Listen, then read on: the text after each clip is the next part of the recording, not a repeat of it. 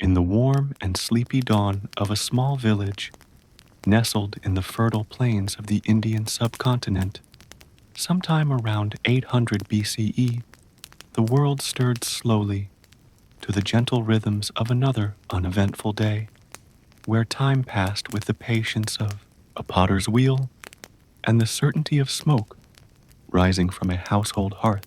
Here, in this ancient land, where rivers like the Ganga and Yamuna carved life into the earth and left behind a soft, clay-rich soil, the people lived simple lives, measured not by clocks, but by the soft flicker of the sun's light spilling across their mud-brick homes.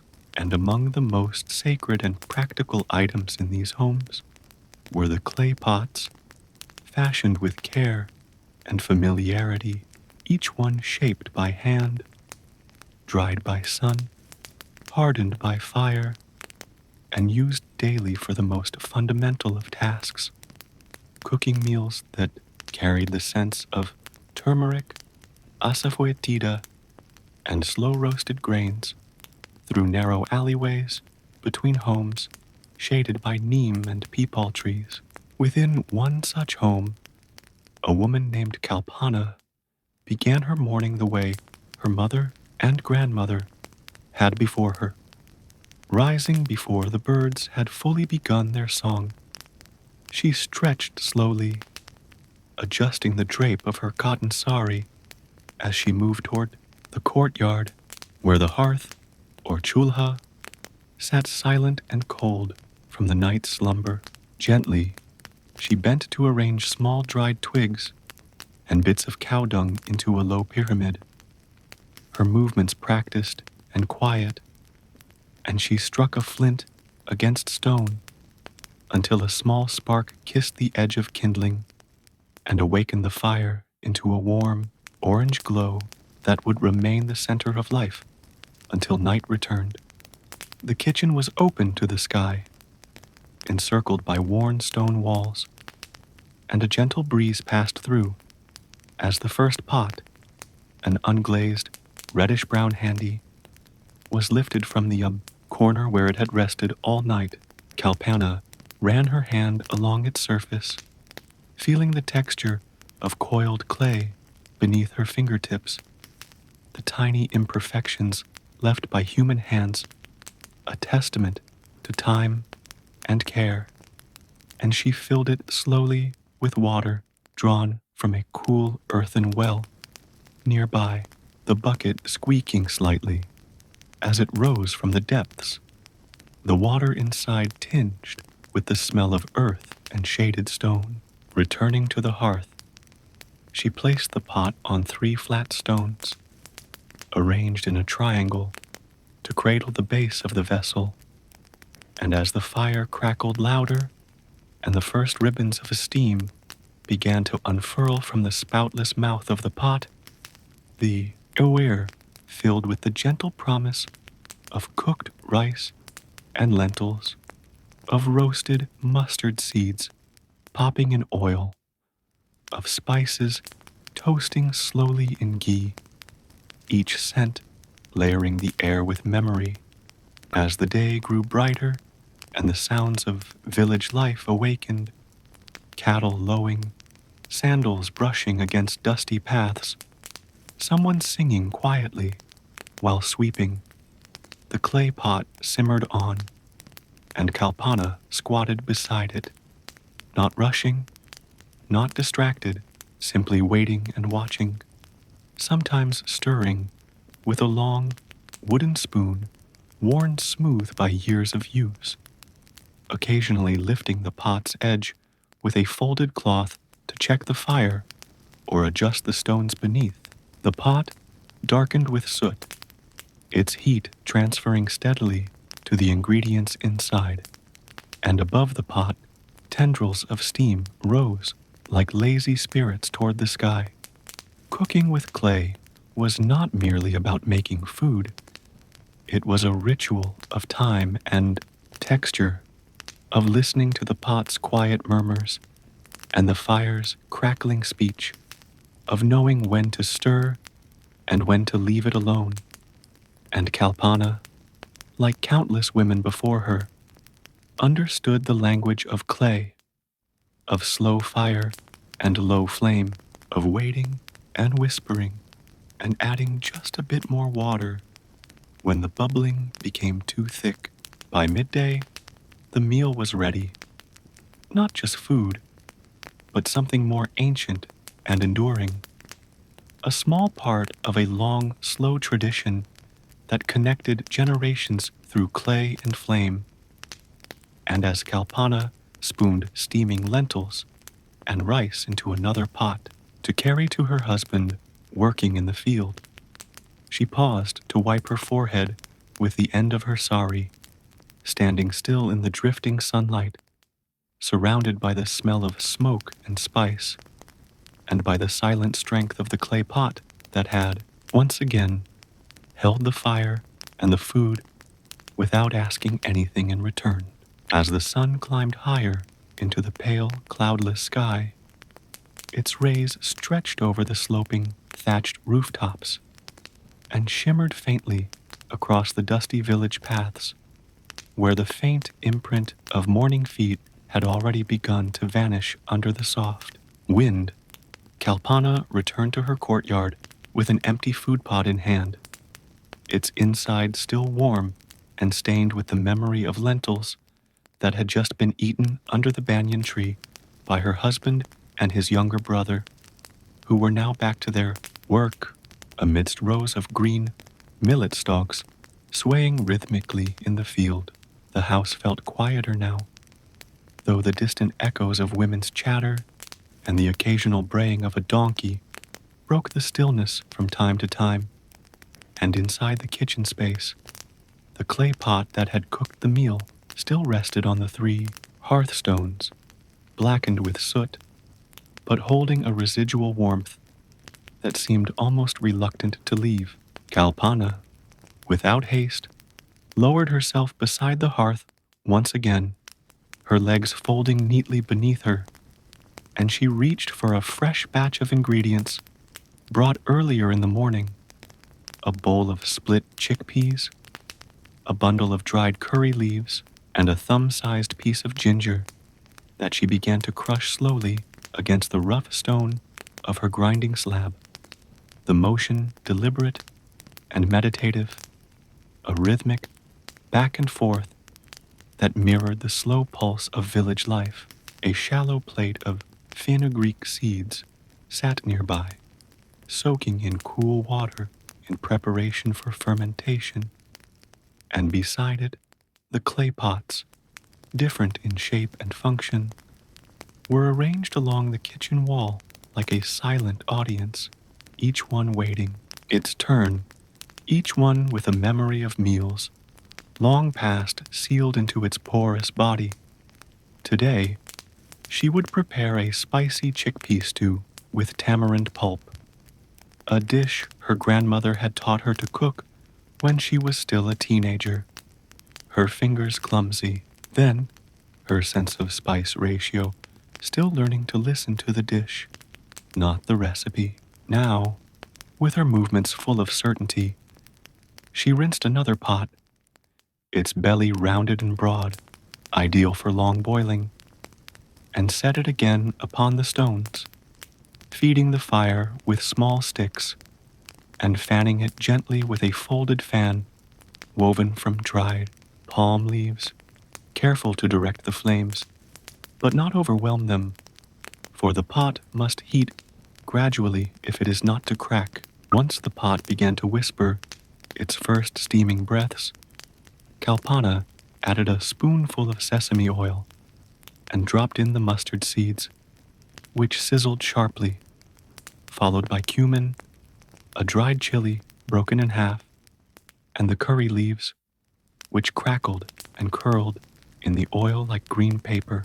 Into this fragrant base went the crushed ginger and turmeric, staining the oil a rich golden hue, and then the soaked chickpeas, heavy and cool, followed by water and a bit of tamarind to lend a gentle sourness The pot grumbled with satisfaction as it welcomed each new element, and Kalpana stirred it slowly, letting the mixture begin its long simmer.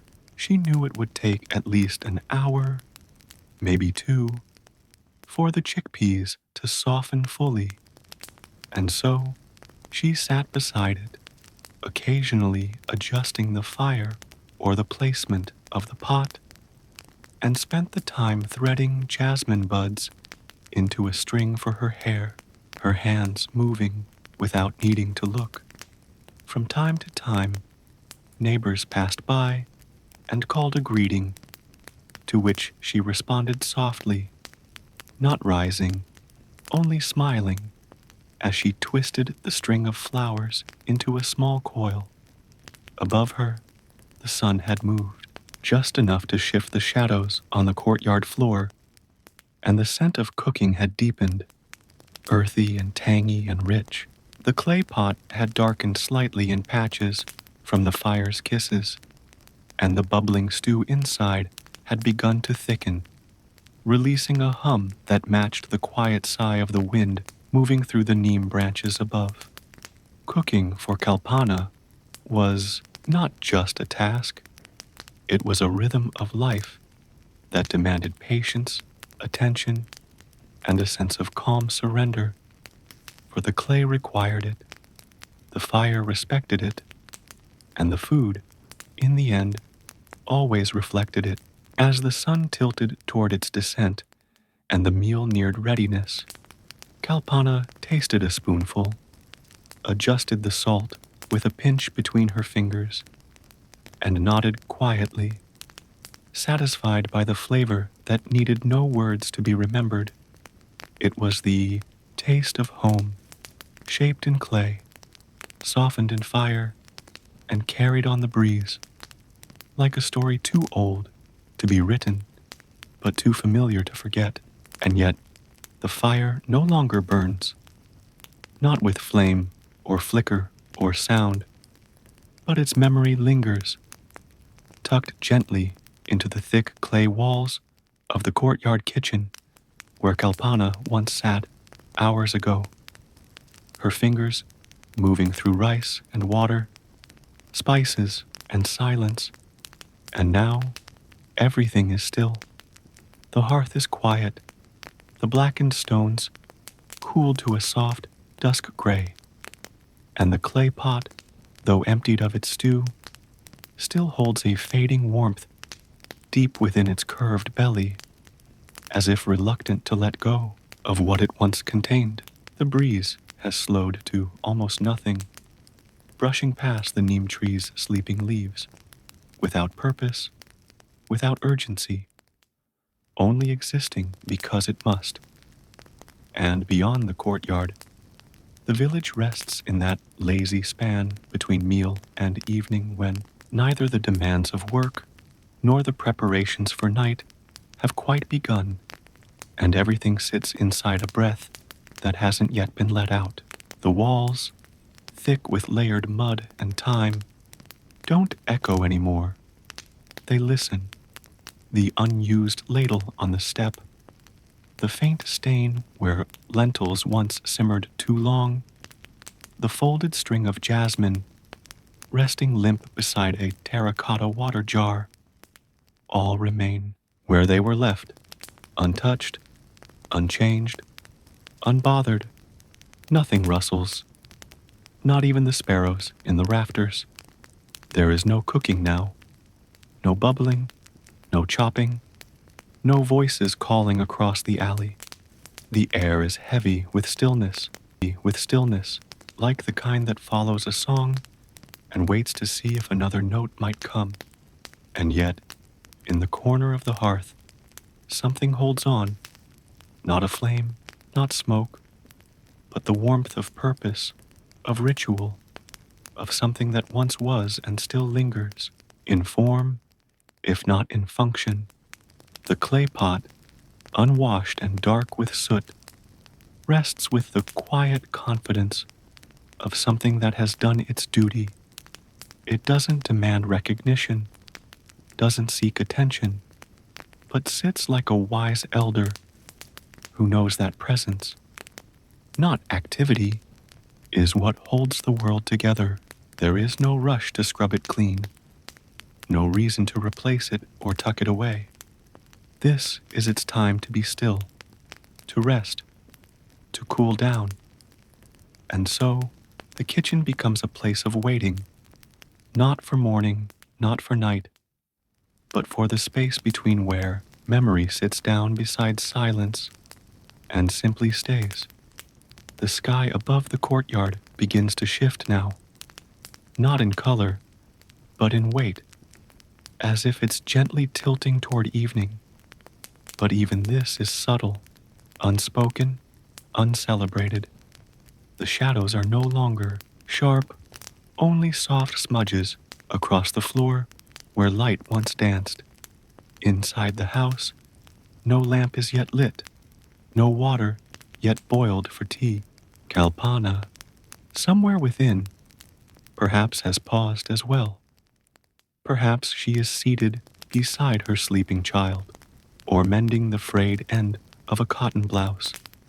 But she does not return to the courtyard, and the pot does not ask her to. It simply waits, and the kitchen allows it.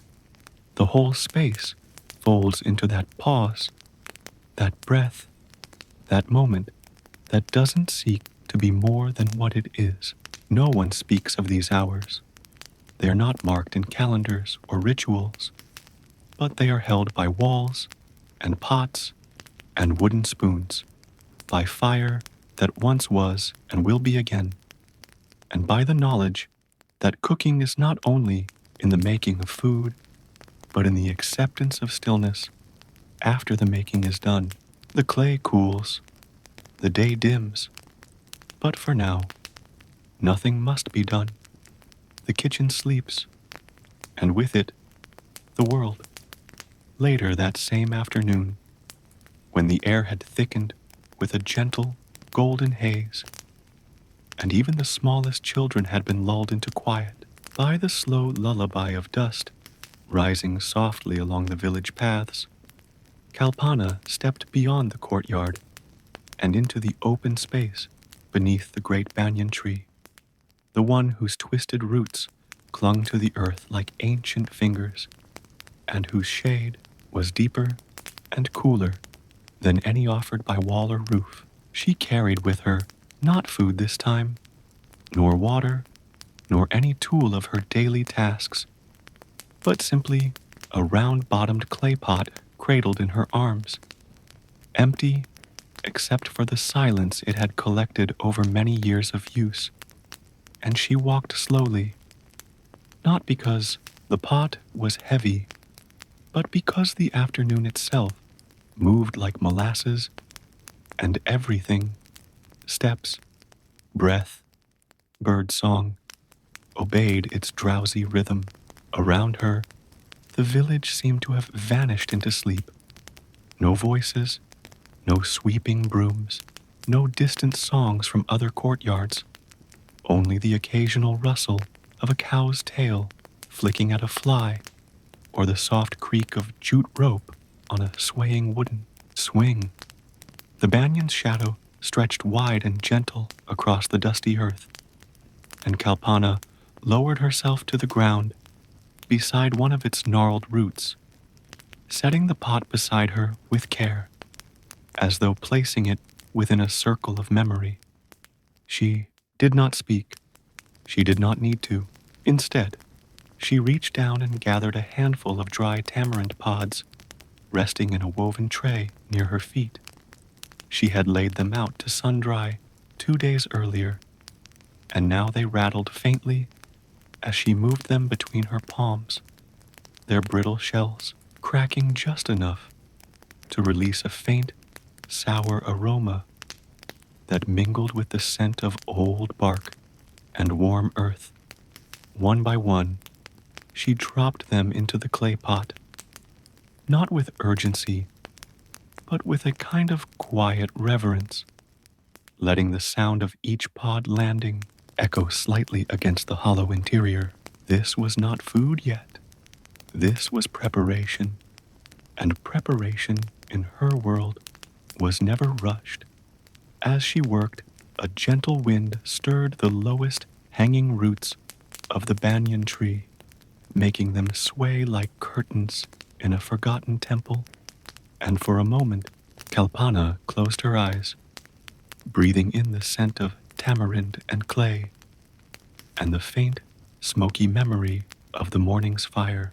Her grandmother used to sit here, she remembered, her back straighter, her voice firmer, her hands faster, but with the same clay pot nestled beside her, the same pods, the same purpose. Nothing had changed, not really. Time had passed through the village like a quiet visitor, never knocking too hard, never rearranging too much. The cooking pots were the same shape. The earth gave the same clay. The fire whispered the same language. And the hands that stirred, that measured, that waited, they changed faces, but not rhythm. With a soft sigh, Kalpana pulled her saris, palu over her head, and leaned back against the tree's warm trunk, letting the moment settle into her bones. The clay pot, now half filled with tamarind, sat quietly beside her, its curved form catching the last angle of sunlight before the shadow claimed it entirely. There would be a chutney made from these pods tomorrow, perhaps, or a sour broth to cool the stomach on a hotter day. But not now. Now, the day was slowing, and even thought itself seemed to wander in lazy loops. The banyan made no sound, but it watched over her, as it had watched over many before her, and the clay pot, for all its silence, seemed to hum with its own kind of wisdom, a knowledge born not of books or teachings, but of countless fires, countless meals, and countless afternoons exactly like this one. Kalpana said nothing. There was nothing that needed saying. She simply sat in the cooling light, her fingers still moving now and then across the tray of pods, her mind somewhere between memory and presence. The village, quiet and unhurried, held her within its wide, invisible hands. And for a while, nothing mattered except the clay, the tree, and the slow, unmeasured passing of a day that asked for no story, no ending, and no explanation. As twilight began its slow descent across the village, and the edges of rooftops softened under the dimming sky, Kalpana returned to her courtyard, her bare feet brushing against the warm, uneven earth that still remembered the heat of the day. And as she crossed the threshold of her kitchen, the scent of soot, smoke, and old spice rose to meet her like an old friend who never really leaves, only waits quietly for your return. The clay pot she had left by the hearth still sat unmoved, its belly now cool, its surface darkened, not just by ash, but by the passing of hours. And yet it remained dignified, present, holding its form and its purpose even in rest, as though the day's labor had not emptied it, but rather deepened it, made it richer in silence and weight. Kalpana did not light another fire, for the sun had already done its work, and this was the hour of small sounds. The creak of a door shifting in a breeze, the distant tapping of a pestle against stone in another household, the low rhythmic murmur of someone drawing water from the communal well. And into this hush, she stepped without hurry, without intent, simply allowing her presence to rejoin the stillness that the kitchen seemed to have been holding for her. A faint trail of spice still clung to the walls, the memory of roasted cumin and simmered dal, a scent that didn't announce itself loudly, but lived within the very pores of the clay pots, woven into the fibers of her sari, stitched into the air itself. This scent was not food anymore, not hunger or satisfaction, but time made tangible, the echo of 1,000 meals, of hands stirring, and fire whispering, and mouths waiting. She crouched beside the hearth and ran her fingers along the rim of the pot, tracing the rough edges where clay met ash. And for a moment, she said nothing, did nothing, simply listened to the kitchen, breathing softly around her, the way only an old space can, like an elder settling into silence after telling a story that doesn't need to be told again. Above her, the dusk sky stretched wide and dim, the first star barely visible, the banyan tree casting long arms over the wall, and Kalpana, without instruction or thought, began to gather the scattered tools of the day. The ladle, the flat stone, the empty spice bowls, placing each one in its usual place, not out of habit, but out of quiet respect for the rhythm that held her world together. This was not cleaning, not work, but a gentle closing of a chapter, the way one folds a letter after reading it slowly, the way one tucks in a child who is already asleep.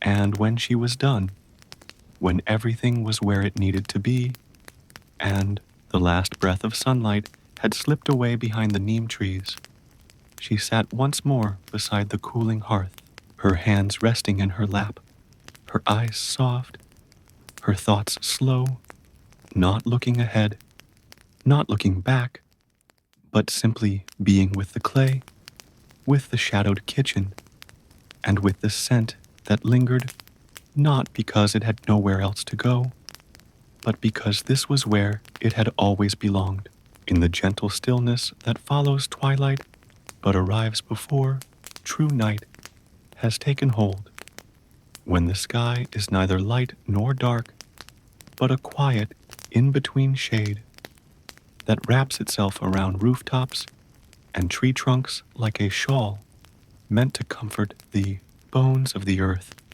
Kalpana moved inside her home, the outer kitchen now given back to the shadows and the memory of fire, while inside, the walls of her modest dwelling held the dim light of a small oil lamp, its flame fluttering slightly in the cross-drift of evening air, casting soft, uneven shapes on the mud-plastered surfaces and the floor smoothed by years of sweeping.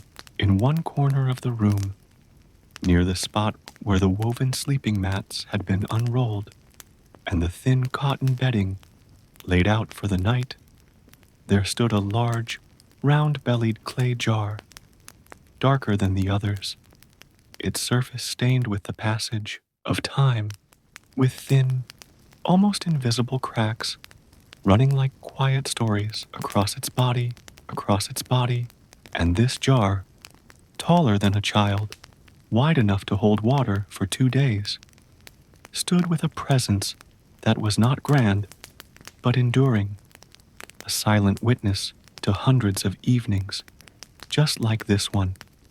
Kalpana approached it with a brass loda in hand, dipping it gently into the mouth of the jar, the water inside cool and still, and holding the scent of stone and dusk, drawn that morning from the well and stored in the clay to keep its calmness intact, for clay, unlike metal or glass, did not impose itself on water, but welcomed it, shaped it, tempered it, held it as one might hold a secret too sacred to speak aloud.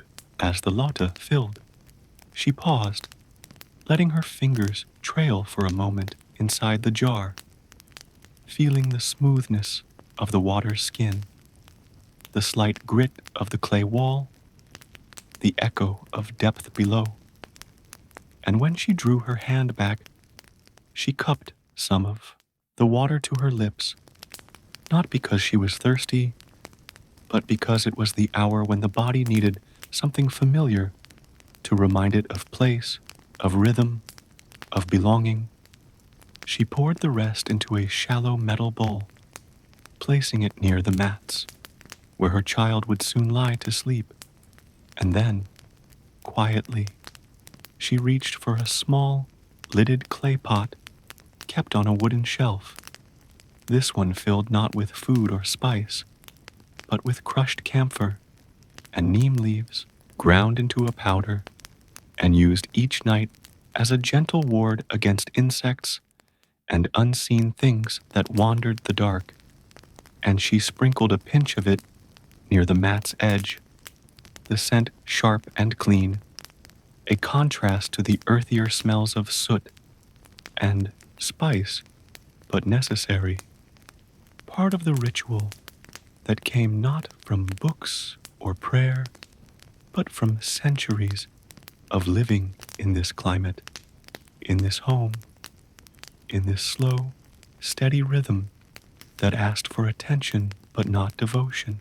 She did all this without hurry, her hands moving with the confidence of repetition, the certainty of someone who did not need to think about what came next, because her body already knew. And then, with everything arranged, the jar resealed, the mats laid, the lamp burning low, she sat once more against the wall, drawing her knees close, her eyes half-lidded, her thoughts like water held in clay, cool, still, and shaped entirely by the vessel that contained them. Before the stars had fully brightened overhead, and while the moon remained just a pale thought behind the veil of clouds gathering softly at the horizon, the village lingered in a kind of suspension, a pause not defined by time, but by breath, by the slow inhale of earth, cooling after a long sun. And in a corner, just beyond the last row of homes, where the footpath curved past the tamarind grove, and into a space filled with the scent of damp earth and smoke-touched wind, a potter sat cross-legged beside his wheel, his form hunched but steady, his arms coated with the familiar fine grit of half-dried clay. And though the day's orders had long been completed, and the last pots placed under shade to cure, he remained at the wheel, turning it slowly, not with purpose, but with memory. His name was Gopal, and his hands, dark and ridged with lines etched by years of shaping vessels, hovered over a lump of wet clay as if they were not commanding it, but coaxing something ancient from its center, something that already knew what it was meant to be, whether a water jar, a rice vessel, or a ladle stand. He did not speak, did not hum, did not even look directly at what he shaped. And yet the clay responded to his touch like river, silt answering gravity, like heat rising toward flame, forming without argument, without resistance, as though his fingers carried within them the echoes of all the pots he had ever made, and all the ones his father and his father's father had made before him. The wheel creaked softly under the pressure, its slow spin matching the rhythm of crickets in the background, and around him, the open air held its silence, not in emptiness, but in reverence. For this was not craft, not profession, but continuity, a human connection to earth and water and fire that had remained unbroken even as empires changed and kings forgot the names of the villages they ruled. The clay began to rise beneath his fingers, taking the early shape of a broad-mouthed pot, And Gopal paused, dipping his fingers into a nearby bowl of water, letting droplets fall onto the surface and glide down the sides, his movements tender, as if not shaping an object, but awakening a sleeping being. He spoke now, just once, not to himself, but to the pot, a quiet word of affirmation, perhaps meaningless to others, but meaningful to the moment.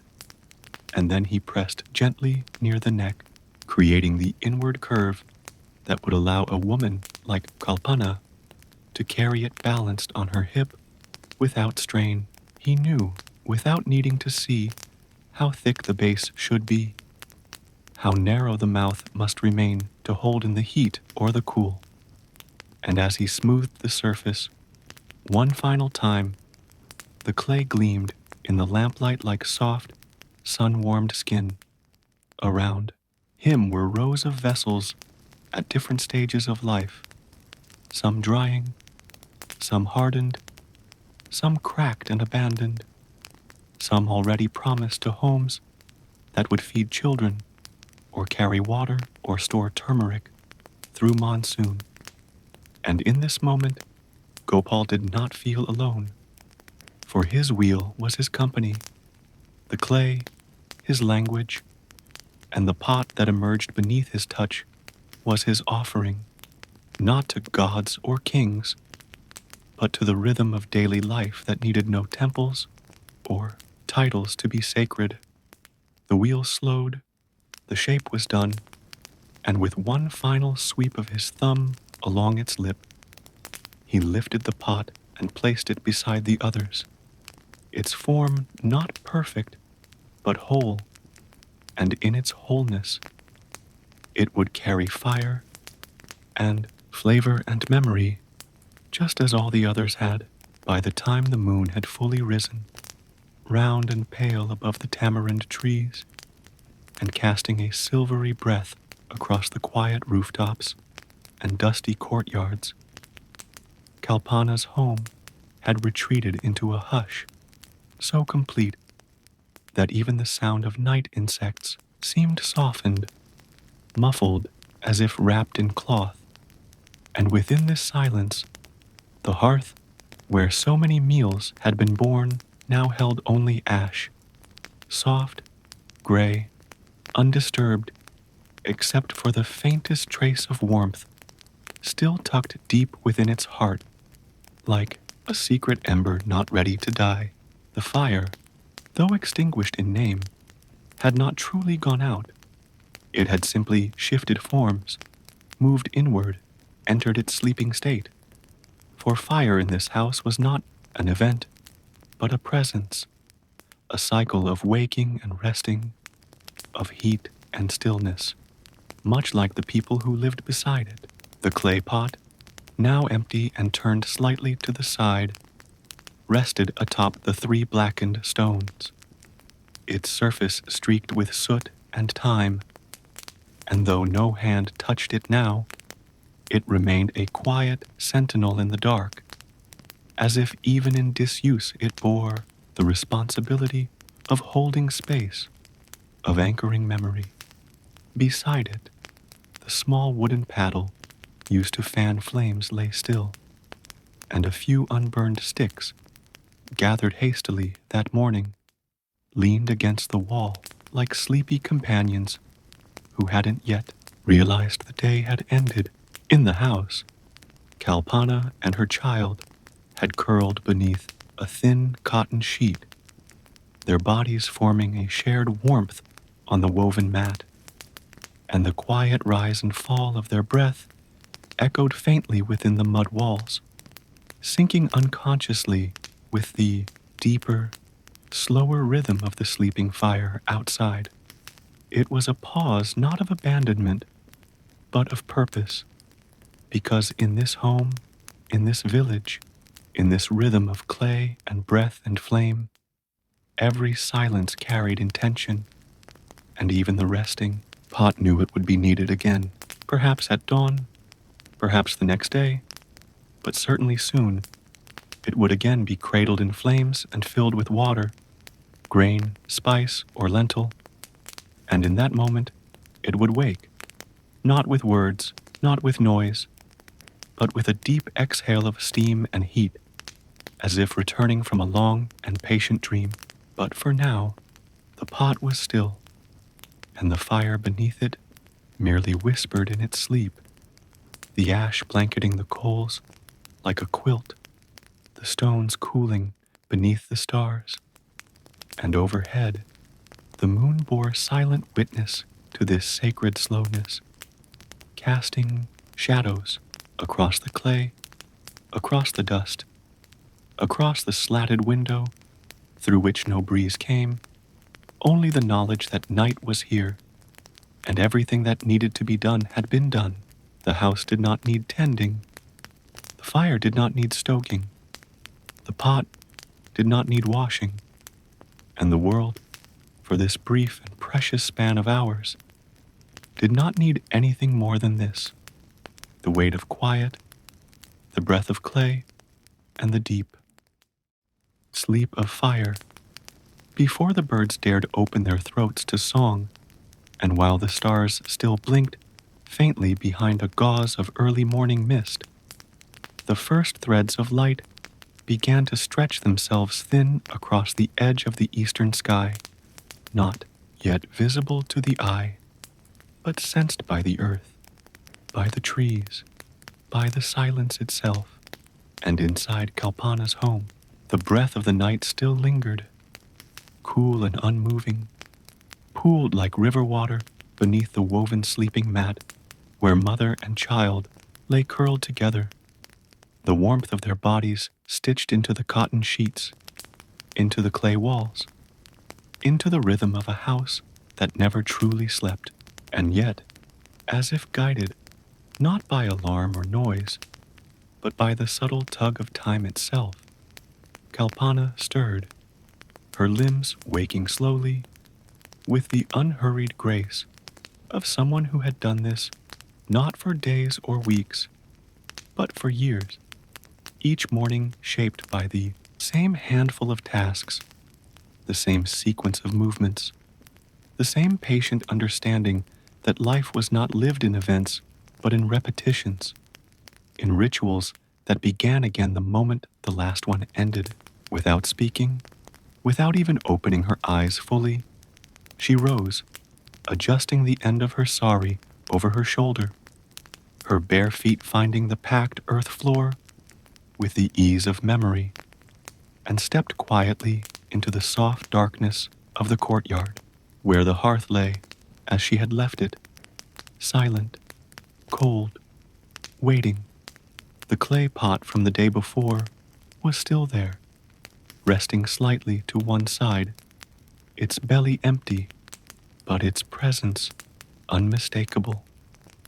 And Kalpana, without needing to think, picked it up in both hands, tilted it to the side to check for dust or leftover ash, then carried it to the well near the neem tree, where the rope and pulley stood ready, as they had every morning since her childhood. The water that rose from the well was cold enough to sting slightly against her fingers, and as she poured it into the pot, the echo of the water striking clay made a deep, hollow sound that filled the stillness like a bell ringing somewhere far away.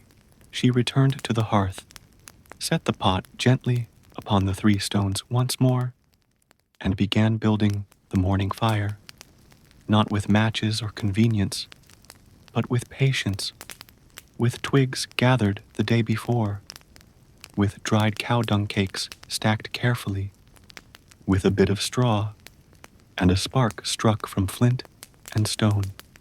It took several attempts, as it always did, and she did not rush, waiting instead for the precise moment when spark became ember, and ember grew bold enough to feed on the straw, the twigs, the dung, until a small flame shivered to life, licking the base of the pot with a hunger that had slept just long enough.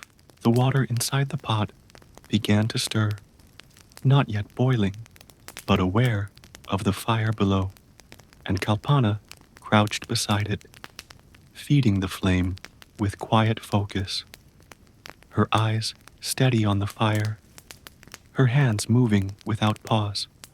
Behind her, the sky had begun to shift from black to deep blue, and a few birds, braver or more restless than the others, began to call out softly, their voices like stray threads tugging gently at the edges of night. Into the water, she added a fistful of rice, rinsed quickly in a metal bowl, its grains sliding like soft stones through her fingers, and a bit of salt, nothing more. This was not a feast, just the first food of the day, meant to warm the body, to mark the beginning of another cycle. The fire caught its rhythm, stronger now, its crackle louder, and steam began to rise from the clay pot in long, graceful ribbons that curled into the morning air and vanished like forgotten dreams. The scent of damp clay warming, of rice beginning to bloom, of wood burning just fast enough to stay alive. These were the fragrances of her morning, and they filled the courtyard not like perfume, but like the return of something that had only stepped outside for a breath. As the pot simmered, Kalpana sat back slightly, rubbing her hands together, not for warmth, but to feel the grit of work returning to her skin, and she let her thoughts drift. Not far, not deep, just gently, like a bowl floating on still water. She thought of her mother, who had once knelt at this same hearth, her hands younger, but her body already carrying the shape of labor. She thought of her daughter, still asleep inside, whose fingers were too small yet to stir a pot, but who had begun to ask questions about the fire, the wheel, the spices, the clay. She thought of the pot itself, how it had survived another firing without cracking, how it held heat so well, how it never rushed the rice or scorched the water. She thought, too, of the potter, Gopal, who shaped these vessels with fingers like roots, and she wondered if he was already awake, sitting at his wheel in the grove, listening to the same birds, breathing the same air. But mostly, Kalpana sat in silence, letting the morning arrive not with urgency, but with familiarity, letting the warmth of fire seep into her bones, letting the pot carry its burden, as it always had, with grace, with strength, with a kind of dignity that needed no praise. The rice began to thicken, the steam now rising in shorter, more determined puffs, and Kalpana rose to stir it, lifting the lid briefly to release a burst of heat into the cool morning air. She stirred slowly, carefully, the wooden ladle circling the base of the pot, never scraping, never rushing. This was the moment the rice would decide whether to soften or resist, and she knew how to coax it gently, how to add a splash more water if needed, how to press the spoon just so to test its readiness. Around her, the village had begun to wake. The thump of a pestle in the next courtyard, the creak of a door, the call of someone chasing a goat too early to be mischievous, and the kitchen, now fully alive, wrapped Kalpana in its scent, in its warmth, in its rhythm, and she welcomed it all, not as a task, but as belonging. When the rice was done, soft and steaming, she scooped it into a smaller pot to carry inside, leaving the larger one by the hearth to cool, and she did not need to look back to know that the fire would rest now. The pot would rest, the courtyard would return to stillness, but only for a while, until the next flame, the next hunger, the next quiet breath, before another beginning.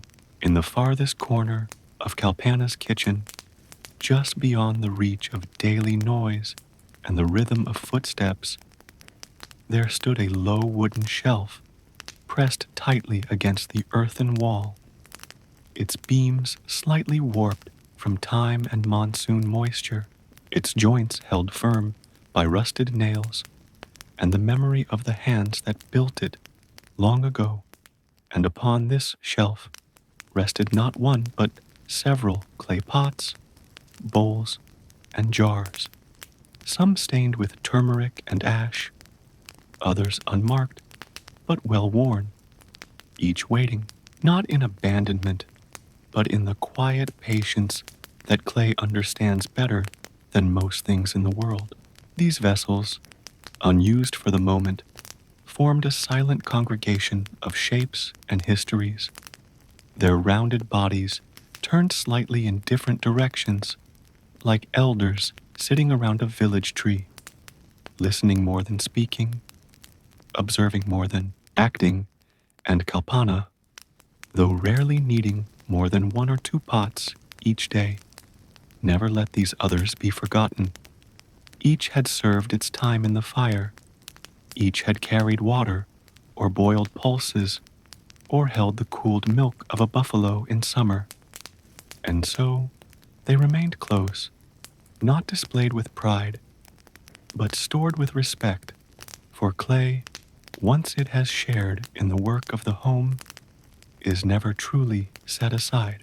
And on this particular morning, after the rice had been eaten and the child sent to collect neem twigs for brushing, Kalpana moved toward the shelf, not with any fixed idea in mind, but with the instinct of someone whose hands were guided by habit more than plan, and she knelt down slowly, the curve of her back familiar with the lean of that particular corner, her shadow draping softly across the shelf as she reached out and touched the neck of a tall, narrow pot with a faint hairline crack running along its side, a crack that had appeared 2 summers ago when she had left it too long in the sun after washing, but which had never deepened, only remained a small reminder of carelessness perhaps, or maybe just the natural shifting of earth and clay over time.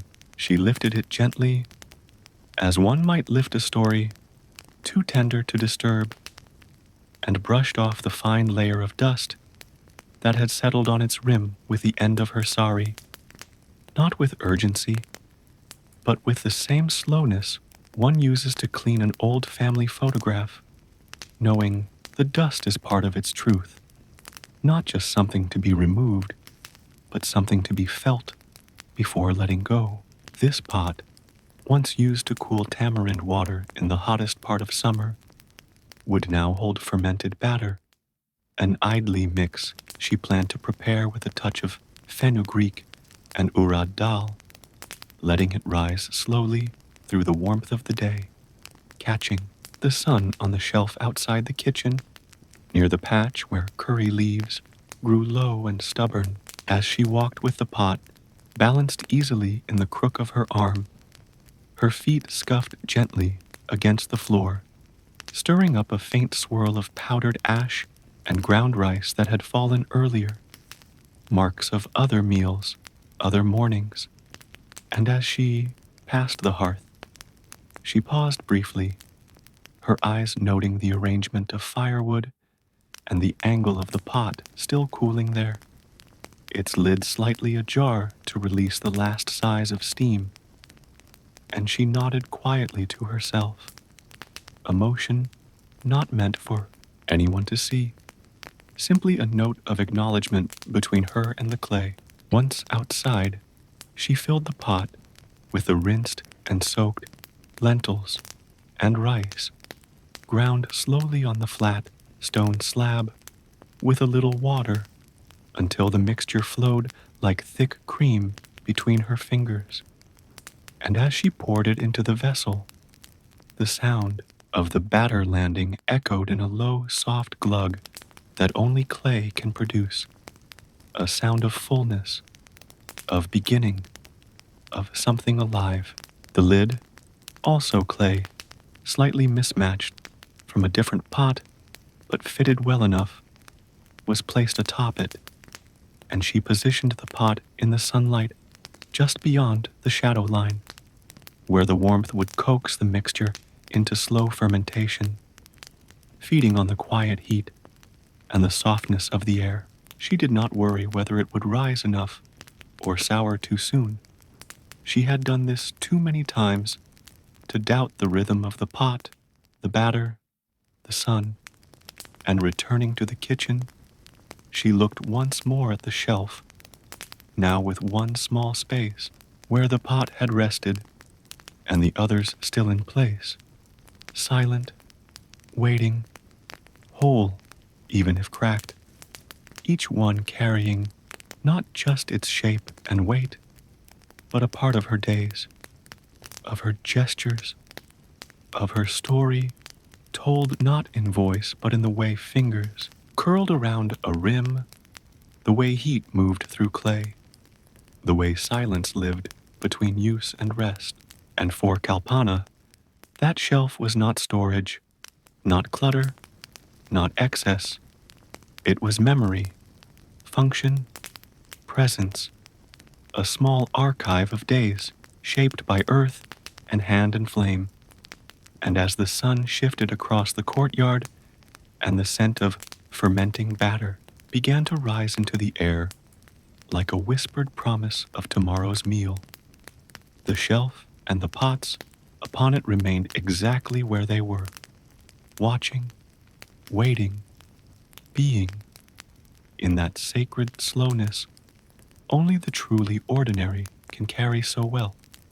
The sun had now climbed high enough to bleach the sky into a soft, blinding blue and send streaks of white light slicing through the open courtyard, turning the mud-plastered floor warm beneath Kalpana's feet as she stepped once more into her outdoor kitchen space, this time with the flat grinding stone set before her like an old, dependable companion whose silence never meant absence but attention, and beside it sat the smaller handstone, worn at its edges by years of turning spices into powder, lentils into paste, and chutneys into memory. And today, like so many days before, she would use it not with novelty, but with reverence, because the grinding stone, though heavy and mute, was not merely a tool. It was a repository of motion, of daily repetition, of tactile knowledge passed down without ever being spoken aloud. Kalpana sat down slowly on the low stool beside the slab, adjusting the pleats of her sari under her knees, and reached for a shallow clay bowl filled with toasted coriander seeds, dried red chilies, and a few slivers of dried garlic, their scents mingling in the sun-warmed air like a quiet storm of flavor just waiting to be called forth. And with practiced hands, she scattered the mixture onto the stone surface, then dipped her fingers into a small copper bowl of water and dribbled it carefully over the mound. Not too much, not too little, just enough to soften the edges of dryness without drowning the heat locked within. Then, gripping the smaller handstone with both palms, she began to move it forward and back in smooth, measured strokes, letting her body's memory guide her rather than her mind. For grinding was not about pressure, but rhythm, not about speed, but listening to the texture shift, to the sound deepen, to the stone's voice grow lower as the seeds broke surrendered, released their oils and aromas into the soft, wet paste that began to form in the dips and grooves of the slab like a secret being stirred into existence.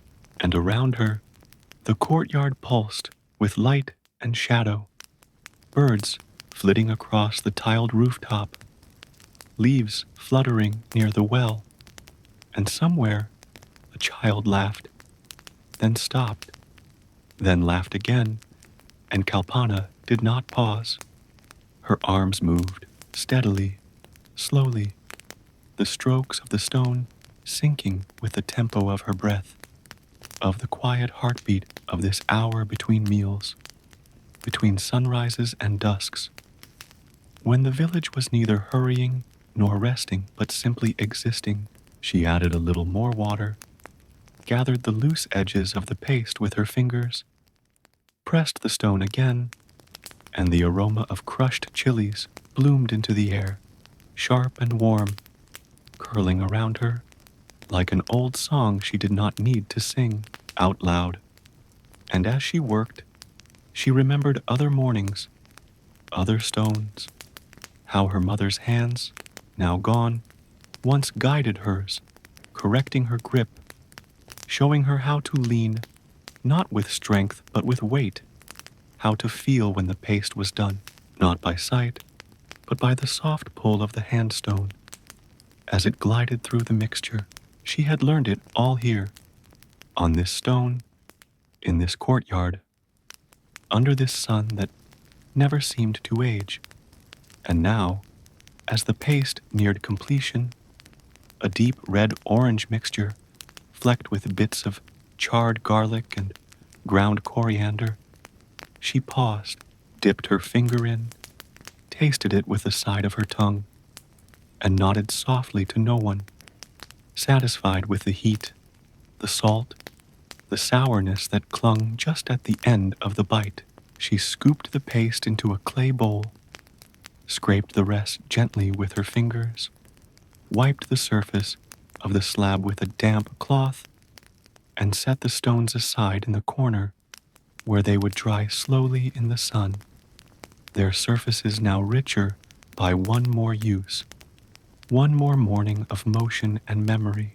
And as Kalpana stood, bowl in hand, and stepped back into the kitchen, the grinding stone remained behind, not forgotten, not dismissed, but resting, like the clay pots on the shelf, like the hearth at midday, like the fire before dusk, part of the quiet machinery of her life, humming without noise, holding time without clocks, teaching without words, and always, always waiting for the next handful of spice, the next recipe, the next slow whisper of stone against stone in the language of ordinary, sacred things. By the time the sun stood nearly above the village, casting short, sharp shadows and bathing the courtyard in a brilliance too harsh to stare at directly, the air had taken on that dense, still quality known only to those who live in clay homes under open skies, where no ceiling fan turns and no walls hum with electric life, only the steady hush of noon heat pressing its weight across rooftops, doorways, and resting cattle alike.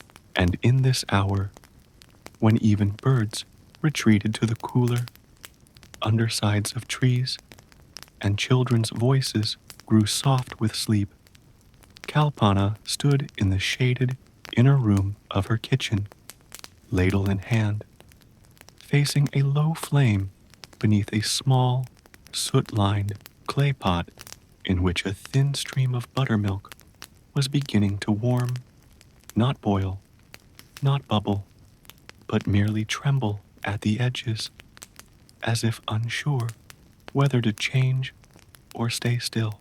The pot, round and slightly squat, had been chosen deliberately for this task, its broad mouth ideal for slow reduction, its thick walls perfect for cradling the delicate curd water mixture. And as the heat slowly reached upward from the patient, fire, fed earlier with a carefully spaced stack of dung cakes and dry leaves, Kalpana stirred the liquid gently, not in full circles, but in lazy, inward spirals, her wooden ladle cutting through the soft layers of milk and air, sending the faintest wisps of steam upward into the warm, heavy silence of the room. This was not a dramatic preparation, not a centerpiece dish, not something spoken of with pride, yet it was a ritual as old as her earliest memories. Boiling buttermilk with a pinch of fenugreek, a touch of turmeric, and the quiet understanding that food was not always about hunger, but about temperature, texture, digestion, balance, about knowing when the stomach needed cooling rather than filling, when the tongue needed soothing instead of spice. Beside her, on the floor, sat a small brass plate with a few leaves of curry and a single dried red chili, waiting their turn, and a pinch of mustard seeds already measured into a small clay pinch pot. The spice not overpowering, but precise, ceremonial almost in its simplicity. Outside the room, the world had slowed. Neighbors had gone quiet. Animals stretched lazily in shaded corners, and the banyan tree barely moved its wide leaves. And inside, Kalpana watched as the buttermilk thickened slightly, its surface catching the light in a soft shimmer like heat rising from stone. And she knew, without needing to taste or touch, when it was ready to receive the tempering. She lifted the pot slightly off the fire, slid the ladle out without a sound, and reached for a small iron pan, into which she poured a single spoonful of sesame oil, letting it heat quickly before adding the mustard, then the chili, then the leaves. All at once, the silence was broken by a small orchestra of sizzles and cracks, a burst of scent that transformed the entire room into something alive again, something with voice and breath and presence. And she tilted the pan carefully, pouring the golden, bubbling oil into the center of the buttermilk, where it spread like dye into water, swirling in slow golden circles that carried the memory of fire into the coolness of the liquid. And then silence returned, the kind of silence that follows a hymn, a lullaby, a story that doesn't need an ending. And Kalpana covered the pot with a lid and stepped back, her hands still warm from the ladle, her arms slightly glistening from the heat, her breath steady, and she did not move for a long while. She simply stood in that quiet kitchen, surrounded by the scent of warm buttermilk, roasted spices, and sun-warmed clay, letting the weight of noon pass not with resistance, but with acceptance, because this was not a time to hurry, not a time to build or break, only a time to stand beside the flame, beside the pot, beside the breath of the home, and feel, just feel, that everything was where it should be, that nothing more was needed, that the slow boil of buttermilk on a summer day could be enough to hold the world in place, at least for now, as the heat of midday thickened to its fullest, pressing against the clay walls and still air like a heavy quilt no one had asked for. Kalpana moved with the unhurried precision of someone long acquainted with both the pace and purpose of the hour, her bare feet brushing the warm earth in soft, sweeping arcs as she carried a clay plate, flat, wide, slightly curved at the edges, toward the courtyard, where a low wooden stool sat in dappled shade, half lit by the filtered light falling through neem leaves above. The plate, simple and undecorated, bore the soft imperfections of hand molding, small dips, uneven thickness, a thumbprint near its rim, but it was whole, functional, and cool to the touch, having been rinsed and dried in the shadows, not under the harsh light that could weaken its strength. Kalpana did not speak to the plate, but she handled it with the same care one might offer an elder, not out of fear of breakage, but out of quiet respect for service, rendered without question, day after day. This plate had held every kind of meal, rice and dal on quiet mornings, flattened millet rotis during harvest weeks, sour mango pickles glistening in oil, fresh green chutneys, warm jaggery pieces offered to children, and yet it never claimed memory, never told stories of what it had borne. It simply accepted, received, supported, and waited over and over through seasons and years and hundreds of fire-lit meals. Today, it would serve something light, a handful of spiced buttermilk rice, cooled from earlier preparations, a small mound of grated coconut mixed with salt and chili, and a single boiled green chili laid neatly at the side, its skin wrinkled but intact, its promise of heat still tucked inside.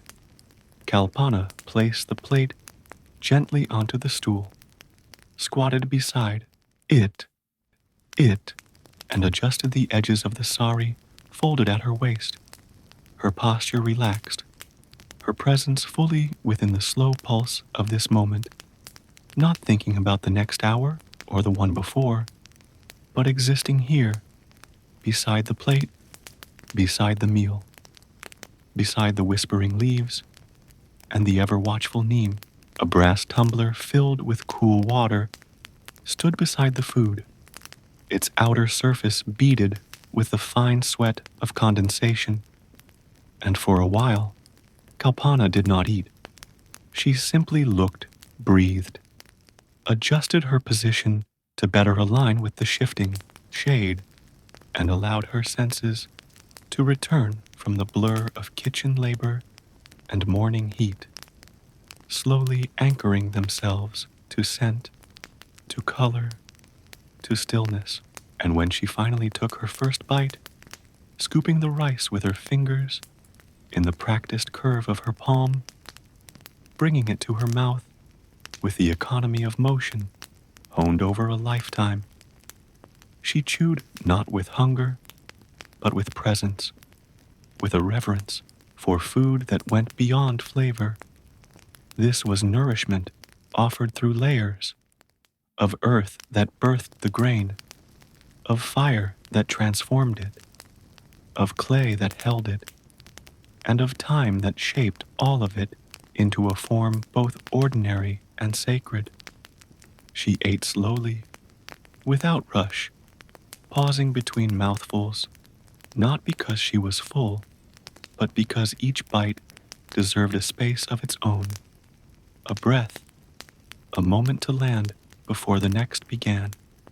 The plate held the food as it always did, without resistance, without noise, without demand. And as Kalpana reached for the last bit of rice, she wiped her fingers against the rim of the plate, a gesture so subtle, so woven into her muscle memory that it barely registered. But it meant everything. It was the closing of the meal, the punctuation mark at the end of a silent sentence that had stretched from clay to hand to mouth. She rose then, slowly, lifting the plate once more and walking it back to the washing space, where it would be rinsed with well water and laid to dry in the soft light of the courtyard wall, not exposed, not forgotten, just waiting, as it always did, for the next quiet moment when food and hand would meet again, and it would once more fulfill its silent purpose with unwavering grace. In the hushed corner of the courtyard, where a narrow stone groove had been carved decades ago to drain kitchen water gently into the soil near the curry leaf bush, Kalpana now crouched over a large earthen bowl filled with pale gray ash scooped earlier that morning from beneath the sleeping hearth. The fine, powdery residue of spent flames, cool to the touch, yet still carrying within it the ghost of fire, and beside her sat a shallow metal basin filled with the clay plate she had just eaten from, along with the smaller cooking pots used throughout the morning, each coated with a thin film of oil, rice starch, or spice, none crusted or burnt, only marked by the memory of food, by the trace evidence of nourishment completed. There was no soap here, no chemical scent of lemon or foam, only ash and water. The old method passed from mother to daughter, not out of poverty or lack, but out of knowledge, an understanding that ash, when used well, cuts through oil, binds to residue, and returns vessels to their clean, honest state without stripping them of their clay-born character. Kalpana dipped a small rag made from worn cotton into the basin, wrung it with a quiet twist of her fingers, and pressed it into the ash, creating a soft, gritty paste, then began to rub the mixture gently across the surface of the clay plate in slow circles, the sound faint and rhythmic, like soft sand moving under bare feet, like memory brushing against itself in layers too thin to see. With each pass, the stains faded, not all at once, but gradually, patiently, as though the clay had to be reminded of its original self, coaxed back to its unburdened state through touch and time rather than force. Nearby, a crow called once, then again, then flew off, uninterested, and the leaves above fluttered only slightly in the mildest breeze, while the water at the base of the basin turned slowly cloudy, absorbing the remnants of turmeric, tamarind, and smoke, and Kalpana worked without rush, without distraction, her fingers blackened slightly by the ash, her posture steady, her movements neither tired nor mechanical, but filled with the quiet dignity of repetition, the peace of doing something that didn't require invention or decision, only attention and rhythm. One by one, the pots were scrubbed, each one held in the crook of her arm, each one rubbed along its inside and outside, its rim and base, until it gleamed not with polish, but with a softened matte clarity that only clay could wear, that earthy finish that whispered of fire and handwork and days lived close to the ground. Once cleaned, she rinsed each vessel under a gentle pour of water from a brass lotta, the droplets catching the afternoon light in small arcs before falling into the groove and winding slowly toward the thirsty soil. And she placed the cleaned pots along the wall's base, their darkened bodies brightening slightly as they dried, their scent turning once again into that familiar mix of damp earth and faint smoke that clung to every clean pot in the village. And as she scrubbed the last ladle and set it beside the others, Kalpana sat back for a moment, wiping her hands on the edge of her sari, looking not at the pots, but at the empty basin, the bowl of ash now nearly used up, the rag limp and gray, things that would be cleaned in turn, because nothing here was discarded easily, Not water, not ash, not effort. This moment, so often unnoticed, so deeply woven into the fabric of her days, was not simply about cleanliness, not even about order. It was about respect, about return, about the slow grounding ritual of tending to the tools that fed the family, tools made not of silver or steel, but of earth and fire.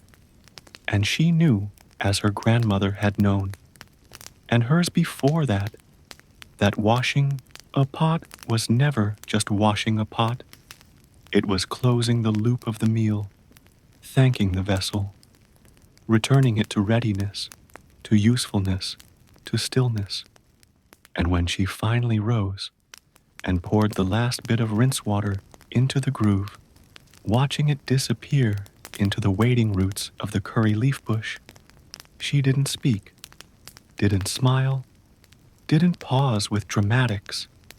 She simply gathered the basin, the bowl, the rag, and returned them to their place, letting the sun finish what her hands had started. And in the space they left behind, only the faint trace of warmth remained, a quiet suggestion of where ash and water had met to make something whole once again. As the sun began its slow descent across the western sky, casting long shadows that stretched like silent fingers across the dusty courtyard floor, Kalpana sat beside a low wooden tray, spread carefully with a layer of golden millet grains, their tiny forms arranged evenly across a square cotton cloth that had been laid out earlier in the day with quiet purpose, not just to dry the grains, but to let them breathe, to let the sun pull from them the last traces of dampness that would otherwise tempt mold during storage. The tray, handcrafted from bamboo slats, tied together with strips of jute, had belonged to her mother before her, and bore the faint fraying along the edges that only decades of use could provide. And as Kalpana reached forward to run her fingers slowly through the grains, turning them gently, letting the warm, dry wind touch new surfaces, she moved not with the energy of labor, but with the meditative slowness of someone practicing stillness with her body, someone who understood that tending to food began long before the fire, long before the pot, even long before the water. This moment, spent in the deep quiet of late afternoon, was a part of cooking that most would overlook. The patience required to care for ingredients not in their ripeness, but in their readiness, not when they sang with scent, but when they whispered their subtle transformations under the sun.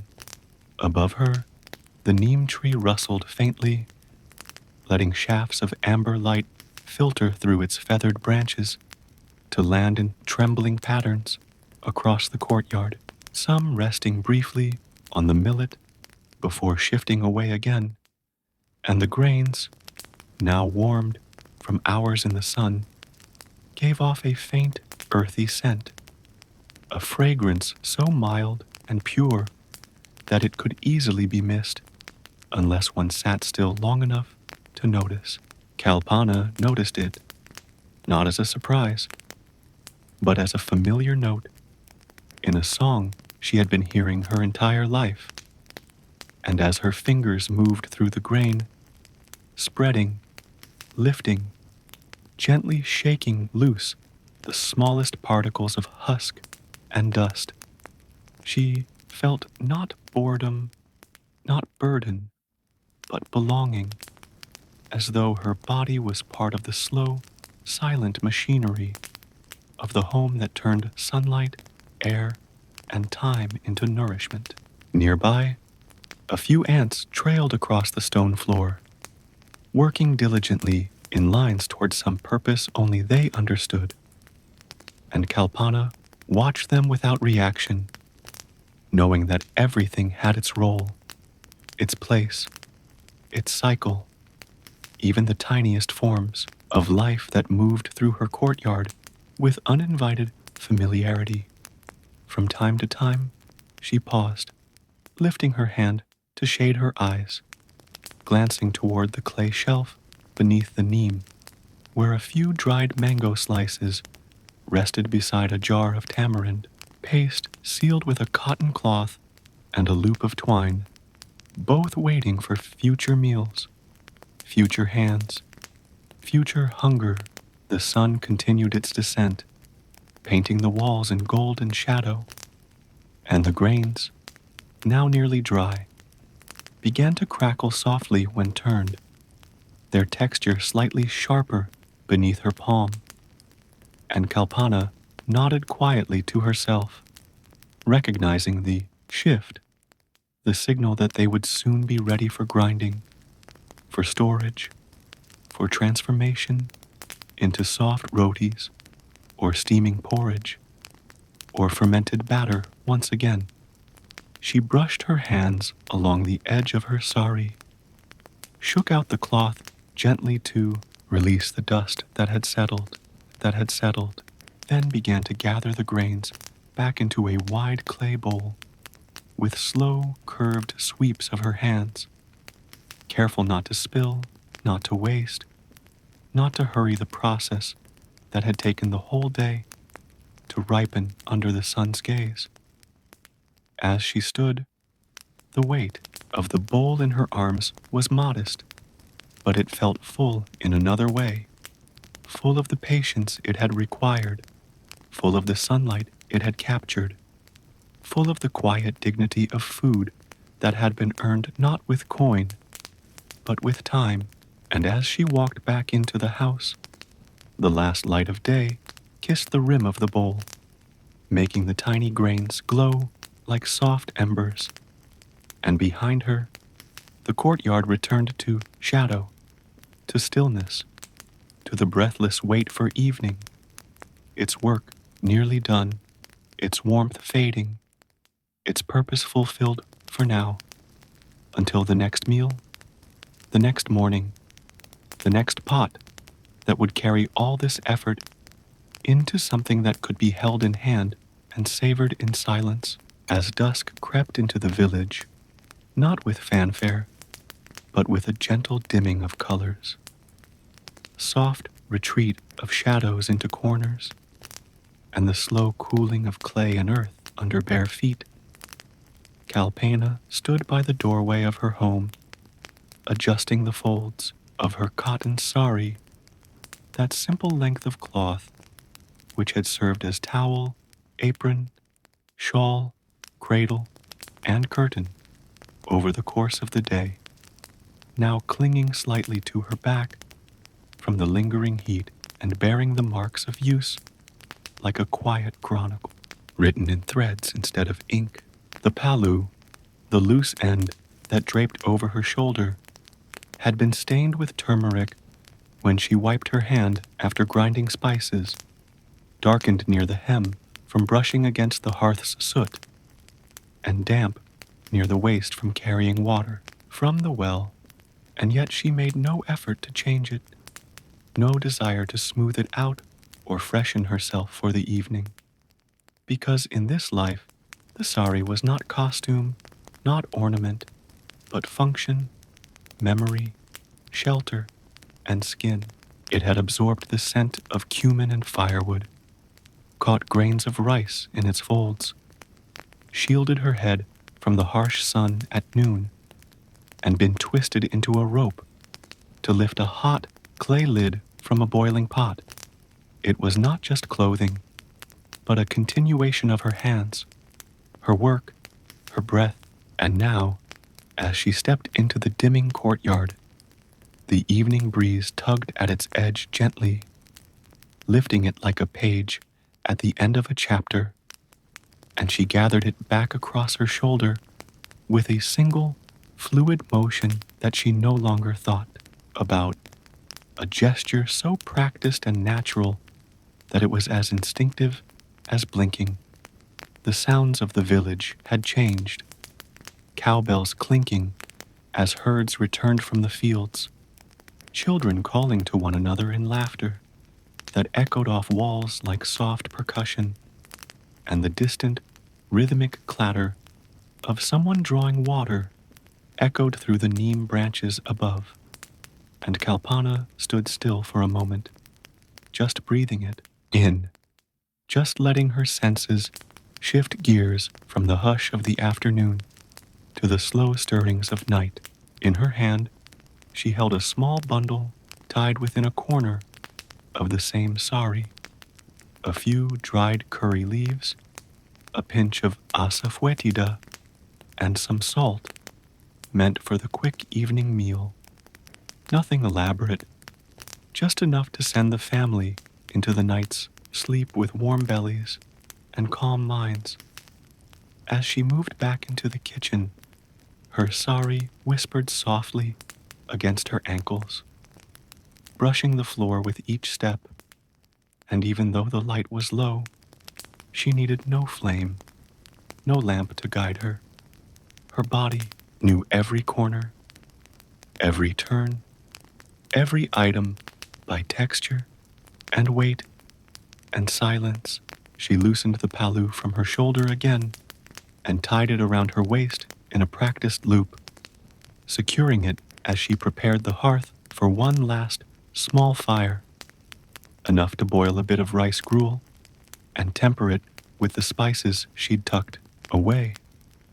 The fire caught quickly in the shallow light, the flames flickering gold and blue in the cooling air, and the sari caught that light too, glowing faintly as if it remembered the warmth of earlier fires, as if the cloth itself had become a reflection of the day it had lived through. Kalpana stirred the pot slowly, letting the ingredients mingle, letting the gruel thicken, and when it was done, she untied the bundle, dropped the spices into a pan, and poured the sizzling temper into the pot with a soft hiss that sounded almost like a sigh of relief, the sound of the day letting go of itself. She fed her child first, then her husband, then sat on the low stool with her own bowl, eating slowly, her sari pulled loose again over her shoulder, frayed slightly at one edge, but soft, warm, and smelling faintly of everything she had touched that day: grain, smoke, spice, and sunlight. And when the meal was done, and the bowl rinsed clean at the washing corner, she sat back, pulling her legs close, letting the sari wrap around her like a blanket as the sky deepened above her, and the first few stars dared to blink open in the cooling dark. She did not speak, did not think much, only listened to the fire as it fell into ash, to the breath of her child already asleep, to the soft rustle of the trees, and the even softer rustle of her sari as she shifted slightly in her seat. This cloth not just worn, but lived in. This fabric not just thread, but time itself folded across her skin. As night finally deepened its presence over the village, laying a thick quilt of shadow across rooftops and trees and pathways long emptied of voices, Kalpana stood alone in her courtyard, her silhouette a quiet line between the last breath of the clay house and the open sky above, where stars had scattered themselves like rice on a black cloth, and everything, fire, wind, even thought, had slowed into a kind of gentle stillness that could only be described by absence. No footsteps, no ladles scraping pots, no birds rustling, no pestles thudding, only the hum of night, so soft it was barely there. The clay floor beneath her feet held the memory of the day's heat, now fading, its warmth drawn down into the earth like the last light of a lamp before it goes out. And around her, the objects of the day had settled into their places without instruction. Pots turned upside down to dry, the grinding stone wiped clean and covered with a folded cloth, the basket of millet stored in the corner, the broom propped against the wall, all still, all silent, all holding their breath until morning, and in the center of it all, the courtyard itself seemed to breathe not in gasps or sighs, but in slow, circular motions, as if time here didn't move forward, but around and around, like the wheel that shaped the pots, like the ladle stirring in the same pattern, like the hands that washed vessels every evening with ash and water and returned them to the same spot. Kalpana stood in the middle of that slow-moving stillness, not doing anything now, not thinking of chores, not replaying the day, not worrying about tomorrow, just being, her sari wrapped loosely around her, her hair now untied and resting against her back, her hands empty and content to remain so. She looked up once at the sky, not searching for stars or shapes, but simply to feel the vastness of it, the way it framed her courtyard without ever intruding. And then she looked down again, letting her gaze follow the faint lines in the floor, where her sweeping each morning had drawn tiny arcs and whirls of dust, patterns that didn't stay long, but always returned like everything else in her world. She sat then, slowly lowering herself to the ground near the well-worn hearth, resting her back against the warm mud brick wall, folding her legs beneath her, and she did not light a lamp. The glow of the moon and stars was enough, more than enough, to see by, and she had no more need for brightness. This was not a time for light, but for comfort, for cool air on tired skin, for the gentle weight of a full day now finished. Her hands rested in her lap, fingers slightly curled, and in that moment she felt something she could not name. Not joy, not sorrow, not even peace exactly, but a kind of wholeness, a circular completeness that came not from achieving anything new, but from repeating what had always been done, waking, cooking, stirring, grinding, washing, folding, eating, sitting, resting, all of it returning again and again to the same place, the same space, the same courtyard, where the center was always the hearth, and the motion always curved like a potter's, hand shaping the same bowl in the same way, not because it had to be perfect, but because it had to be known.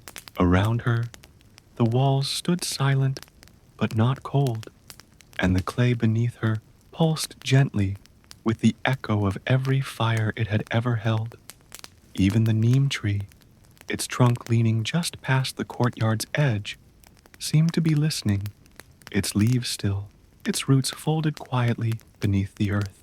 And Kalpana, seated in the center of that circle, of shadow, of memory, of time, closed her eyes, not to sleep, not yet, but to feel the world as it was in this moment, unchanging, unhurried, unworried, like water held in a clay cup, like breath between thoughts, like the earth when it has finally turned its face away from the sun and into the soft curve of night, just beyond the threshold of Kalpana's courtyard, beneath the quiet, watchful sweep of the old neem tree, whose branches curved overhead like an elder's arm drawn protectively around the home.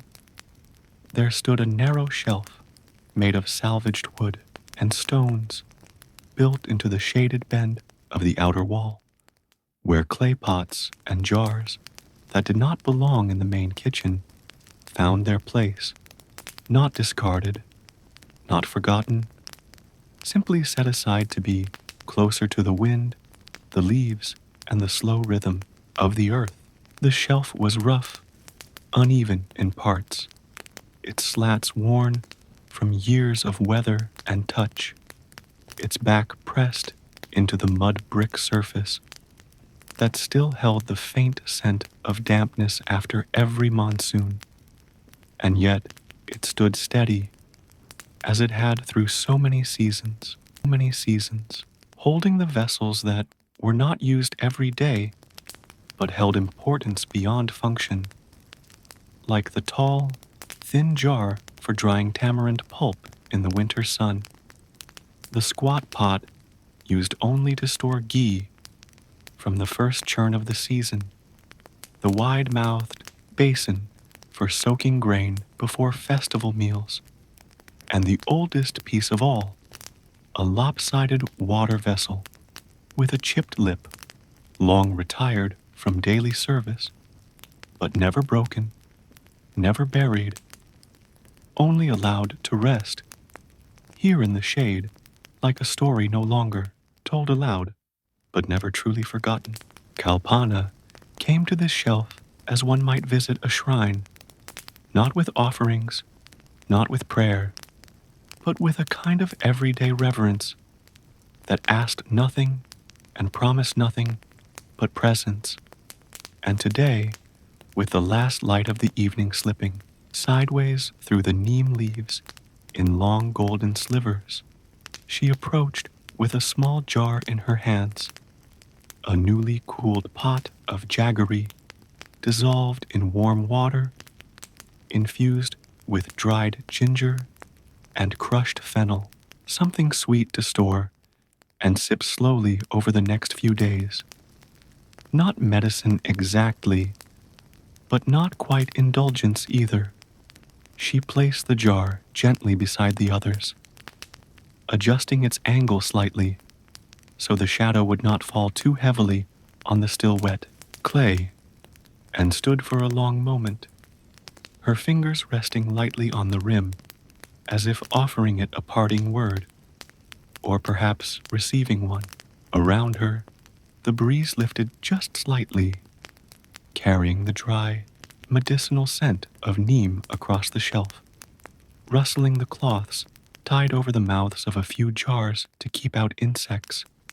And in that quiet stir, it felt almost as if the shelf itself breathed, taking in the weight of this new vessel, making space in its long memory for one more addition. Kalpana looked over the others, letting her eyes move slowly from pot to pot, not counting, not checking, just noticing, the way one notices the placement of familiar faces in a family photograph, each shape connected to a moment in time, a need, a season. This one made during the year of heavy rain, that one brought from her mother's house when she was first married, another repaired after cracking in the kiln and still used every Diwali to hold sweet rice cooked in milk and saffron. None of them gleamed, none of them matched, none of them held value in markets or shops, but here, under this tree, on this shelf, in this house, they were a gallery of care, of patience, of the slow, steady work of a life lived through hands and soil. The sun now dipped low enough that the shelf began to retreat into full shadow, the pots blending into one another like figures fading into night, and Kalpana turned back toward the courtyard with a final glance, knowing that tomorrow, or maybe the day after, she would return, not because the pots needed her, but because she needed them, needed this quiet place of storage and waiting, this small archive of the domestic sacred, where clay was not just molded, but remembered. As she walked away, her footsteps brushed dry leaves that crackled softly beneath her heel, and the neem branches swayed once again, casting their thin silhouettes across the shelf like a benediction, like the final lines of a poem whispered in the dusk. And the pots, with their closed mouths and hollow centers, said nothing, but held everything she had given them and waited still.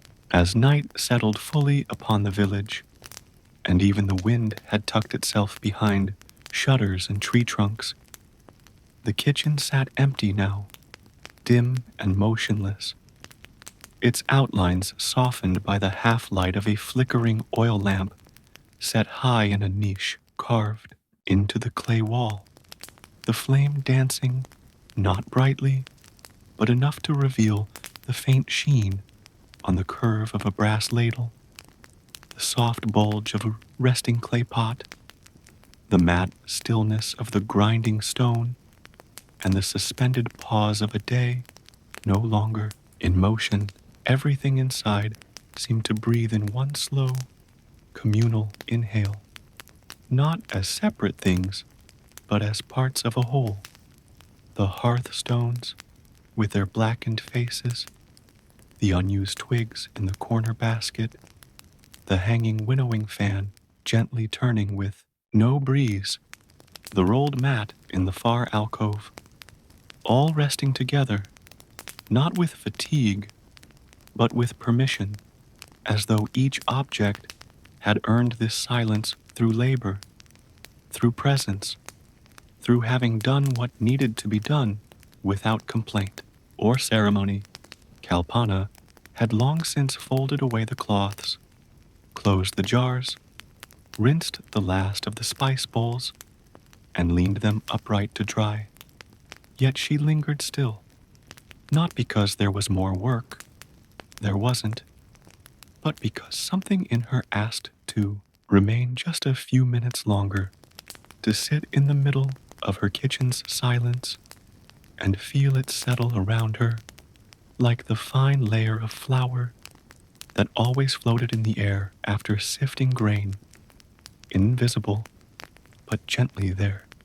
She sat cross-legged near the hearth, her hands loosely clasped in her lap, her back resting against the cool wall, and she let her eyes move slowly, not searching, not counting, just moving, from one familiar outline to the next, each piece of her kitchen a character in a story without beginning or end. The ladle, for instance, its wooden handle darkened from years of dipping into hot pots, always resting with its curve turned inward, or the small clay pot with a repaired crack along one side, now used only for dry storage, its story sealed in silence, or the iron tongs that had lost one of their grips, and yet were still used to lift hot rotis off the griddle.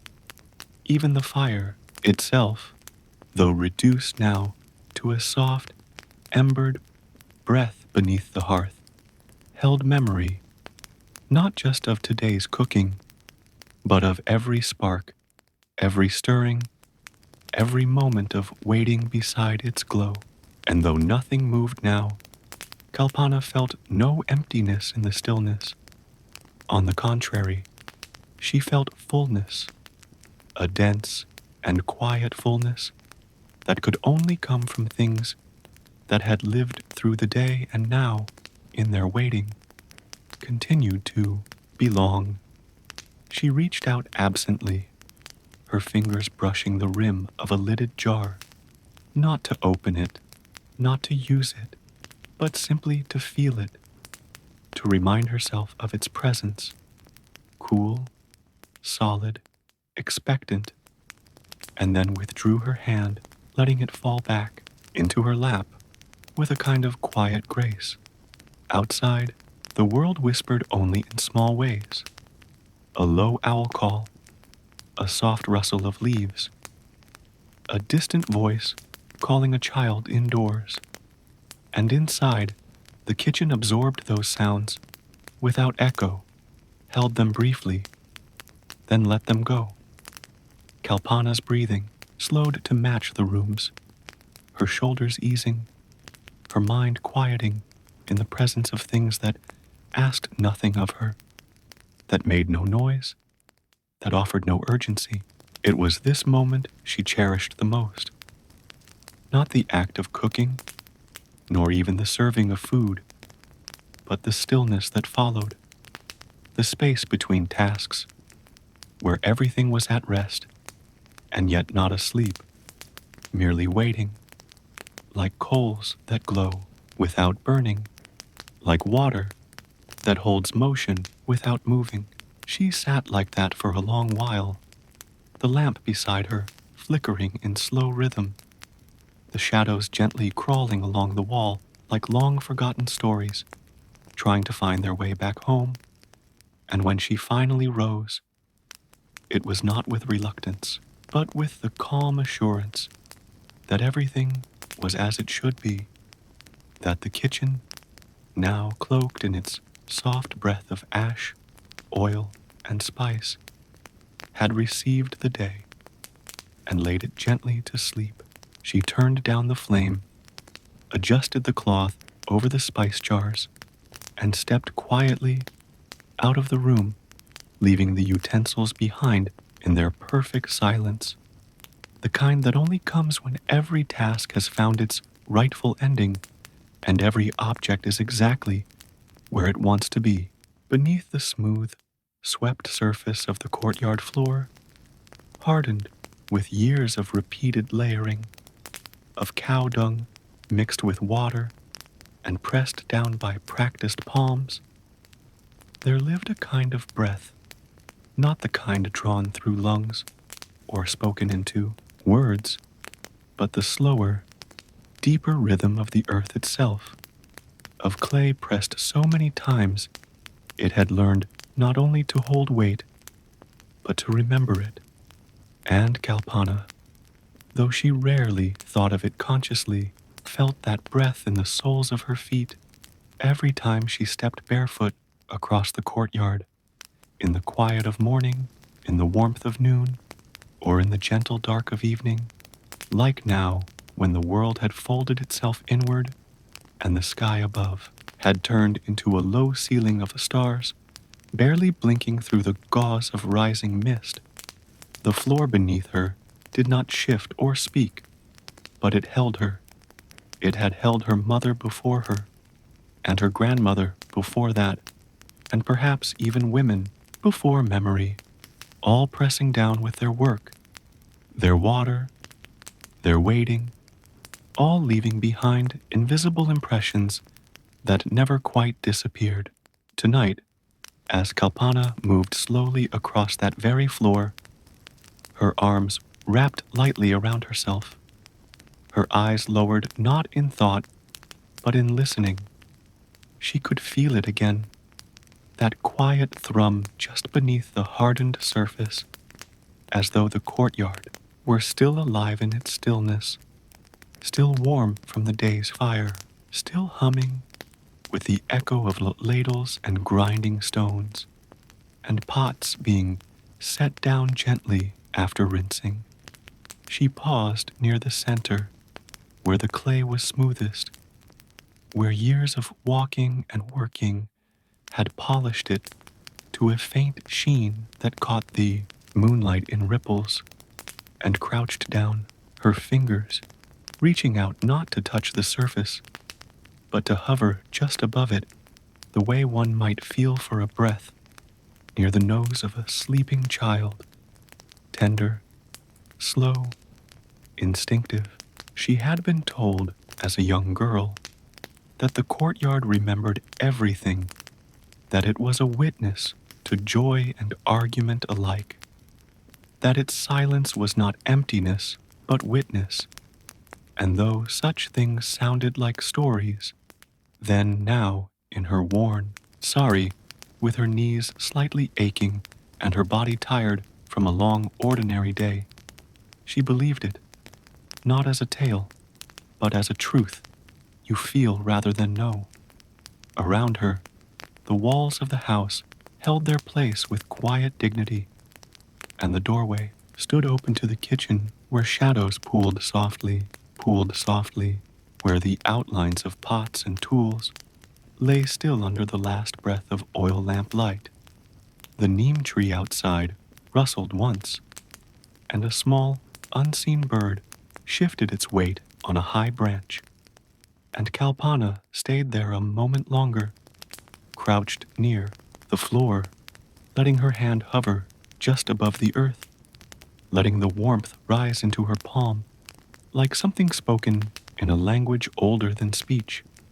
Then she stood again, slowly, feeling the stretch of her spine, the tug of fabric against her skin, and she walked once around the edge of the courtyard, not to inspect, not to tidy, not to finish anything, but to complete a circle, to acknowledge the space, to greet the ground that had carried her through the small rituals of the day. She noted, without surprise, the tiny crack in the floor near the corner where water tended to collect during monsoon, the faint white chalk mark of a kolam design drawn 2 days ago and now mostly faded by wind and movement, and the small stone she always kept near the wall to weigh down a basket lid, now pushed slightly out of place. These were not problems to solve, not tasks to address tonight, but gentle details that made the space hers, made the house breathe in rhythm with her own body. And finally, as the stars began to sharpen and the night reached its stillest point, Kalpana returned to the center of the courtyard, lay down a folded mat, and sat cross-legged with her back straight, her palms resting lightly on her knees, her breathing slow and deep and even, and the earth beneath her, though unmoving, felt alive, felt aware, felt like something that was both ancient and freshly listening. In that moment, she did not think of clay pots or grinding stones or lentils or fire or spices or even tomorrow's chores. She thought only of this floor, this breath, this silence, and how her entire life had been lived on it, carried by it, received by it without judgment or expectation. And as her eyes closed, her body swaying slightly with the softness of fatigue, the courtyard floor beneath her held her once more, gently, completely, without a word, as it always had. As the deepest part of night arrived, with the stars now sharp and fixed like old nails hammered into a dark wooden ceiling, and the wind having finally surrendered into absolute stillness, Kalpana leaned gently against the western wall of her courtyard, the same wall that bore the weight of the afternoon sun until it glowed with a heat that radiated inward and which now exhaled that warmth back into the world in a slow, fading release, like a breath being let out one long moment at a time. The clay bricks beneath the lime plaster had stored the sun in silence, in patience, in the quiet way only ancient walls could. No protest, no burning, just absorption, containment, and eventual release. And as Kalpana pressed her back against it, she could feel that warmth now, not harsh, not searing, just the memory of light echoing through the material that had touched fire, rain, and time. The wall didn't cool quickly. It refused urgency, refused to rush toward coldness, and Kalpana, in turn, matched its rhythm, allowing her own body to slow, her spine to soften, her shoulders to drop, her mind to grow quiet, not in emptiness, but in a kind of welcome retreat from the swirl of hours that had filled the day with heat and motion and breath. Her eyes did not close, but they no longer scanned or noticed. They simply received what was around her, the outline of the neem tree drawn in silver against the sky, the silent grouping of vessels near the hearth, the dull gleam of her brass water pot catching a final flicker of the moonlight, all now part of a tableau that did not ask to be understood, only accepted. She exhaled slowly, her fingers brushing over the textured surface of the wall, feeling the roughness beneath the faded layer of whitewash, the tiny cracks that ran like maps of old rivers across its face. And she imagined, though she had never asked, that someone else's hands had built this wall, pressed these bricks together, mixed this mortar from earth and straw, maybe long before her or her mother or even her grandmother had walked this courtyard. And in that imagining came a kind of comfort, because it meant the wall wasn't just a barrier, but a story she had leaned into her entire life without realizing, on festival mornings while tying flowers into her daughter's braid, on quiet afternoons while shelling peas, on restless evenings when the monsoon thunder pressed low against the roof. And now, on this still night, when everything had gone to sleep, but she remained, not from worry, not from duty, but simply to be present, to sit with the world as it grew quieter. A lizard clung motionless to the upper part of the wall, its small body so still it might have been carved there, and a single moth circled the faint halo of the dying oil lamp before giving up and disappearing into the shadows beyond the kitchen door. Somewhere far off, a dog barked once, then silence again, deep and full and unbroken. Kalpana let her hand drop into her lap and let her head tilt slightly to the side, her body curving unconsciously to match the gentle outward lean of the wall. And for a brief moment, she felt not as though she leaned on it, but as though it leaned on her too, the two of them holding one another, old clay against skin, breath against brick, presence against presence. She didn't know how long she remained like that. Perhaps minutes, perhaps the length of a single deep breath stretched out across the bones of the night. But when she finally moved, lifting herself slowly away, the wall had cooled just enough to no longer hum with heat, only with memory, and she placed her hand once more upon it, pressing gently, as if sealing something in, a thought, a moment, a day. And then she turned, stepping lightly across the courtyard toward the place where her sleeping mat waited, the night now complete in its stillness, the kitchen at rest, the stars in place, and the wall behind her slowly letting go of the sun so it could begin again. In the far end of the courtyard, close to the kitchen wall, where the air was always a little cooler at night, and the breeze, when it came, passed through a narrow gap between mud bricks and neem branches, Kalpana unrolled her sleeping mat with the slow grace of someone who had done it 1,000 times before, her fingers guiding the edge to lie flat, her palm pressing down gently to release the memory of the day's curl. And though it was made of simple jute, frayed at the ends and softened in the middle, from years of nightly use, it held a kind of quiet sanctity, not because it was beautiful or expensive, but because it had cradled so many nights, so many dreams, so many moments of stillness in a life filled with motion. The mat didn't complain of the weight it bore, whether child or exhaustion, didn't protest the coolness of winter nights or the dampness of monsoon air. It simply unrolled, flattened, received, and waited, always ready, always steady, a bed made not of comfort, but of knowing exactly what was needed and nothing more.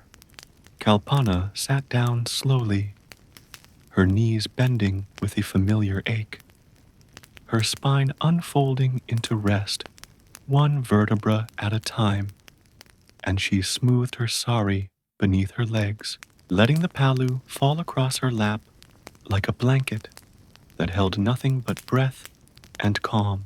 The stars above blinked steadily, no longer sharp, but soft with the rising mist, and the scent of clay, neem, and old spice drifted lazily in the air, wrapping around her in a way that felt less like scent and more like memory, pressing lightly against the edges of the present. Near her head, a clay water pot rested, its surface still cool from the evening rinse. A small brass tumbler perched upside down on its mouth, catching the condensation in a tiny ring of moisture that shimmered faintly in the last of the moonlight. Everything around her had fallen into its rightful place. The pots, the stones, the wooden ladles, the empty bowl that had held rice, the stone that kept the curry leaves from blowing away, and now the mat, woven by a neighbor long ago and traded for lentils during a dry year, became her world, her boundary, her comfort, her ground. She laid down with care, one hand tucking the end of her sari behind her shoulder, the other folding beneath her head, and for a moment she did not close her eyes. She simply stared upward, watching the way the stars seemed to pulse with breath, as if the sky itself were alive and dreaming. Beneath her, the mat creaked slightly as her body settled into its middle, the weave adjusting under pressure, giving just enough to cradle, but never to swallow. And Kalpana exhaled fully now, the kind of breath that releases not air, but weight, the raw weight of decisions, of routines, of thoughts that had lingered longer than they were welcome. She listened to the sounds of the house at sleep, the faint shifting of her child on a separate mat, not far away, the occasional murmur of a cow from a neighboring courtyard, the rustle of a curtain disturbed by a mouse or a breeze, or perhaps nothing at all. And she smiled faintly, not because of anything in particular, but because the day had ended, and the mat beneath her, woven with patience and repetition, with long strands of jute dyed by sun and time, held her with the same understanding it had always offered. That rest was not a reward, but a rhythm, not a pause from life, but part of its shape. The ground beneath the mat was firm but familiar, the clay cool but not cold, and the stars above, though infinite, did not overwhelm her. They only reminded her that this small space, this square of woven fiber, this body wrapped in a sari, this breath, slow and even, was enough. She pulled the edge of the mat slightly over her feet, folded her arm across her waist, and finally her eyes closed, not out of tiredness alone, but from a deep trust in the ordinary things that held her: earth, cloth, breath, and the stillness of a courtyard that had always known when to work and when, at last, to sleep. In the far corner of the courtyard, partially hidden behind a low mud brick wall, where shadows gathered earliest and the breeze often whispered first, sat a tall clay jar with a narrow mouth and a body so wide it looked as though it had once been shaped, not just to hold water, but to hold something larger, time, perhaps, or stillness itself. And tonight, as the village slept and the sky above spilled its pale silver light onto rooftops and leaves, the moonlight found its way down into that corner and settled softly on the curved shoulder of the jar, casting a cool glow across its reddish-brown surface, turning the ordinary into something hushed and extraordinary. The jar had not been used in months, not since the last mango season, when it had been filled to its neck with raw fruit soaking in the salted water, sealed with a cloth and stored in this shadowed corner to slowly become something sharper, something preserved, something that could last. But even now, empty and cool, it remained not useless, but waiting, its interior still holding the scent of that last task, still echoing faintly with the silent fermentation of weeks gone by. Kalpana, though half asleep now on her mat, stirred slightly as the wind shifted, and her eyes, heavy but not fully closed, caught the soft light reflecting from the jar's curved surface, and for a moment, just a moment, she felt as though the jar had drawn the moon down into itself, cupped it gently in its cool hollow, the way her hands might hold water, not to capture it, but to honor it, to feel it briefly before letting it go again. There was something comforting about knowing the jar was there, not actively needed, not asked to serve, but simply being, holding space, holding shadow, holding light, like a silent guardian who never spoke, never moved, but never left either. The breeze stirred again, a little stronger this time, rustling the leaves of the neem tree and brushing a loose strand of hair across Kalpana's face, and she turned her head slightly on the mat, her gaze still on the jar, her body too relaxed to rise, but her mind quietly noting the way the world continued, even in its most quiet hour.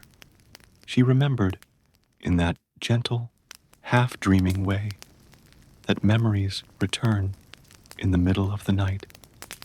How her grandmother had once told her that certain clay jars could listen, not like people listened, but like soil did, absorbing sound and memory and emotion through centuries of contact with breath and heat and weather.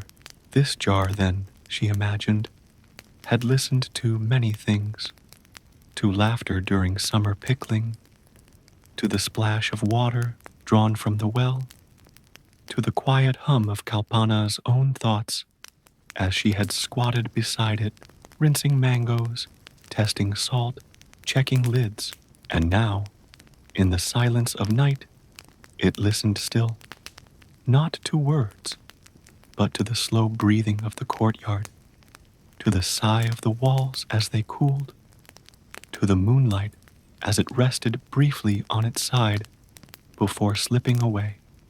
The clay of the jar, thick, rough, slightly uneven in places, held warmth long after fire had left it, and cold long after water had passed through it.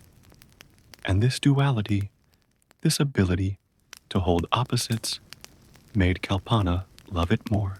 It was like her life, shaped by fire and water, by warmth and need, by use and waiting, and still whole, still present, still open to what came next.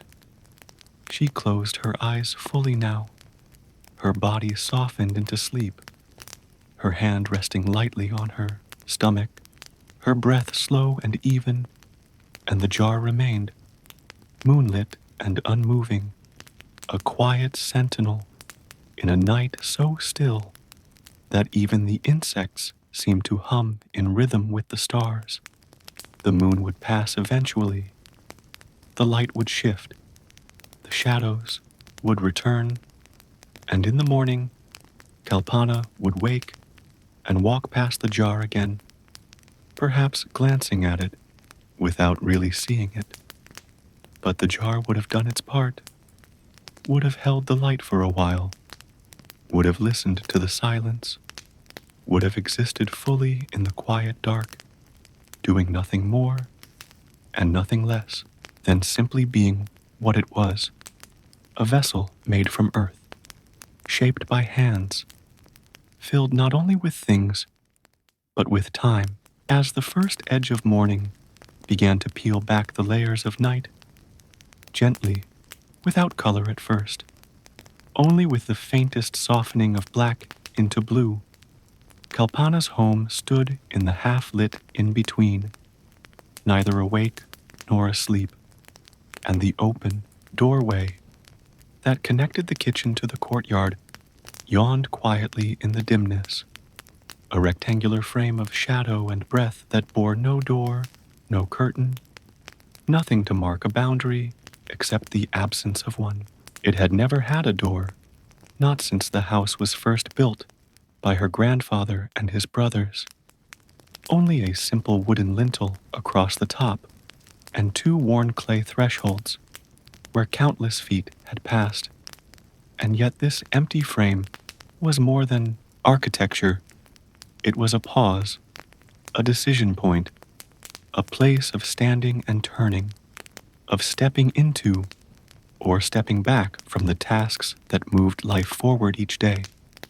Kalpana had passed through it countless times, barefoot and busy, carrying pots and plates and water, sometimes a child on her hip, sometimes a bundle of greens fresh from the market, and sometimes nothing at all except the weight of thought or the stillness of an afternoon that needed movement only for the sake of continuity. Now, in this gentle hour before the first chore, before the well creaked and the fire sighed awake, the doorway held the coolness of night just a little longer than the rest of the house. Its threshold chilled underfoot like the inside of a clay jar, like the quiet side of memory, untouched by heat or noise. And Kalpana stood there briefly, arms folded loosely, watching the line between dark and light stretch itself slowly across the courtyard, first touching the stones near the neem tree, then climbing up the mud wall where the winnowing basket hung, then finally skimming the top of the hearth as if greeting the kitchen before anything else. She didn't step forward yet. There was no need to rush. She simply stood in the doorway, that frame of openness where the earth ended and effort began, where the stillness of rest transformed into the rhythm of the day. And she took one breath, then another, each one pulling in the scent of dew on warm dust, of neem leaves readying to flutter, of last night's ash that still clung faintly to the corners of the hearth. There was a particular power in a doorway that did not shut, no hinge, no latch, no barrier to be opened or closed, only space, only the understanding that here was a passage not just between inside and outside, but between two states of being, the one who rested and the one who did, the one who held stillness and the one who stirred flame. And Kalpana, in this moment, stood in both, her body rooted in sleep's last softness, her thoughts already circling the day's requirements, soaking lentils, grinding rice, fetching more firewood, checking the jar of buttermilk. But she did not move yet, because the doorway itself seemed to hold her, to ask her to remain just one more breath, to let the light grow a little fuller, to allow the space between waking and working to stretch out and carry her through in ease rather than effort. She reached out one hand and touched the edge of the clay wall, fingers running along a crack that had formed after last summer's dry spell and never been mended, and she traced it not with concern, but with familiarity, like the wrinkle on an elder's face, the kind that tells you where laughter or worry once lived.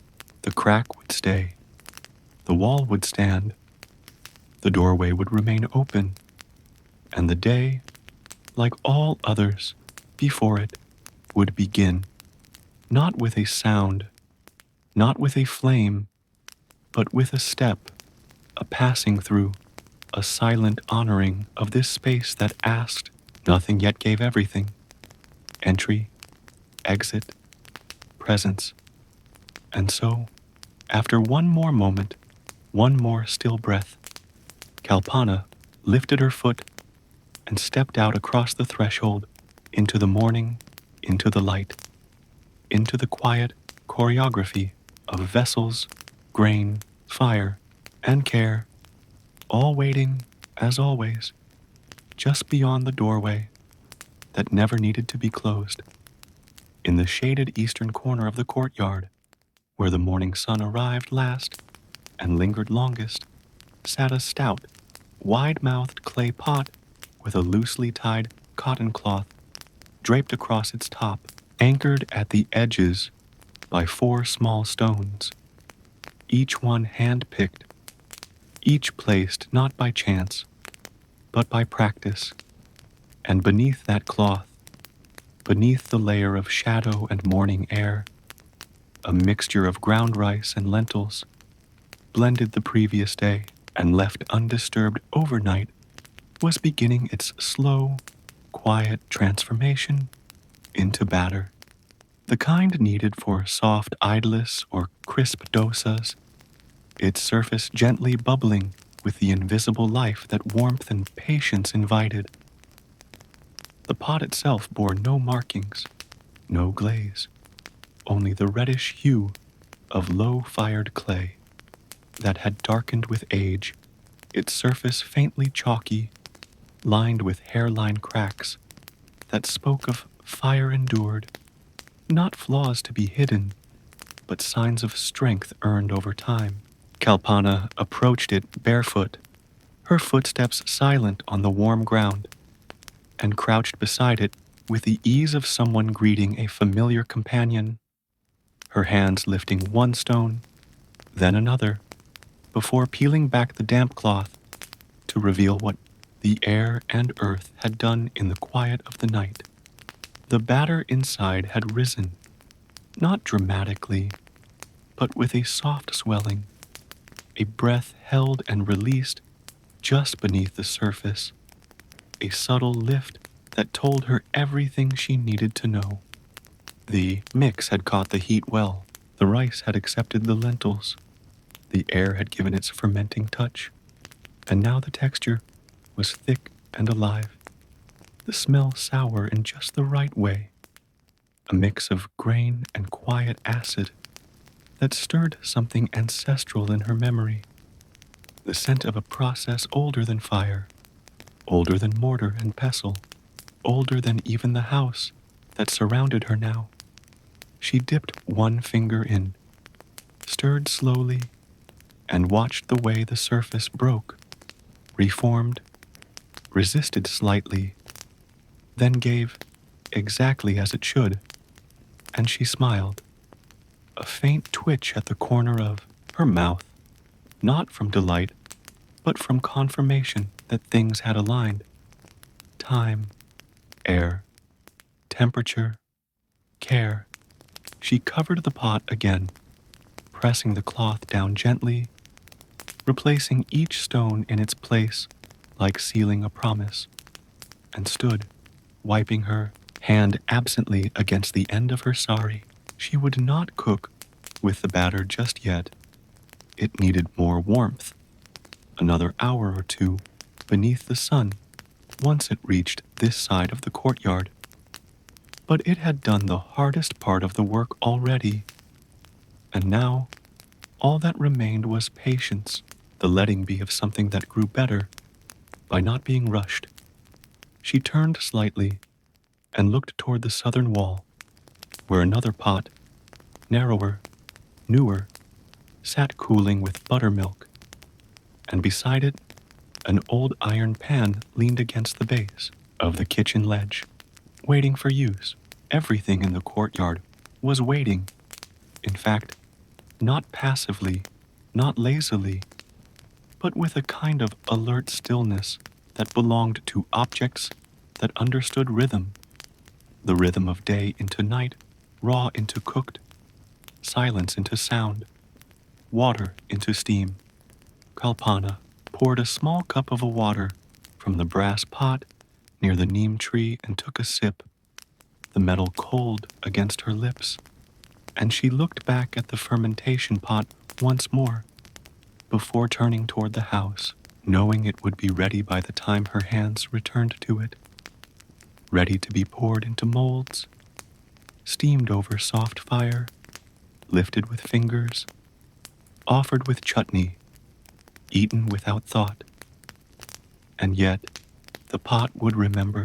It would remember the stillness, the swell, the softness, the moment the mixture became something more than its parts, something not yet a meal, but no longer just grain. And that moment, too, was worth holding. And so it sat in the corner, squat and silent, surrounded by the gentle chaos of clay and breath and time, waiting not for action, but for readiness, just as Kalpana waited not with impatience, but with trust that the pot, the sun, and the day would complete their cycle, one quiet bubble at a time. By the time the sun had passed its harshest arc, and the shadows in the courtyard began to soften once more, Kalpana sat beneath the lean-to, shade near the inner kitchen wall, her elbows resting on her knees, her fingers slowly working through a bowl of peeled garlic cloves, her nails slightly stained yellow from the morning's turmeric, that persistent golden mark that clung to skin no matter how often it was washed, a quiet emblem of all that had been touched, stirred, ground, or kneaded since dawn.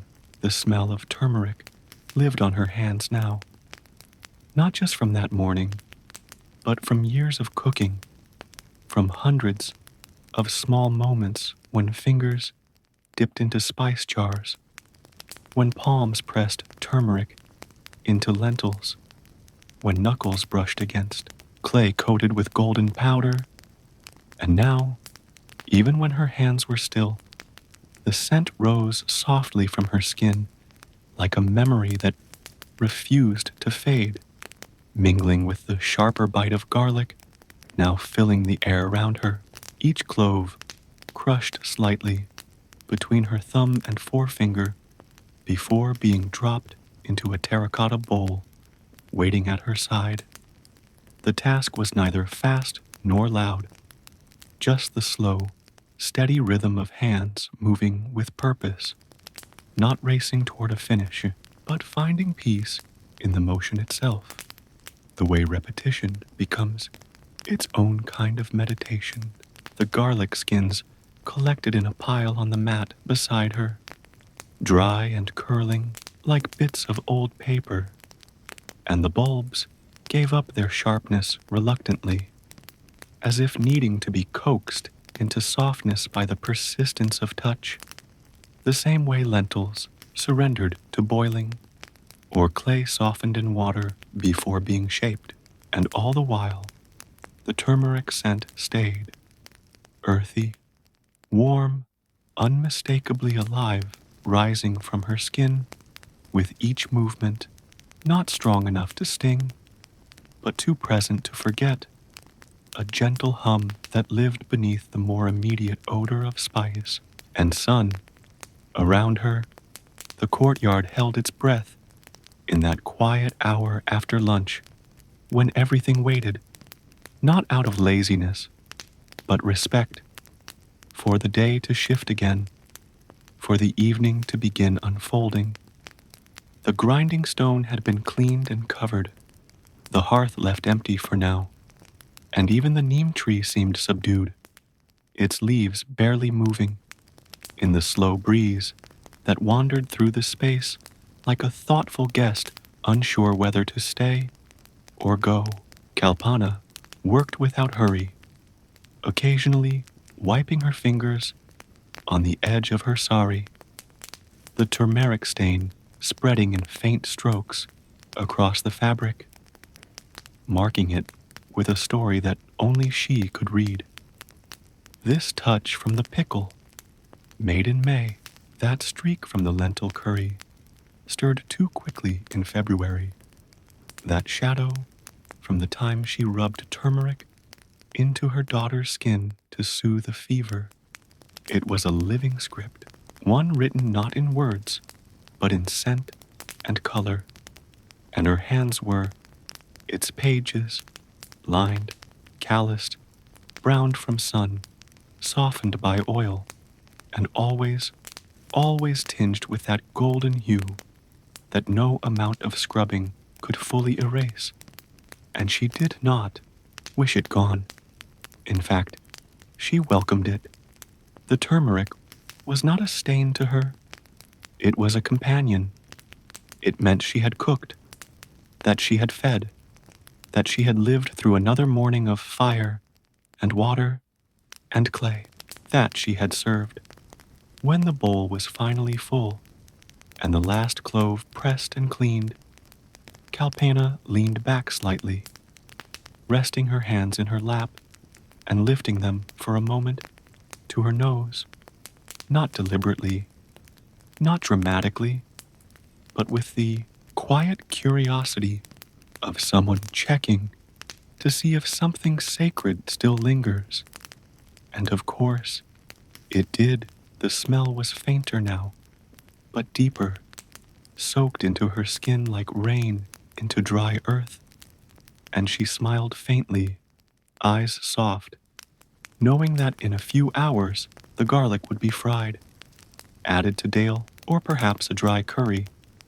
The turmeric would be replenished with a new touch, and her hands would once again carry the day in scent and memory. And so she sat a little longer, the sun warming her arms, the clay pot beside her glowing dully in the late light, her sari marked with gold, her fingers stained with life, her breath easy, and her hands, those hands, resting still, but never without purpose, as the last stretch of daylight slipped sideways across the courtyard and painted long slats of orange along the mud brick walls. Kalpana reached once again for her long-handled wooden spoon, darkened from years of use, its bowl slightly worn to one side, its handle smooth from the repeated pressure of fingers guiding it through boiling water, thick dal, and gently simmering milk. And though it made no sound as it moved, no clatter or scrape, or ring like metal on metal, it carried with it a presence so deep and familiar that its silence spoke louder than noise. This spoon, carved decades ago from neem wood by her uncle during a dry season when nothing else could be done, had stirred nearly every dish ever made in her kitchen, had passed through turmeric and ghee, had traced slow spirals in lentil broth, and turned vegetables gently over flame. And it had done so, not as a tool, but almost as an extension of her hand, her will, her care, an object that never imposed itself, but always responded, always adapted, always listened. Tonight, as she crouched beside the hearth once more, coaxing a quiet fire into life with kindling saved from last week's sweepings, Kalpana lifted the spoon with the same attention she might give a child's cheek, her fingers wrapping around its handle, not tightly, but completely. And as the flames grew, licking the base of a small clay pot filled with lightly spiced lentils and tamarind water, she dipped the spoon into the mix and stirred slowly, not to rush the boil, but to encourage the melding, to wake the flavors gently from their solitude. The motion was circular, never hurried, her wrist leading a dance the pot had known 1,000 times before, and the spoon obeyed, gliding through the liquid with no friction, its wood softened by steam, its edge drawing unseen patterns beneath, the bubbling surface stirring not just ingredients, but temperature, aroma, time itself. There was no audience, no conversation, no instruction, only the spoon, the pot, the rising scent of curry leaves and mustard seeds that had been tempered just minutes earlier, and the rhythm of her arm, moving forward and back, pausing slightly near the edge, lifting a bit of the broth to observe its color and consistency before letting it fall back in with a small splash that echoed in the silence like a drumbeat underwater. And still, the spoon made no noise, not because it couldn't, but because it didn't need to. Its presence was felt through texture, through warmth, through the way it moved in response to need, like a boat adjusting to the current, like a whisper shaping itself to the breath that carries it. Kalpana's thoughts drifted, not away from the task, but within it, memories of stirring rice, while her daughter recited multiplication tables at the kitchen entrance, of adjusting salt with the same spoon during a monsoon evening when lightning flickered in the stove's mirror, of offering a spoonful of spiced milk to her husband after his long walk from the fields, the same wood pressing against his lips as she waited for his nod of approval. All these memories folded into the motion now, into the figure, 8 she traced within the pot, into the way the spoon dipped and rose without ever pausing too long, without ever seeking recognition, as the lentils thickened and the air filled with their warm, sour aroma. Kalpana lifted the spoon one last time, turned it slightly to check for consistency, then tapped its side gently against the edge of the pot, not to make a sound, but to return what clung to it, not wasting even a drop, and laid it down carefully on the stone beside the hearth, not on cloth, not in water, but resting on its own, cooling slowly in the ambient heat of a fire that no longer needed watching. The meal was ready, the pot would be served, and the spoon, silent, dark, and steady, would wait again, not demanding to be cleaned immediately, not eager for praise, but simply content in having stirred once more, without sound, without spectacle, without fail, in the smallest niche carved into the inner kitchen wall, just above eye level, where a hand could easily reach to light it, but not accidentally knock it down, rested a modest clay oil lamp, its surface darkened by soot and the passage of years, its belly shallow and curved, its lip gently chipped on one side from some forgotten moment when it was dropped and quickly forgiven, and in its center, a thick cotton wick, twisted neatly and soaked in mustard oil, Now, catching the flame Kalpana had just struck from flint and lifted on a splinter of burning twig as the tiny flame bloomed into life and bent its golden head gently in the draftless air. The lamp did not crackle or hiss or speak. It simply glowed, as it always had, and became once more the quiet sentinel that watched over every movement, every stir of the spoon, every reaching hand, every steaming pot, every breath of steam rising from boiled lentils or buttermilk or rice. Without ever blinking, without ever tiring, this lamp had no name, no decoration, no ceremonial markings. It had never been dressed in marigold garlands or placed before gods during festival days. But it had witnessed more prayers than most altars ever could. Unspoken ones, whispered through motion, carved into repetition, folded into the corners of a sari, or the slow pace of evening tasks when Kalpana worked without words. It had watched through births and deaths, through nights of heavy rain and days of dry silence, through the fragrance of spices blooming in oil and the thick stillness of hunger, waiting patiently to be fed. And as it glowed now, casting its soft, flickering light across the textured wall, it revealed once again the long story written in soot and shadow of where steam had risen and cooled, where hands had rested, where walls had been leaned upon with tired backs, where clay pots had stood proud and still.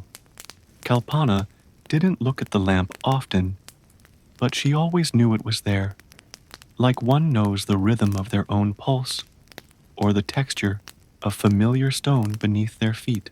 She had lit it countless times, without thought, sometimes twice a day during darker months, sometimes just once, when the evenings were long and light lingered, and it had never failed her, not in the way a candle might melt away, or a match might snap, but with the quiet consistency of something shaped by hand for exactly this task: to hold light without asking for attention, to watch without judgment, to remain. Its oil was simple, its wick cheap, its life dependent entirely on care and habit, and yet it stood higher than anything else in the kitchen, not to elevate it above the work, but so that it could see everything, so that its glow might reach even the low corners where insects skittered, or the shelf where older pots waited in quiet rest. And in that light, everything softened. The hard lines of clay pots, the sharp edges of tools, the wear on stone, transformed not by brightness, but by presence, as Kalpana moved about the room now, scooping warm dal into a small pot for the evening meal, adjusting the folded cloth over the grinding slab, brushing a thin layer of flour off the wooden threshold with the side of her foot. The lamp watched, not with eyes but with flame, its glow dancing gently across her hands, her cheekbones, the delicate curve of her wrist as she tilted a brass ladle. It needed no thanks, no blessing, no blowing out. It would burn until the oil thinned and the wick dimmed on its own, and it would be lit again tomorrow with the same simple grace. When she was done, and the kitchen once again quiet, the meal served, the clay pots sealed for the night, Kalpana turned to the lamp, not to speak, but to glance, just once, gently, before stepping out into the night, and the flame continued to burn behind her, warming the shadows, witnessing everything as it always did.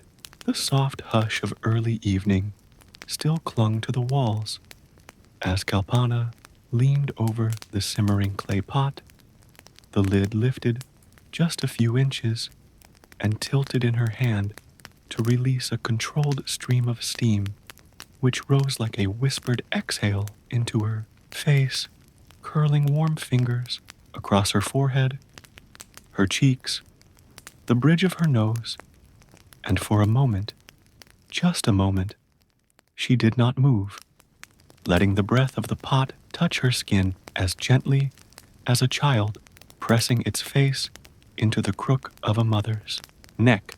It was not too hot, not biting or aggressive, just full-bodied and rich, infused with the scent of slow-boiled dal, a trace of cumin, the softness of garlic, and the faint tang of tamarind that always sat at the back of the aroma, like memory tucked behind the tongue.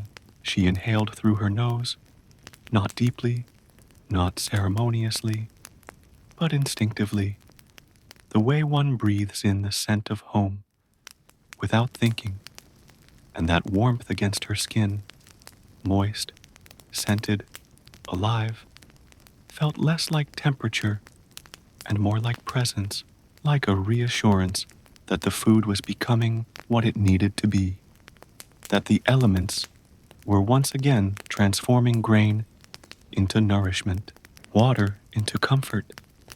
She tilted the lid further, letting more steam rise, and her eyes squinted reflexively, not in discomfort, but in awareness, in attentiveness, in the kind of focused softness that comes when all the senses align toward a single experience, sound, smell, sight, memory, all held in the cloud that bloomed briefly between her and the pot.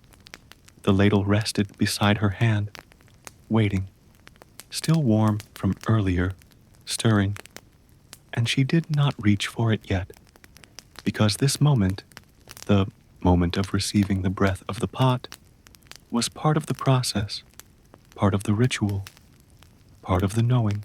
It told her more than timing, more than recipes, more than clocks could. It told her the dal had thickened just enough. The water had not fully escaped. The tamarind had softened into the broth. The garlic had opened, and the cumin had toasted fully, but not burned.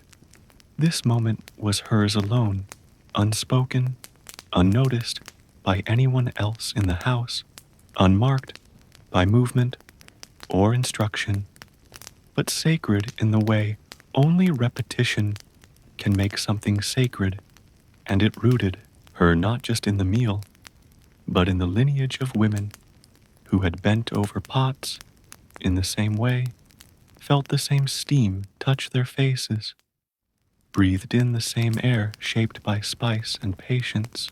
She closed her eyes briefly and let the heat sit against her skin.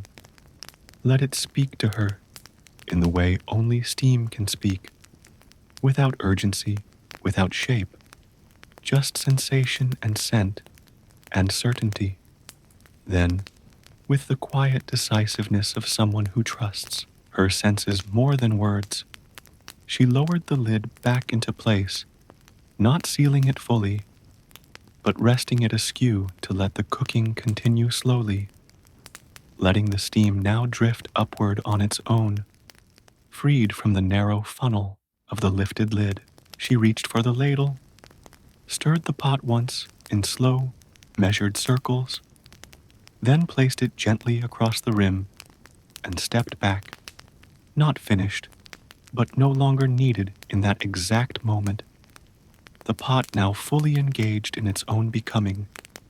The courtyard remained quiet behind her, the last light of day brushing against the upper wall in a soft, peach-hued blur, and the kitchen held that comfortable weight that comes when something is cooking, not loudly, not forcefully, but confidently, with the quiet power of heat doing its work.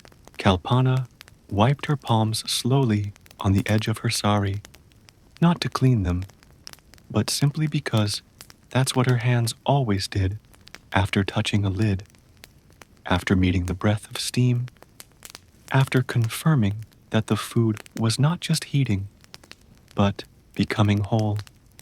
And as she stepped out into the softening dusk, the steam continued to rise behind her in slow ribbons, like breath, like memory, like the last unspoken line of a song meant only for the one who sang it. As the light of day faded entirely and the blue hush of evening deepened into the inkier tones of night, Kalpana walked slowly across the courtyard floor, barefoot as always, each step landing with the unthinking certainty of someone who knew not just the path, but the ground itself, her soles brushing against the hardened clay in a rhythm so natural it did not register in her thoughts, because this floor was more than something she walked upon. It was something that knew her, remembered her, responded to her in the soft dust she kicked up, in the warmth of her heel pressing into the earth, in the slight turn of her toes as she pivoted toward the hearth, the kitchen, the neem tree, or the grinding stone, pressed and repressed with cow dung washings, sun-dried and rain-pocked, swept every morning with a broom of bound twigs, and cooled every evening by shadow and silence. The floor bore her patterns in its very structure, not visible as footprints, but as presence, as wear, as the smooth sheen that could only come from one body returning over and over to the same spaces. She paused near the grinding slab, its edges now in full shade, and let her feet settle into the shallow depression that had formed over years of use. Not a flaw, but an echo, a groove left behind by the quiet insistence of time and task. The texture of the ground beneath her skin was not entirely smooth. It held tiny ridges, bits of husk, the occasional fleck of dried ash, but to her it felt like comfort, like memory, like home, and she stood still for a moment, letting the sensation travel upward, through legs tired from the day's squatting and stirring, through a back that had bent 1,000 times over cooking pots and water vessels, through shoulders that held no tension anymore because they had long surrendered to the rhythm of repetition. The breeze had died down by now, and the quiet was complete, thick and whole, the kind of silence that didn't feel empty but instead full of everything that had happened and now rested. A small clay lamp flickered from the niche in the kitchen wall, casting its low gold light across the floor, illuminating not just its surface, but the story etched into its every line.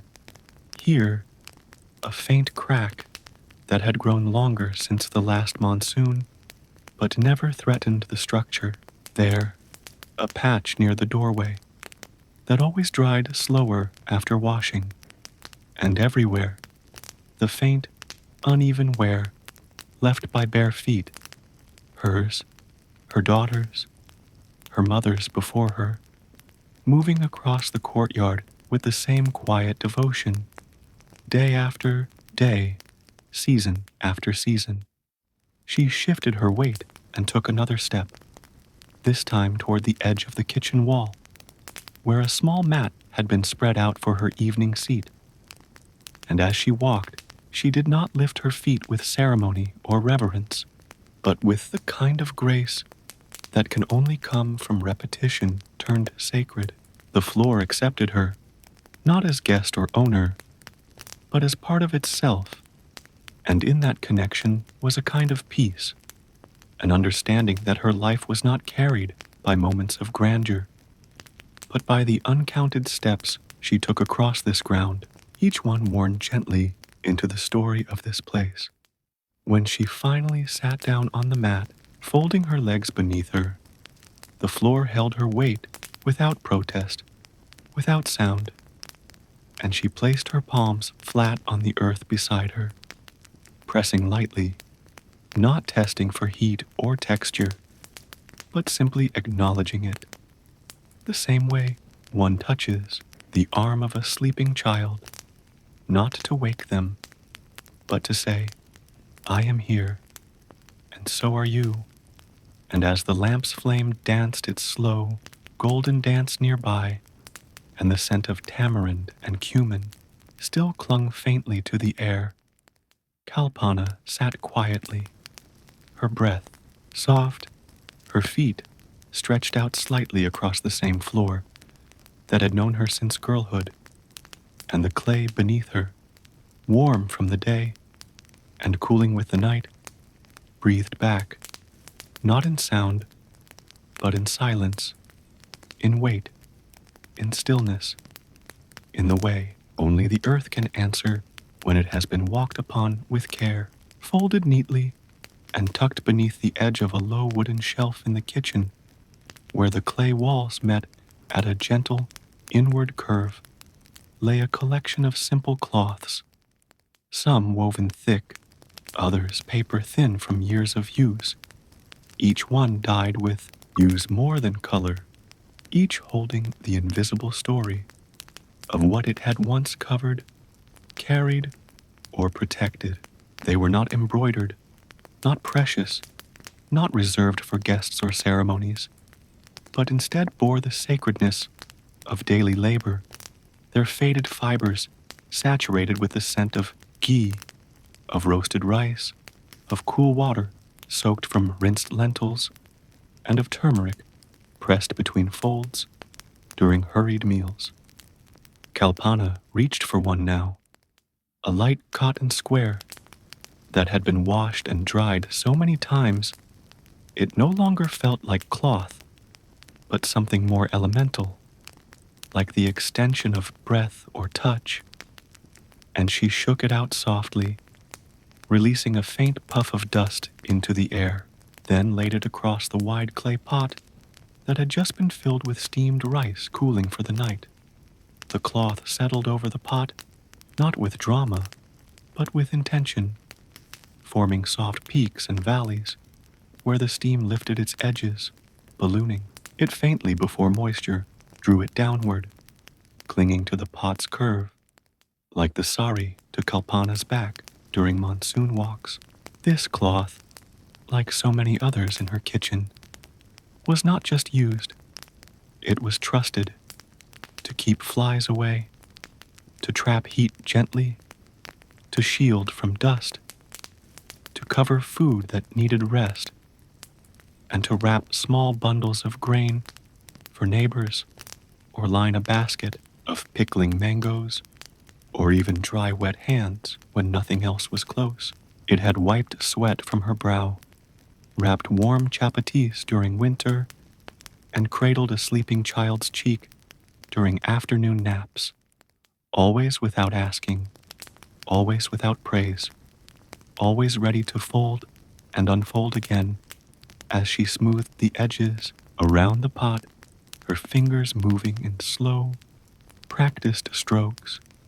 She felt the softness of the fibers beneath her fingertips, thinner now in some places, nearly transparent near the corners, where folding had worn them into near air, and she remembered the time her daughter had used this very cloth to cradle a doll, the way she had tied its corners and made a sling, whispering lullabies to no one, the same way Kalpana used to tie cloths to carry lentils across the village when she was a girl herself, barefoot, dusty, and proud to be trusted with the task. Now, as the rice cooled beneath the cloth, she watched a small bead of condensation gather at one edge, then drop slowly to the pot's shoulder, absorbed instantly into the material, leaving no trace, only a momentary darkness that would fade like all the others had. There was something holy about this simplicity, about the way something as humble as a cloth could carry so many burdens of heat, of moisture, of memory, and still return each day, folded and ready to serve again. Outside, the sky had gone, full indigo, and the courtyard held the first breaths of night, still warm from the day, but gentled now by shadows. The cloth-covered pot sat at the edge of the hearth, no longer boiling, no longer needed, only being, and the cloth, slightly damp now, gave off the faintest scent of cooked rice and cotton spun under sun. Kalpana rose slowly and walked back across the kitchen, knowing she would return to uncover the pot later, that she would lift the cloth gently, shake it out once more, and hang it over the courtyard line to dry in the quiet dark, ready to be folded again in the morning, because in this house, nothing ever ended. Not really. Not the steps on the floor, not the marks on the clay, not the work of the hands, and not the use of a cloth that covered more than food. It covered time, and in its gentle folds, it carried it forward. On the low shelf near the kitchen entrance, just beside the grinding stone, where the sunlight never quite reached in full, there rested a clay bowl, not large, not decorative, not new, but familiar, darkened from years of use and slightly uneven along its rim, where the potter's fingers had hesitated just briefly during its shaping.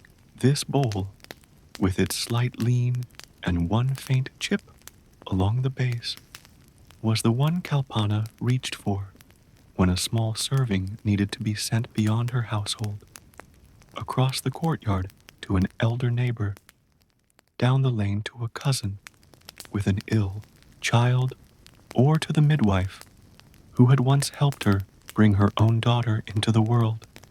And each time it left the house, wrapped in a loosely knotted square of soft cloth, it did so quietly, without ritual or announcement, and each time it returned, washed, dried, and empty, as if it had never gone at all, as if its absence had simply been part of the breath of the house. An exhale followed, naturally by an inhale. This bowl had carried spiced rice during harvest, warm milk with jaggery during winter, cooled dal during long fevered nights, fried snacks during festivals, and sometimes, on days of mourning, only plain water with a floating Tulsi leaf. But no matter what it held, it always carried it well, without breaking, without complaint, without ever demanding notice. Kalpana held it now in her hand, as she filled it with a gentle scoop of thick lentil stew, still warm from the fire, its surface glistening with a small drizzle of tempered oil and mustard seeds, the kind of dish that was best when shared simply and quietly, without pretense. She wrapped the base of the bowl in a clean cotton cloth and stepped through the open doorway, feet bare, breath calm, the weight of the bowl balanced in her left hand, while her right kept the cloth from slipping loose. As she crossed the Dimmings courtyard, the sound of her steps barely registered against the familiar press of earth. The breeze carried with it the scent of tamarind and cumin, and the bowl radiated heat gently into her fingers, not uncomfortably, but like the living breath of the food itself. She reached the edge of the courtyard, where an old woman sat weaving a mat by the doorway of her hut, her fingers still nimble, despite age, her back slightly hunched, but her eyes alert.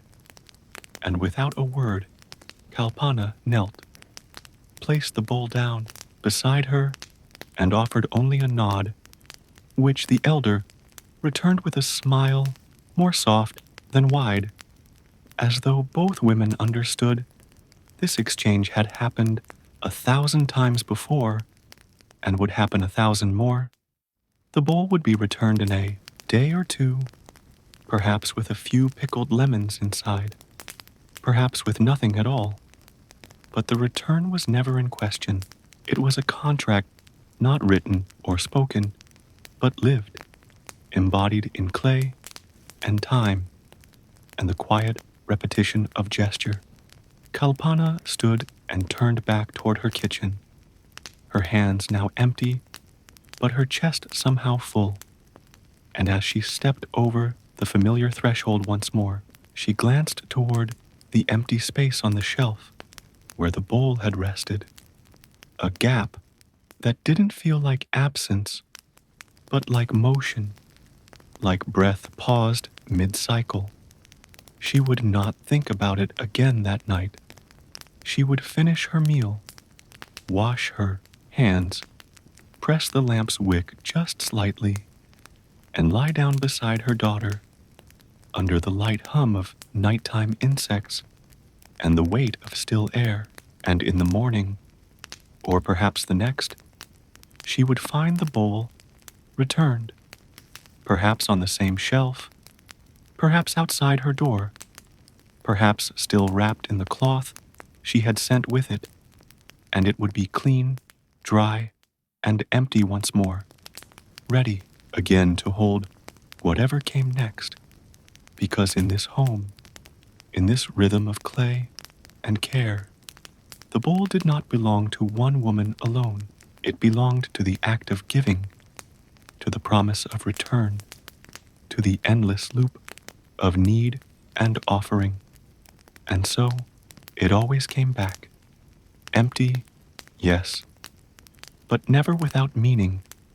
Long after the meal had been eaten, after the bowls had been scraped clean, and the lentils had cooled into a quiet thickness inside the pots, after the footsteps of her daughter had faded into sleep, and even the courtyard had turned from blue to deep charcoal, Kalpana crouched beside the stone basin in the kitchen's outer alcove, its edge worn smooth by years of scrubbing, rinsing, and repetition, and washed the last dish without thought or hurry, her fingers moving over the surface of a brass plate with the same gentle patience one might use to smooth a sheet before lying down.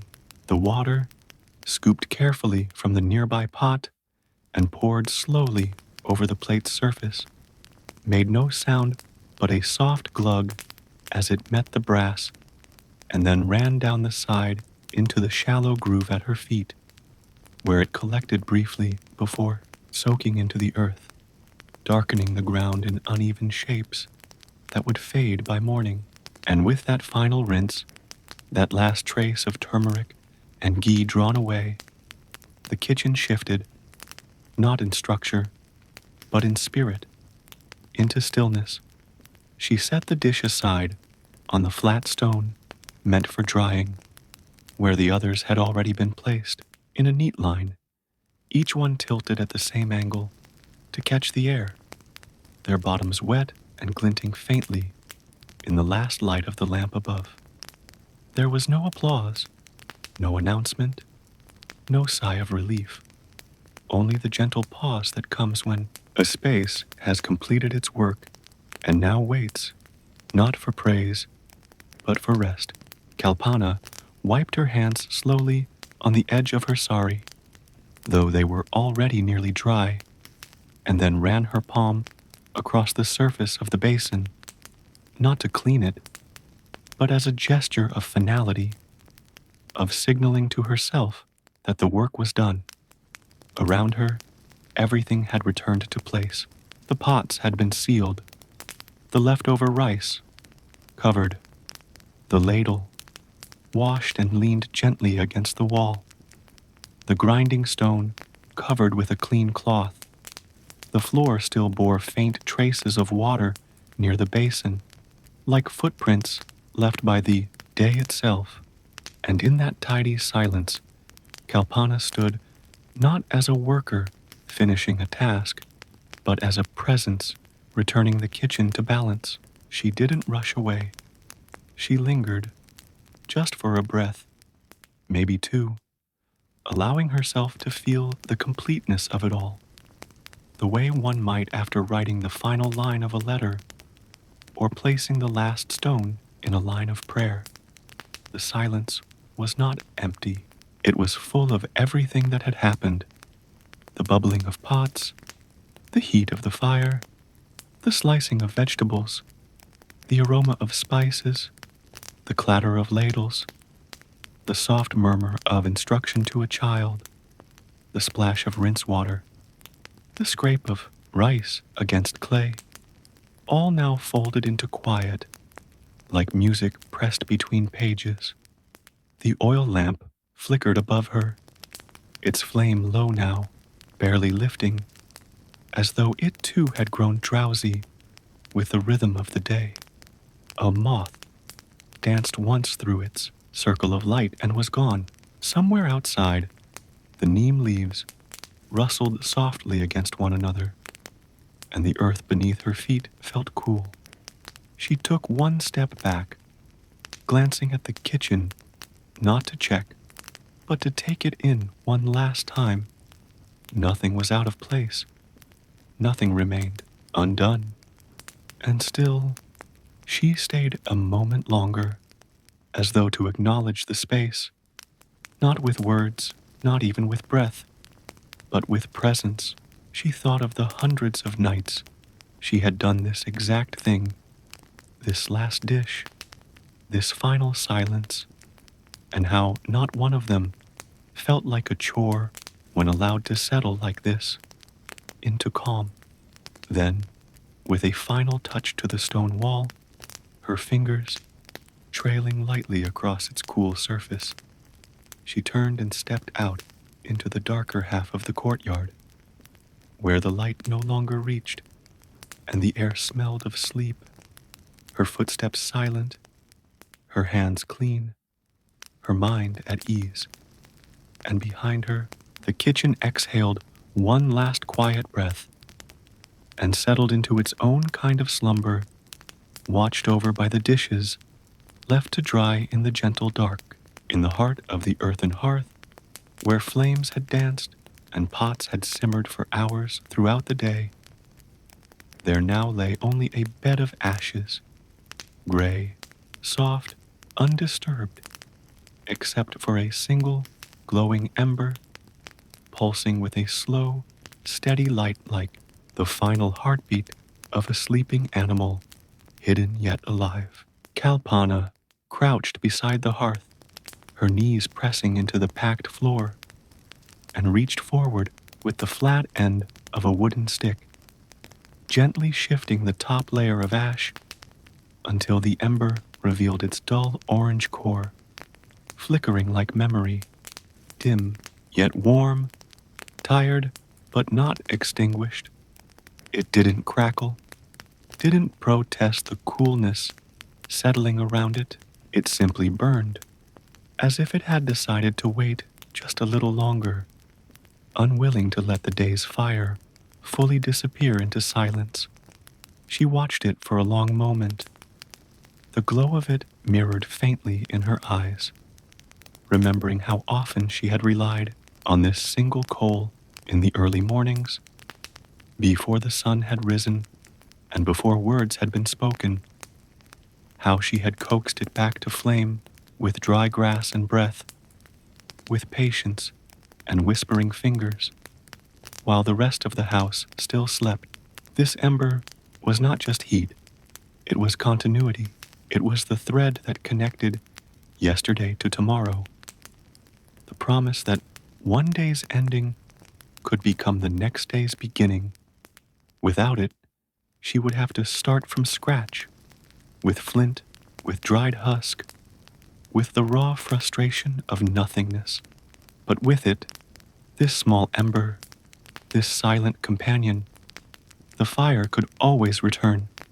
She leaned closer, felt the warmth against her cheek, soft and comforting, the way a shawl feels after being warmed by the sun. And she smiled, not widely, but deeply, because this too was enough. A single glowing coal, quiet defiance against the creeping coolness of night. She didn't fan it or smother it.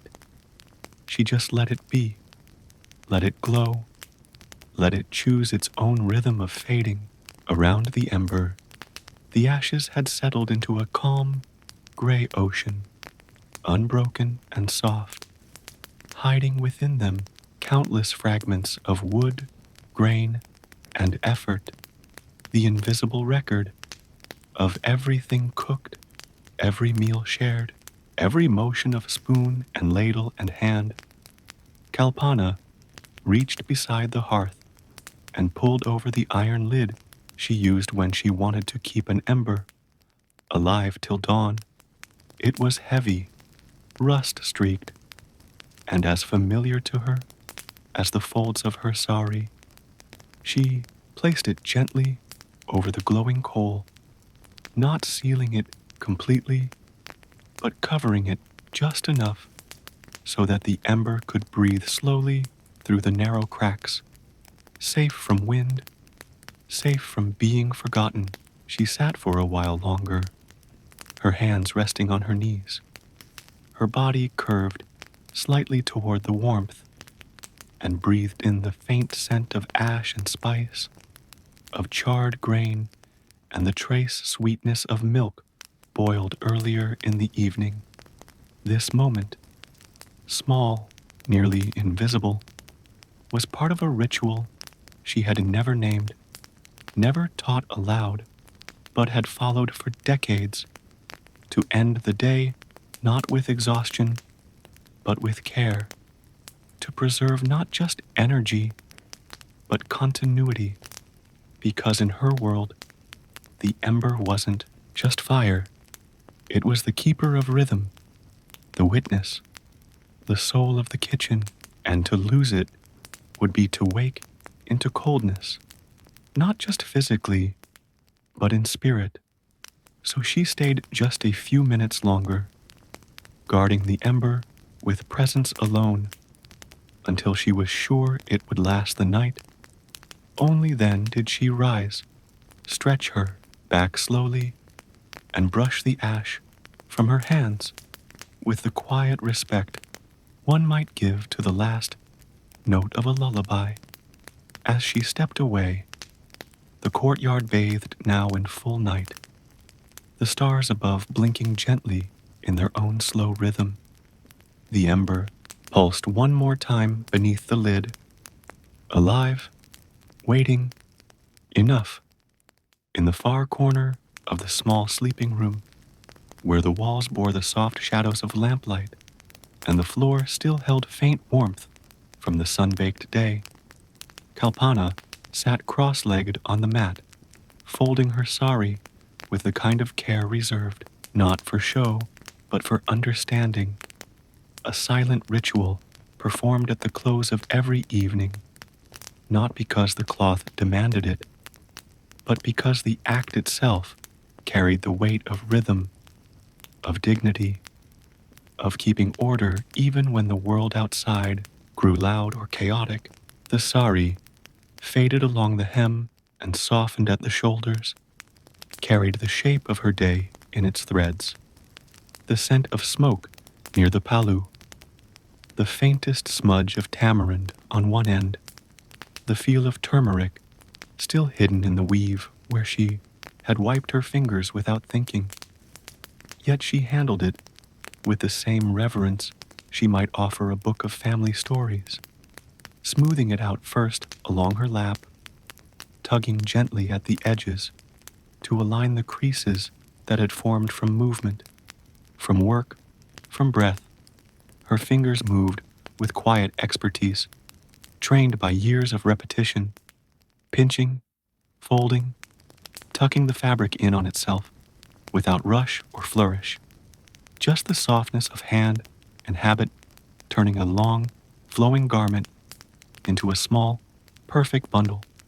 And in that act, she felt no need to mark anything as complete or finished, because the sari would unfold again tomorrow, would drape once more over her shoulder, would follow her through the courtyard and back into the kitchen, would bear again the marks of food and fire and day, but for now, it could rest, contained, composed, whole. Behind her, her daughter lay already asleep, curled beneath a cotton sheet, her breathing slow and even, the light of the clay lamp catching the tips of her eyelashes and the edge of her cheek.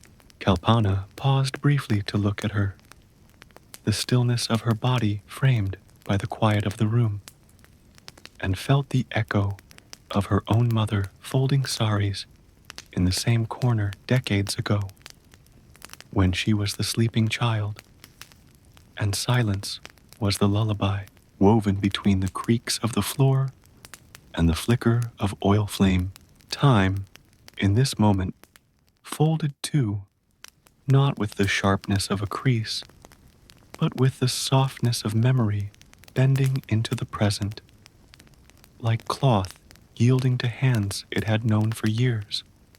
The room itself said nothing, but held everything: the smell of coconut oil, the shape of old sleep settled into the mat, the faint rustle of leaves brushing the wall outside, the quiet groan of a clay shelf shifting with the cooling air.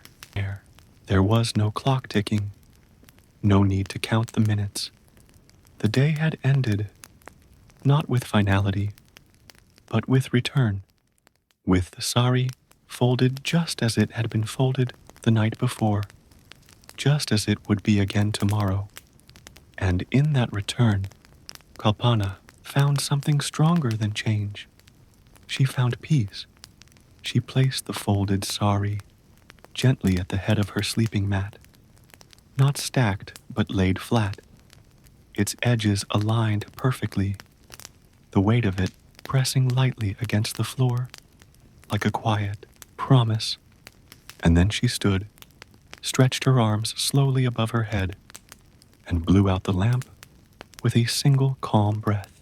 Darkness settled into the corners like a soft blanket wrapping around the room, and the only sounds left were the slow rhythm of breath and the occasional shift of cloth against skin. The sari lay there in the dark, warm still from her hands, shaped by the silence of evening, ready not just for use, but for being, until morning came again. In the small, quiet room, where the clay walls embraced the stillness of night, and no light flickered now, but the faintest starlight seeping through a high window slit, Kalpana lowered herself slowly onto the mat beside her daughter, her movements unhurried, practiced, like water flowing back into the shape it always knew. She reached for the pillow, the same one she had used for years, its cotton filling clumped unevenly in places, its edges softened and curled, its once bright cover now dulled into a pale earth hue by time, use, and sun, and adjusted it beneath her head, not for comfort exactly, but for familiarity, for the way it accepted her shape without resistance, the way it responded to her presence not with bounce or pressure, but with a yielding that felt like trust. This pillow was no ornament. It was not embroidered, nor fragrant with any perfume, but the scent of her own hair and the faint trace of neem oil. And yet, in its gentle dip and flattened center, lay countless nights of thought, of rest, of turning from side to side, of waking to nurse, of listening to the distant call of owls, of counting the sounds of dripping rain from the roof tiles, of falling asleep mid-prayer and waking before dawn. It had cradled her on nights of peace and nights of worry, had caught silent tears, had muffled soft laughter, had absorbed the dreams she would never remember and the ones she sometimes carried into morning like folded letters tucked under her arm. As she laid her head down now, the pillow accepted her without question. It knew the shape of her cheek, the weight of her temple, the way her breath moved more deeply from one side than the other. She didn't fluff it or shift it. She simply settled in, the cotton giving way beneath her, releasing a soft sigh of air that no one else would notice, but that felt to her like being welcomed, like being told, yes, here again, as always, you are safe. Her daughter, just a breath away, turned slightly in her sleep, the rustle of her movements barely louder than the heartbeat in the silence. Kalpana reached out and adjusted the edge of the child's sheet, not to cover her fully, but to ensure her small feet weren't left cold, her touch light, habitual, full of instinct. Then she pulled her own sari a little tighter around her shoulders and let her body find the stillness it had been craving since the day's first fire was lit. Outside, the world slept in layers, the cows in their sheds, the birds tucked into tree hollows, the bats stilled under the eaves. Even the breeze had quieted, leaving the neem leaves in a hush so complete that the creak of the roof beam felt like the turning of a page. But inside, the pillow held her, not as a luxury, but as a partner in rest, one that had borne the pressure of every long day's end and would do so again tomorrow. And in that trust, that softness, that deep yielding, Kalpana let her thoughts loosen, her limbs fall heavy, her breath slow into the quiet rhythm of night. The pillow, flattened and warm from her skin, bore the weight not just of her head, but of her living, of her giving, of her quiet strength. It held her gently but fully, asking for nothing, promising nothing, only existing as she did in this moment between effort and sleep. The dreams would come, not loud or sharp, but as soft shapes drifting beneath closed eyelids, and the pillow would receive them all, without judgment, without interruption, just as it had every night before, and as it always would, above her, just beyond reach, the ceiling stretched low and unadorned, made from a crosshatch of bamboo and wooden beams plastered over with a thick layer of sun-dried clay. Its surface rippled faintly with the marks of hands long gone, the handprints of those who built it decades ago, pressing mud into place, smoothing it not to perfection but to permanence, leaving behind fingerprints, ridges, and grooves that still clung to the shape of Tassim. Kalpana lay on her back now, eyes half open, not fully awake, but not yet surrendered to sleep. Her gaze drifting slowly across the dim curves and lines of the ceiling she had looked at every night for years, the ceiling that had never changed and yet somehow changed with her, holding the silence of every breath, every thought, every worry sent upward into the dark. It did not creak or groan tonight. The wood had settled long ago into its final stillness, content in its role as shelter and witness. There were no shadows cast now, not even from the lamp which had been blown out, only the faintest light from the stars reaching through the small window slit high on the wall, turning the clay a deeper shade of brown, almost gray, almost the color of sleep itself. The ceiling didn't demand attention. It offered it. It held above her the quiet of the world, the space where the fire's smoke once curled and faded, where the faint dust from the courtyard sometimes settled and shimmered in the slant of morning light, where spiders spun careful webs that trembled in breezeless air. Tonight, the ceiling felt unusually close, as it often did when the air was thick and warm, as if it was not simply a barrier above her, but a presence, a vast, unmoving listener that absorbed her weariness without asking questions.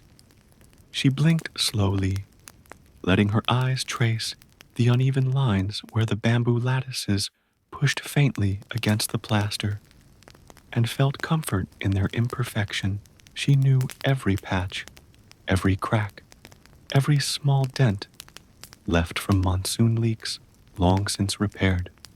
She remembered lying here years ago, nursing her daughter with one arm, staring upward at the same ceiling, whispering songs to the dark. She remembered waiting for the sounds of returning footsteps after long absences, her gaze fixed upward so that she wouldn't cry. She remembered nights of fever and sleeplessness, nights when the ceiling was her only company, and it had never turned away. It had watched her braid her hair in the early mornings, light a lamp at twilight, press her palms in prayer before turning in and close her eyes at the end of each long day. And it never offered anything in return but this: stillness, patience, a place to hold her thoughts where they would not be disturbed. Not even the most comforting words could replace the constancy of that clay and wood surface, hovering just above dreams, just beneath the stars, steady as breath. Her daughter shifted again beside her, letting out a soft sigh in sleep, and Kalpana turned slightly, curling into the shape that always brought her rest. The ceiling remained motionless, unmoved, yet somehow aware, not in the way of living things, but in the way that old, silent structures become part of us, absorbing everything, asking for nothing. It was not shelter alone. It was memory. It was presence. It was a space where nothing needed to be spoken aloud. And so, she closed her eyes beneath it, trusting that whatever thoughts had floated upward from her through the years were still held somewhere in its quiet folds, resting there like mist, like warmth, like something remembered and protected.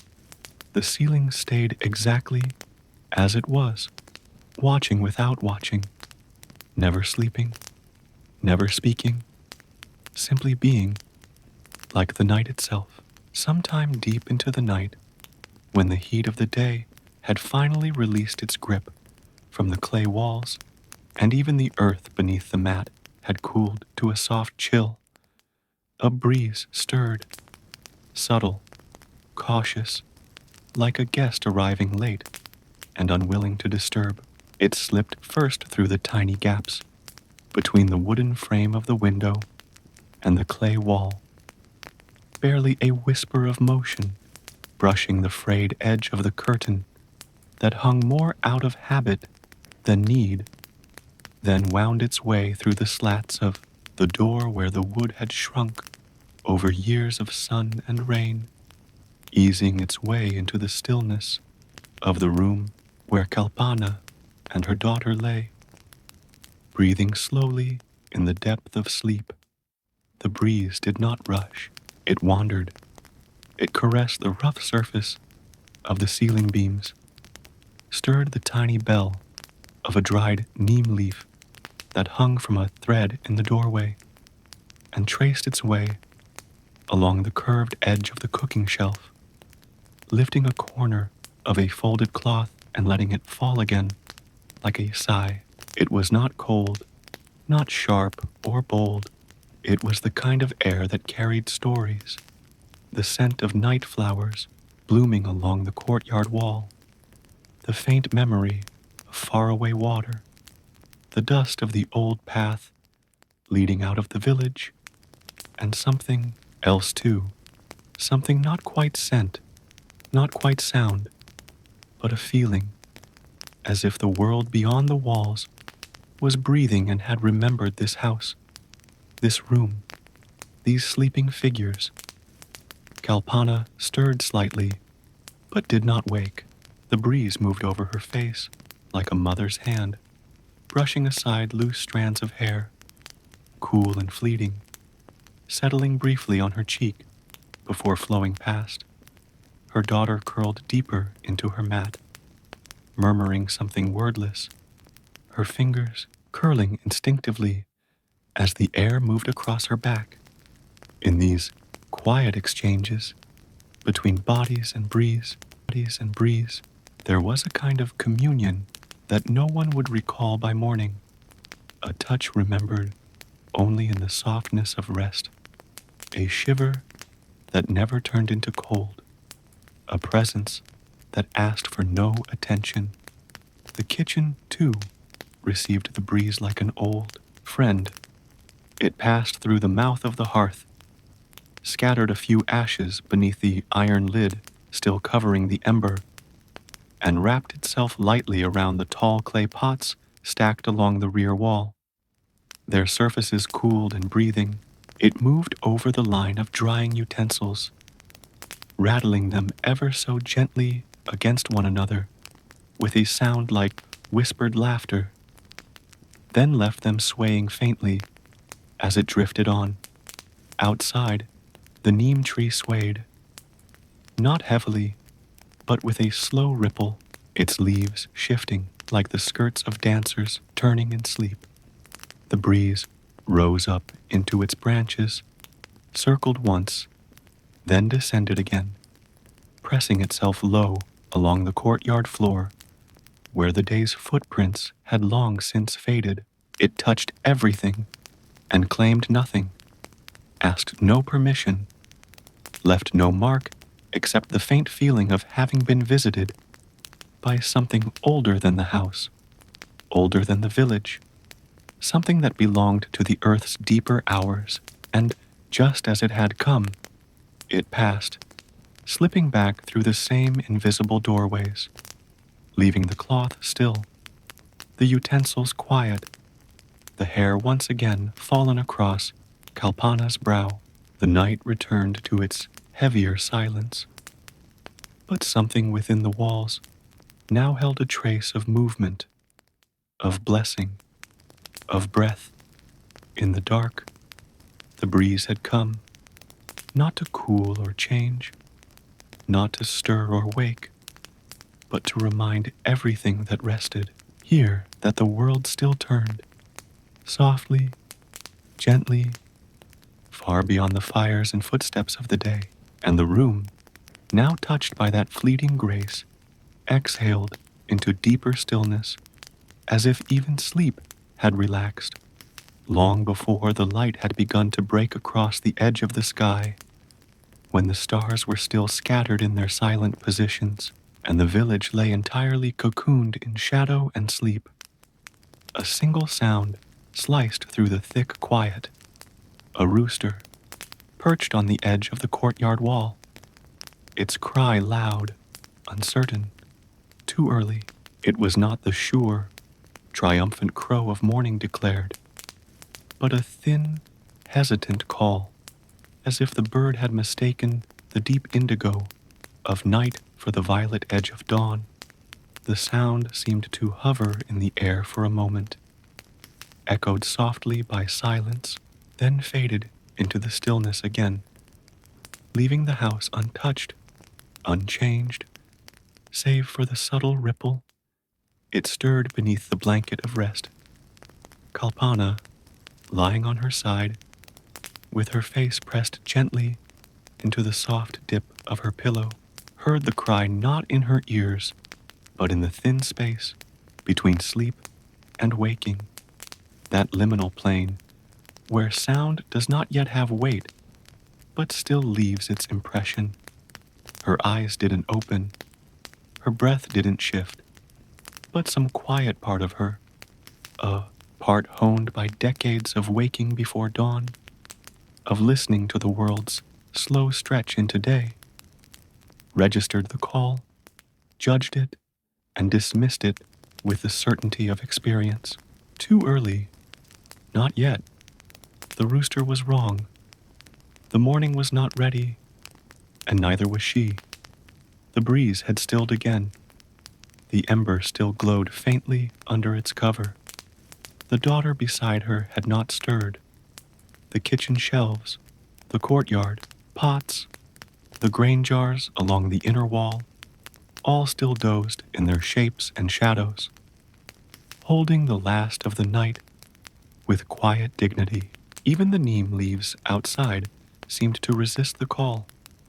Their rustling paused, unwilling to join the illusion of false morning. The rooster crowed once more, less forcefully this time, as though embarrassed by its mistake, then fell silent, blending again into the dark. Kalpana's mind, lulled back toward sleep by the familiar texture of the mat beneath her, the soft dip of the pillow, the invisible embrace of the darkened room, sank deeper into rest, reassured by the knowledge that the day would not begin until it was truly time. This was not the hour of waking, not the hour of rising and fire lighting and pot lifting. This was the final stretch of night's embrace, the space where dreams deepened, where the world remained curled in on itself like a sleeping child. The rooster's mistake became part of the night's rhythm, a small, harmless interruption in the smooth unfolding of rest.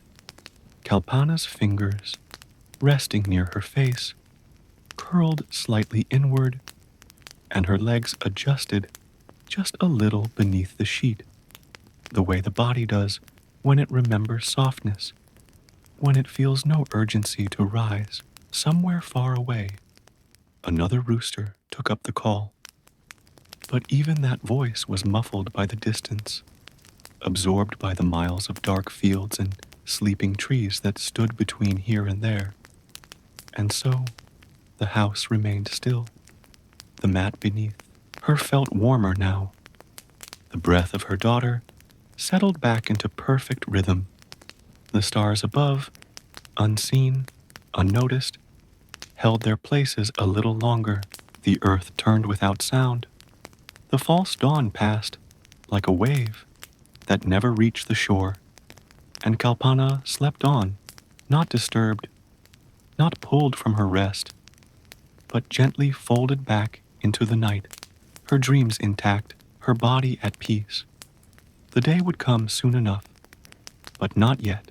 In the furthest corner of the kitchen, where light from the stars or the moon never reached, and where even the glow of the clay lamp barely touched during evening hours, sat the large water pot, its belly wide, its rim smooth from years of daily use, its surface cool, no matter the season. It waited now in perfect stillness, cradled by the embrace of shadow, filled to its shoulder with water drawn the day before from the communal well, the surface of the liquid flat and unmoving, reflecting nothing but the depth of silence that surrounded it. The pot was wrapped in a soft hush, like an old companion who no longer needed to speak to be understood, and though everything else in the house had gone to sleep, floor, hearth, mat, breath, the water within remained aware, not awake, but expectant. Kalpana, curled in the next room, did not think of the water pot in her dreams, but some part of her, etched deep from years of routine, still counted it among the things she would return to. She would rise soon, before the sun, before the birds even, and her first act would be to wash her face, to offer water to the Tulsi plant, to rinse the cooking pot, to drink deeply from the lotus she would dip inside this waiting clay vessel. The water knew this, somehow, not through intelligence, but through presence, through having been part of her day's beginning for as long as either could remember. Tonight, it waited, as it did every night, in the same exact place, with the same exact patience.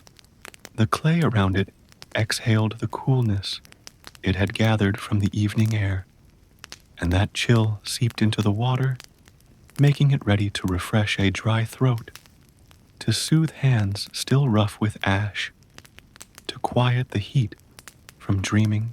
There were no ripples on its surface, no insect wings, no drifting dust, just the perfection of stillness, the way a mirror might rest when it has no image to reflect. The pot itself bore faint lines from years of wiping, of being wrapped with damp cloths in summer, of being lifted and emptied and refilled. Its base was marked with the soft residue of time, rings of drying, the fingerprints of potters and users long gone, and yet it held no grudge. Its purpose was constant, to hold, to offer, to wait. A tiny sound, perhaps a shift in the bamboo ceiling, or the breath of wind sneaking in through the shutters, moved faintly through the house. But the water didn't stir. It remained still, cradled in earthen walls, its surface as calm as the last exhale before deep sleep. Even the small ladle resting beside it seemed to sleep, its curved wooden handle tucked neatly against the rim. In this dark, sacred stillness, the water pot embodied something that not even people often could: pure readiness without expectation. It needed nothing, demanded nothing, but was always ready to serve, to cool, to cleanse, to nourish, to restore. And that waiting, that patience, was its own kind of wisdom. Morning would come soon. Footsteps would approach. The ladle would dip. The water would move again, softly, obediently, gladly. But for now, the pot simply waited in the deepest part of the kitchen's quiet heart, where no light reached and no sound lingered. It was full and yet empty in its need. It was unseen and yet essential. It was still and yet prepared. And in that waiting, it held the promise of beginning before even the birds had found their voice, before the world outside the courtyard began to stretch and rise, before the faintest gray of morning touched the tops of trees beyond the village. Kalpana's feet met the ground, not with urgency, not with haste, but with quiet certainty, the same way a river resumes its flow after resting briefly in still water. The mat rustled as she rose, her joints unfolding with slow grace, her body remembering each movement before her mind had fully returned from sleep. Her bare feet touched the cool floor, and the first step she took was not just toward the day, but into the familiar rhythm that had cradled her for decades. That one step held the weight of thousands before it, worn into the very mud beneath her, forming an invisible path from sleep to duty, from rest to ritual. The house didn't need to be lit to know her. Even in darkness, it welcomed her.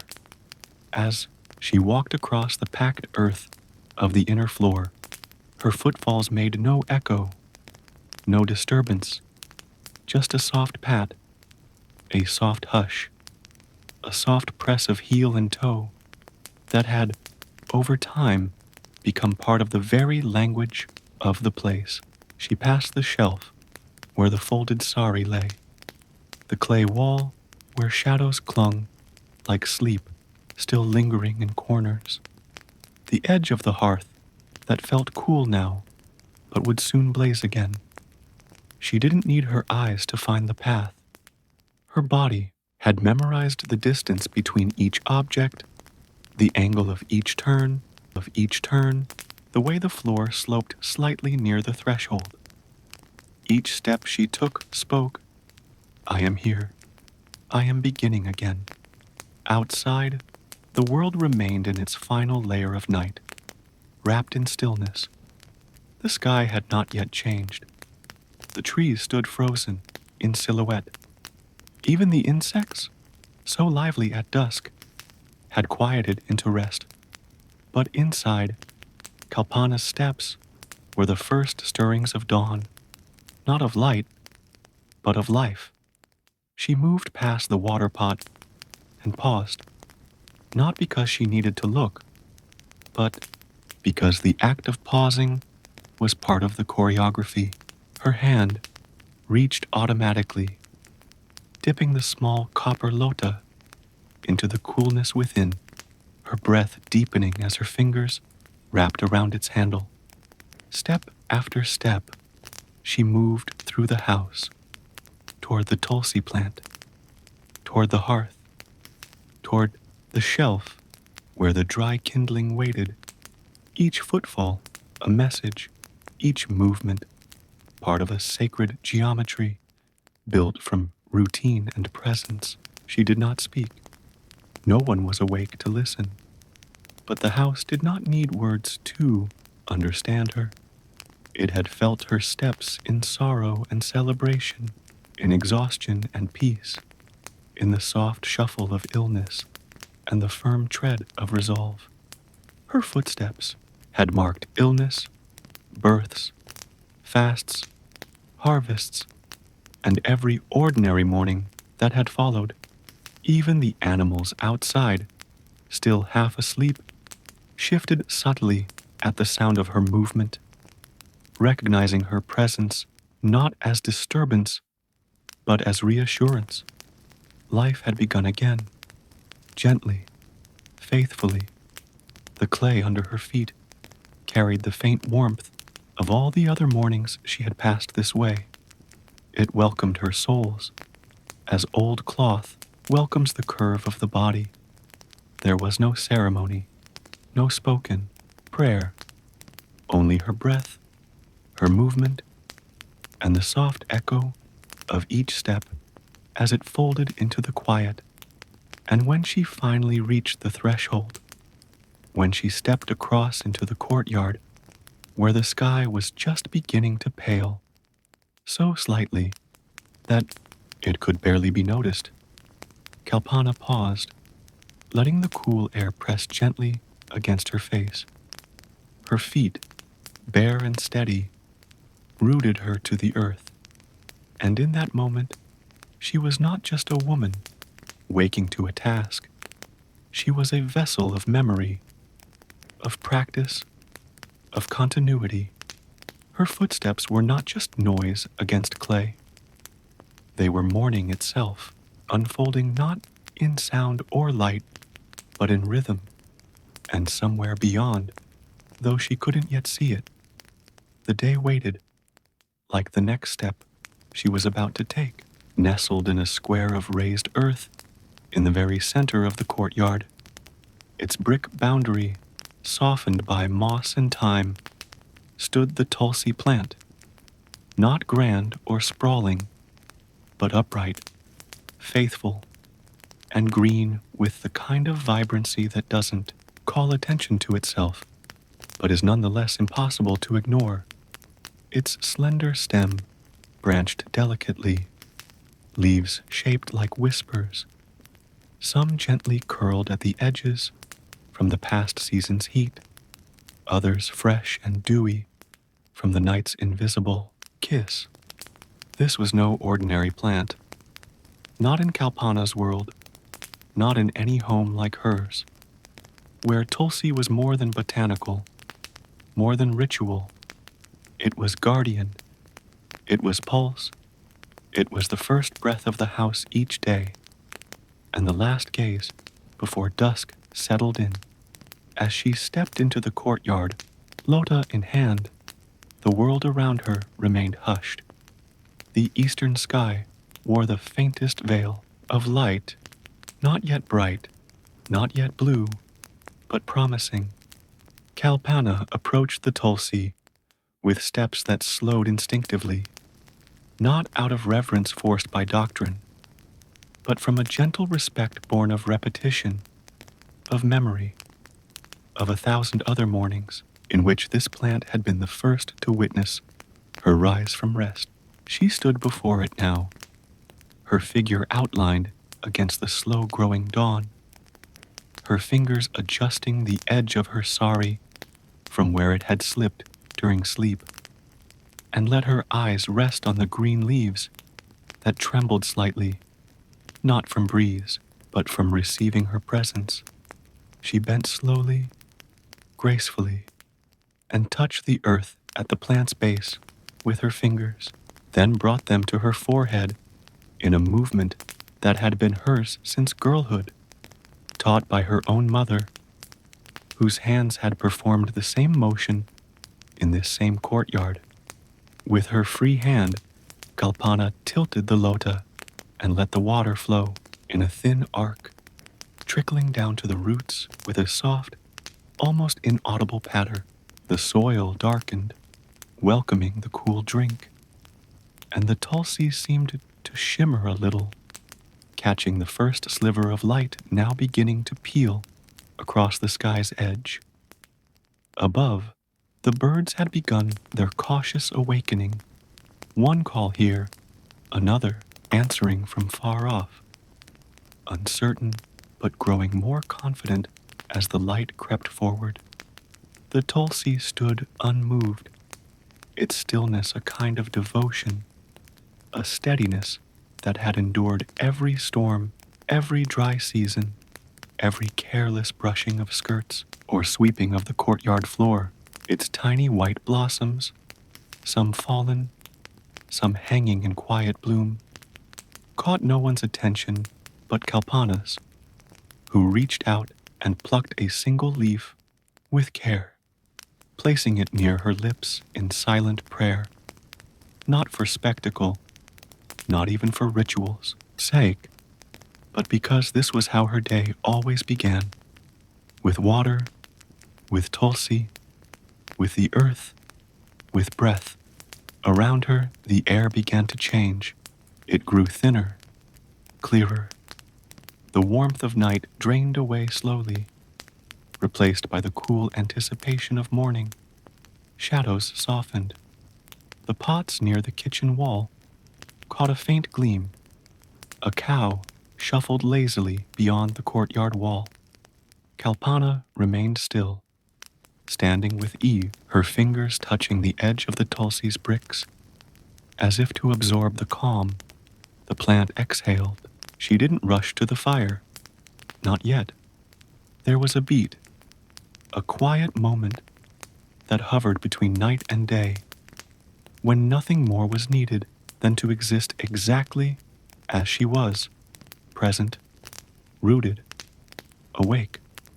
The Tulsi plant, bathed now in the first golden thread of sun, stood as it always had and always would, growing silently, living gently, giving completely. It did not mark time with sound or motion. It measured life in steadiness, in the quiet endurance of its green leaves, and in the silent gratitude of the woman who stood before it each morning. And as Kalpana turned, her sari trailing softly against the bricks, the day finally opened its eyes as the light of dawn finally crept over the courtyard wall and filtered into the kitchen with a golden hush.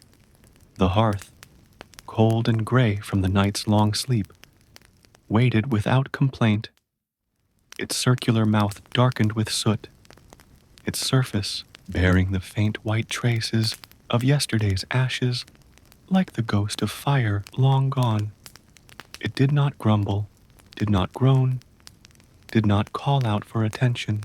It simply waited, the way it always did, trusting that the hands which had lit it for years would return again, knowing the rhythm, knowing the signs, knowing the small and perfect steps it took to coax life from nothing but kindling and breath. Kalpana stood before it now, the Tulsi leaf still resting gently on her tongue, her fingers wrapped around the dry coconut husk and slender twigs she had gathered from the pile behind the kitchen wall. She did not speak. She did not hurry. She crouched with the ease of someone who had crouched here thousands of times before, whose joints had learned to fold with the same dignity as the sari wrapped around her knees, whose spine no longer questioned the lean forward, whose breath always slowed just before the first spark. The hearth welcomed her presence without expectation, only readiness. It knew she would come. She always did. The air was still cool, clinging to the edges of the kitchen like a shawl reluctant to be shed. Kalpana cleared the ashes gently, not scooping them out completely, but making space within their softness for the new flame, leaving just enough of the past to nourish the present. She placed the husk at the center, arranges the twigs like a small tent, then blew a thin breath beneath them, just enough to tease the ember, to test the willingness of the day to begin. The smoke came first, thin and curious, curling upward in a slow dance, its scent not yet sharp, more like memory than fire. Then a flicker, faint but unmistakable, like a child blinking awake for the first time. She did not cheer the flame. She did not even smile. Instead, she leaned in again, fanned it with her hand, whispered another breath into its heart, and watched it grow. Small licks of orange, finding the edge of the twigs, biting gently into the husk, crackling like the very first language spoken each morning. The fire responded to her, not with noise, but with obedience, with grace. It came because she asked without force, because her hands were steady, her movements respectful. This was no battle. This was partnership. The hearth, warmed by the tiny fire, now gaining strength, began to glow softly from within. Its walls bathed in amber, the stones surrounding it, stained from years of use, seemed to breathe again. The nearby pots, one for rice, one for lentils, sat in their places, empty still, but aware. Everything in the kitchen leaned toward the fire, like sunflowers turning toward dawn, not out of duty, but out of instinct. The day had officially begun, not when the rooster crowed, not when the sky lit, but now, in this very moment, when fire took its place in the heart of the home. Kalpana fed it slowly, adding thicker pieces of wood, adjusting them without noise. The fire grew, but never roared. It was not a hungry fire, not a wild one. It was calm, contained, familiar, born not of need, but of rhythm. Around it, the kitchen began to shift. The scent of smoke lifted. The cold retreated. Even the shadows on the wall took a step back. She sat quietly, letting the warmth kiss her knees, her hands, her cheek. She had no mirror, but she knew her face wore the soft glow of morning flame, and the hearth which had waited all night in quiet darkness, now held a center of light again, not because it asked for it, but because it had trusted the return of the hands that always knew how to bring it back to life. Balanced against the edge of a low shelf just above the hearth, where soot-stained clay jars lined up like sentinels of routine and time, lay the old wooden ladle, its bowl darkened from years of oil and steam, its long handle curved from heat, wear, and the shaping of a craftsman whose name no one remembered, but whose touch lived on in the grain of the wood. It had not moved since the day before, nor had it been cleaned of its final duty, just rinsed with well water and placed gently back the way it always was, waiting not for grand use, but for that first act of service that would call it back into motion. In its stillness, it seemed to hold more than just the residue of lentils or rice. It held gestures, repetitions, the rhythm of stirring clockwise, the pause when a taste was tested, the angle at which Kalpana tilted her wrist to pour with precision into clay bowls without spilling. Now, as she turned from the hearth, a thin curl of smoke rising behind her, Kalpana reached for the ladle without looking, her hand finding it with the certainty of memory rather than sight. The feel of its handle was as familiar as her own skin, the slight warp where the heat had once bent the wood, the soft place where her thumb always rested, smoothing it a little more with every meal. It creaked faintly as she lifted it, just a whisper of dry wood, and for a moment it hung there in her hand like a bridge between yesterday and today. She dipped it into a brass pot filled earlier with soaking split peas, its contents softened overnight and waiting to be transformed into something warm and sustaining.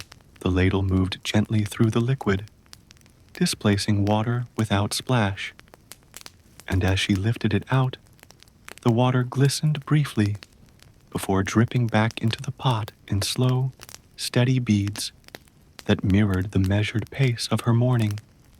This act, scooping, checking, swirling, was not dramatic, not ceremonial.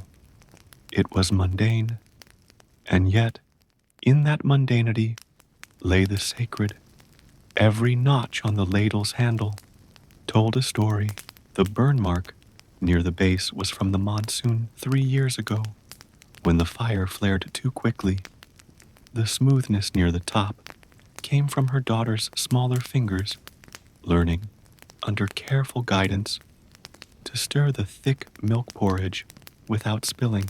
The faint scent of cumin seemed to live in the wood itself now, embedded from countless spice temperings. It was not just a tool, it was an extension of her will, of her nourishment, of the way she gave without calculation. As the fire behind her grew steady, Kalpana moved the ladle between pots, pouring and tasting, adjusting the rhythm of the stove's heat with well-placed pieces of dung cake and wood. She stirred gently, never banging the sides, never rushing. The ladle moved in circles that matched her breath, matched the way the morning light moved across the floor.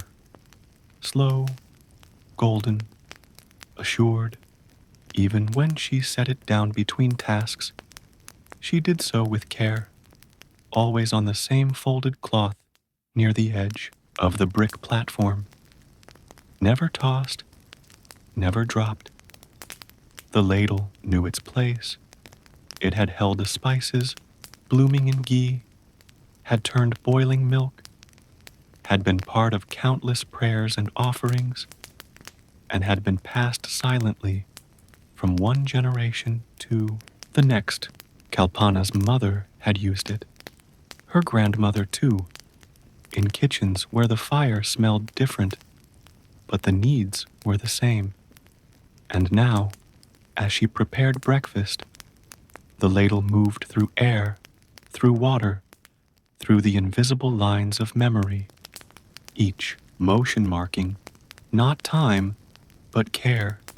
It did not shine, it did not rest on a polished shelf, but it knew more about love and labor than most things that gleamed.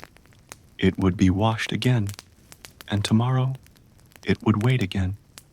That was its nature, to serve without pride, to hold without weight, to stir without noise.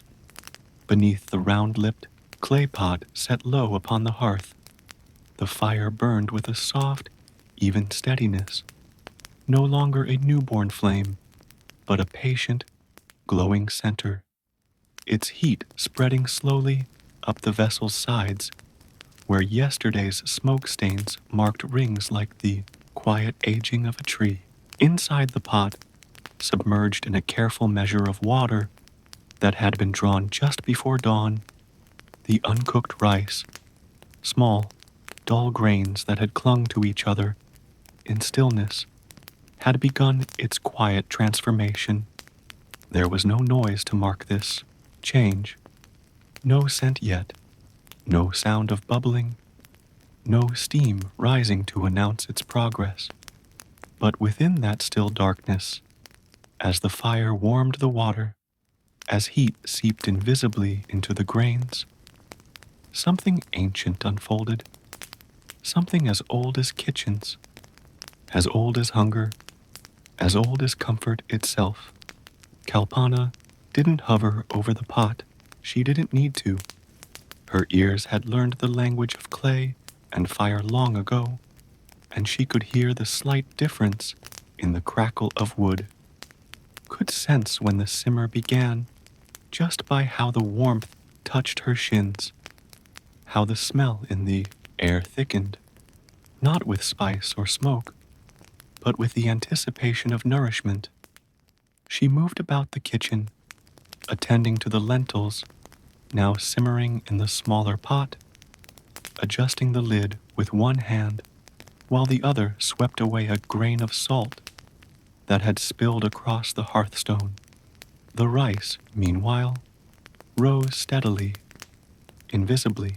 It did not boast of its swelling, did not demand attention. It simply absorbed.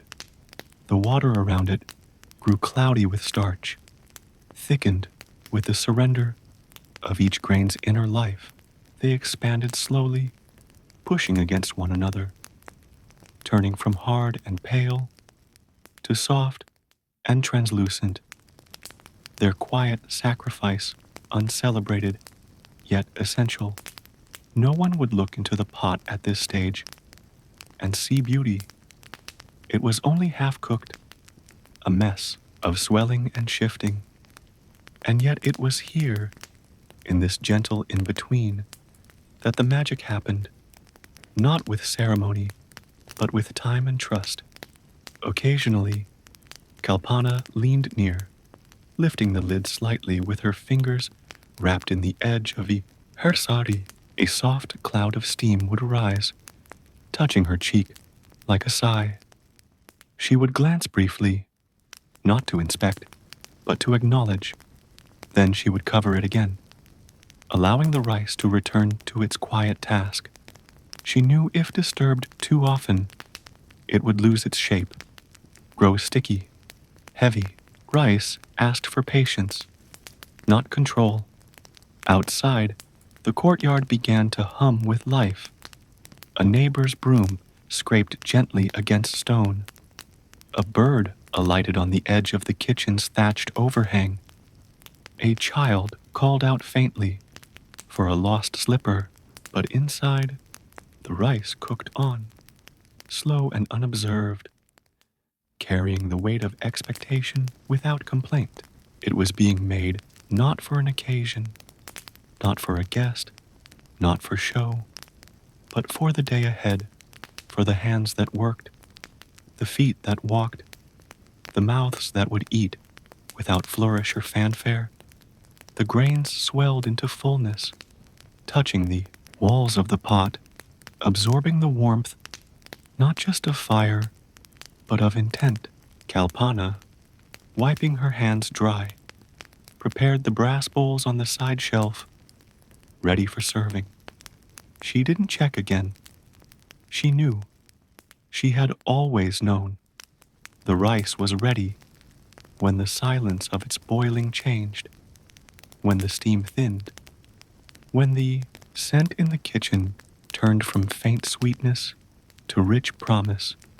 When she finally uncovered the pot, it was not to marvel, but to finish. The grains sat thick and whole, resting in the last of the water that shimmered like a second skin. She fluffed them gently with a flat wooden spoon, releasing the smallest breath of steam like an exhale after prayer.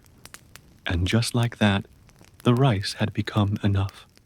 As the morning deepened and the golden hush of early light gave way to a brighter clarity that crept in through the open doorway and spread slowly across the kitchen floor, the once still utensils began to awaken, not with loud clangs or disorderly sounds, but with the soft, deliberate music of hands that knew their weight, their texture, their balance.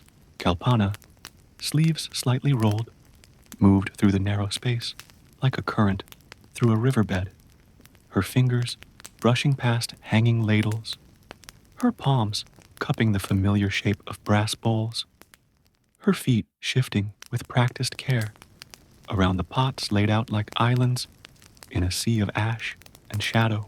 There was no rush, no sharp noise, only the muted ring of metal on clay, the scrape of a plate lifted from its place, the tap of a spoon against the rim of a vessel, each sound as rhythmic and restrained as a heartbeat. The plates had been stacked neatly the night before, resting upside down to dry on the shelf by the wall, their surfaces slightly cool from the night air that still clung to the interior of the house. Kalpana reached for the largest one first, the thali used for serving, and ran her thumb around the rim to ensure no moisture remained. Even this act, simple and silent, was part of her language. Her movements were not performative, but sacred through repetition. Each gesture a continuation of 1,000 mornings past. The brass tumbler gave a low chime as it was placed beside the thali, its base still bearing a faint smudge that she wiped with the edge of her sari. She arranged the smaller bowls, the katorias for lentils and chutney, around the main plate in their usual order, not because anyone would question this arrangement, but because consistency, even in the invisible, gave her peace. The spoons followed, placed gently, not thrown or clattered. Their slightly curved edges showed the marks of many meals, small dents darkening at the handle's tip, a thin line where the metal had worn smooth from years of washing with ash and quire. The noise they made, if it could be called noise, was comforting, like murmured prayer or whispered conversation. The walls did not echo with it, but rather absorbed it, welcoming the familiar music of morning preparation. In another house, with different hands, these utensils might have clanged or scraped sharply, but here they responded to Kalpana as though recognizing the fingers that gripped them. The ladle she used to pour dal made a soft splash as it met the bowl. The stirring spoon left a light trail of steam across the air as she wiped it clean on a rag before laying it down. From the back of the room, her daughter stirred at last. The thin mattress creaking slightly beneath shifting limbs. Kalpana didn't turn. She didn't call out. The gentle rhythm of metal and clay, of pouring and placing, was enough to let the child know that the day had begun, that the food was nearly ready, that the world was steady and intact. The clatter, if one could call it that, spoke not of urgency, but of order. Even the stone grinder, resting unused today, seemed to nod in acknowledgement from the shadows, its heavy silence balanced by the delicate ring of a spoon being placed just so. The shelf above the hearth bore witness, lined with jars of turmeric, chili, fenugreek, all unopened still, but glowing faintly in the early light, part of the chorus of quiet industry.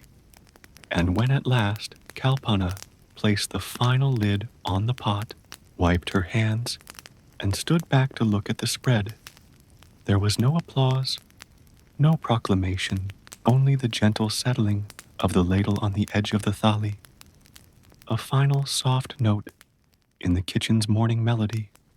It was the sound of a life lived carefully, a house held together not by nails or bricks alone, but by rhythm, by memory, by the delicate, constant clatter of morning utensils returning once again to their song, long before it had ever been called a kitchen, before the walls had risen and the hearth had been shaped from clay and stone.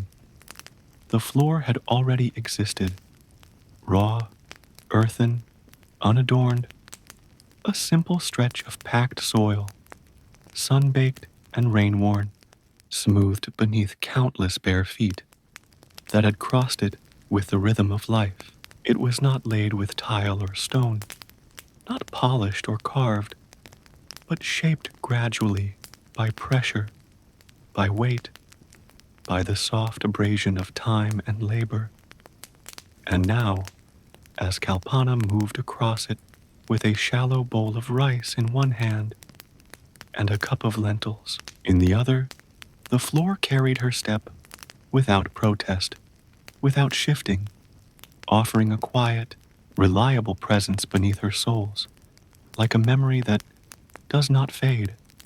There were faint impressions across its surface, dips where water had spilled and been swept away, shallow furrows worn by years of turning, stopping, crouching, an accidental topography that had formed beneath generations of work. No one spoke of the floor. It was never praised. It simply existed, absorbing the weight of tasks, of seasons, of quiet grief, and unseen joy. This was the ground where Kalpana had once run as a girl, where she had sat cross-legged beside her mother to sort stones from rice, where she had wept alone during her first illness after marriage, where her daughter had learned to walk with uncertain, stuttering steps that landed more on hands than feet. Every inch of this floor remembered something that no one else did. As she walked now, the softness of her tread was absorbed with silent grace. The morning sun, slipping through the open doorway and over the low kitchen threshold, cast warm gold across the floor's unevenness, highlighting dust particles that danced like tiny spirits in the rising heat. A thin wisp of steam from the hot lentils curled upward, but the floor remained cool underfoot, solid and grounding, a quiet witness to the passage of time. Kalpana paused for a moment near the hearth, where the clay was thickest and most worn. She crouched, setting down the rice bowl, the base of which made a soft thump as it kissed the earth. A crack near her left toe, barely visible in the dim corner, reminded her of the day a heavy pot had been dropped, years ago now, leaving a thin scar that had never fully vanished. She reached for a folded cloth to wipe the area nearby, not because it was dirty, but because the gesture, too, was inherited. Her mother had done the same every morning. A few gentle sweeps of the hand, a dusting of the place where the meal would be served, where hands would rest, where bodies would fold into each other to eat in shared silence. The floor, in return, offered what it always had: support without complaint, a surface that held every weight without judgment. It bore witness to everything and spoke of nothing. Even the faint smell of ash and turmeric that had settled into its pores over the years felt like an offering. Kalpana looked down at it now, not with awe, but with familiarity, with the kind of quiet gratitude reserved for things so constant they almost disappear from thought.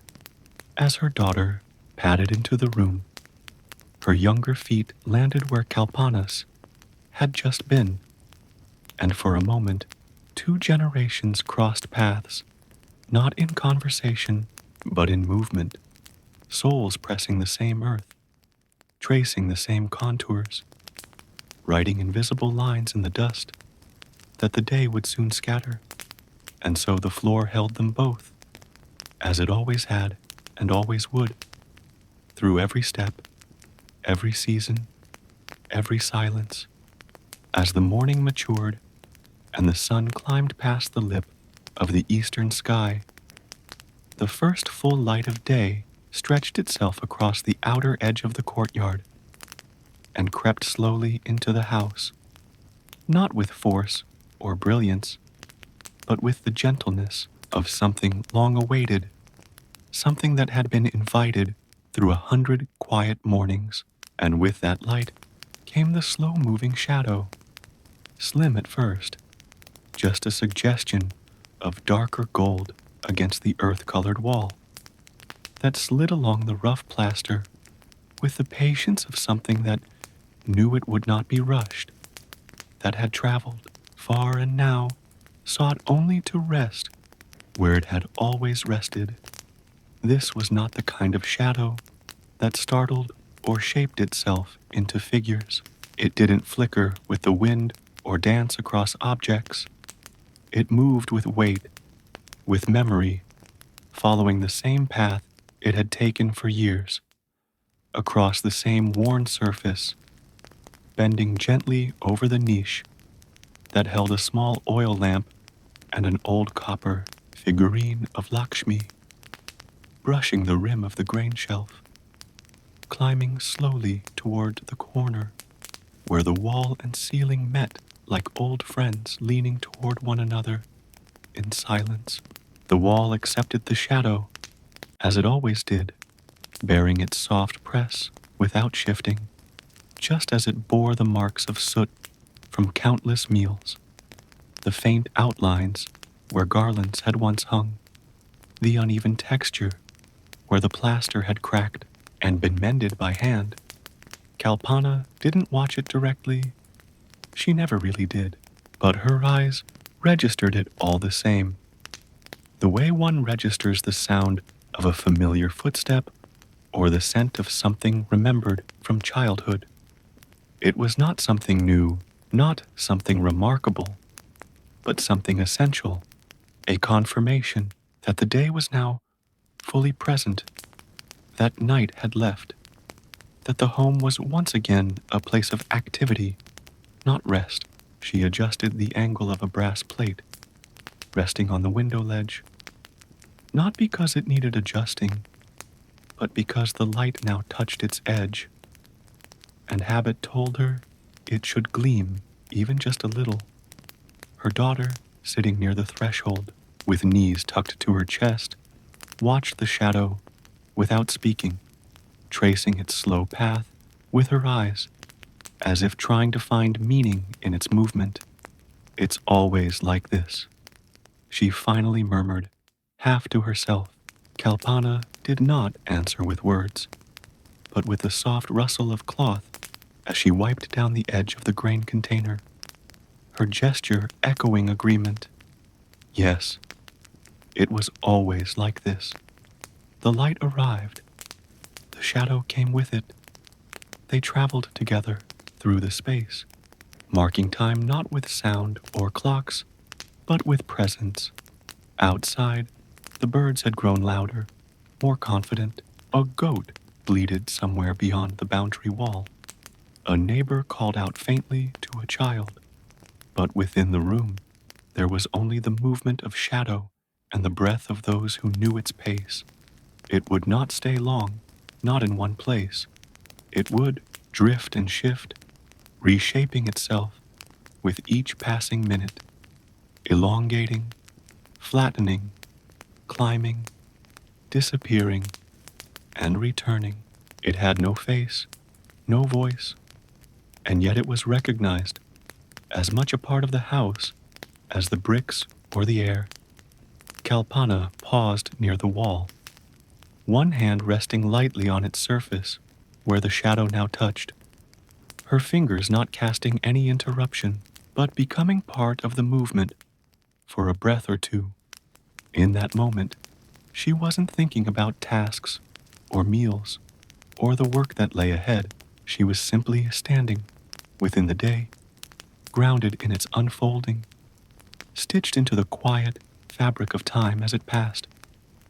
Not rushed, not pulled, just moving, as shadows do, and the wall, warmed now by both sun and memory, held the shadow as it always had, letting it slide slowly, gently, across its skin, marking another morning, not with celebration, but with continuity, tucked in the quietest corner of the kitchen, beneath the low shelf where pots rested after meals, and next to the shadowed alcove where firewood leaned like silent sentries, stood the grain jar, broad at the base, tapering at the top, its mouth sealed with a rounded lid of polished terracotta, smoothed by years of touch. It was not beautiful in the way a guest might notice, nor new in the way that freshness often steals attention, but it was steady, always steady, holding the same posture through seasons of abundance and scarcity alike, its rounded body bearing the faint marks of every year it had served. This jar did not boast, did not shine, did not speak, yet it knew more about hunger and fulfillment than any voice in the house, having been filled and emptied 1,000 times, having received grain from harvests both generous and thin, and having never once refused the hands that reached into it. That morning, as sunlight finally pressed into the kitchen's far reaches, touching the very floor that cradled the jar's weight, Kalpana knelt beside it, not with urgency, not with ceremony, but with the familiar respect she gave all things that fed her, family. Her sari swept gently against the earth as she crouched, and her hand reached for the wooden scoop resting on the lid, its handle smooth and short, shaped by use more than design. She lifted the lid with care, not out of fear it might break, but because the moment deserved stillness. Inside, the wheat lay like golden dust, not sparkling or flowing like water, but settled, steady, waiting. The jar, despite being full, made no sound, its contents silent but ready, like a meal promised without words. The grains did not shift dramatically. There was no avalanche, no cascade, just the soft indentation of the scoop as it pressed into the top layer, parting the wheat gently, collecting what was needed. Kalpana did not take much, just enough for a batch of dough that would become the afternoon's rotis. But as she moved the scoop through the grain, the air around her seemed to hold its breath, These grains had grown under a sun far away, carried in sacks from the fields, cleaned by hand, dried on mats, whispered over in prayer before being poured into this vessel. And now, as she gathered them, the entire journey felt contained within her gesture. No one had thanked the jar. No one ever did. It was not painted, not worshipped, not displayed, but it never forgot its duty. In times of plenty, it brimmed. In lean seasons, it grew light, yet never once had it shattered under the weight of too much or too little. Never once had it let mice in. Never once had it soured the grain with dampness. It held. That was its strength, to hold, without complaint, as Kalpana straightened, brushing stray grain from her fingertips. The lid settled back onto the jar with a faint tap, like a sigh closing over memory. She placed the scoop beside it again, in exactly the same way it had always rested, a little tilted, a little uneven, but perfectly understood. The corner felt complete again, not because it had changed, but because it remained. Her daughter passed by, barefoot, humming a tune from yesterday, not even noticing the jar, just as Kalpana had once passed it as a child, unaware of how deeply it served. But Kalpana paused one last time, her fingers brushing the side of the jar in passing, not as a ritual, not as a goodbye, but as an acknowledgement. You are part of us. You feed us without asking. You stay when everything else changes. And the grain jar, motionless and full in the morning light, accepted the touch, accepted the silence, and continued, as it always had, to wait without expectation, to give without noise, to be without needing thanks. And so, the day continued, not with fanfare or sudden change, not with a tolling bell or a cry from the sky, but with the quiet rhythm of tasks resumed and spaces re-inhabited, a slow continuation rather than a beginning, as if time had never stopped, only softened overnight.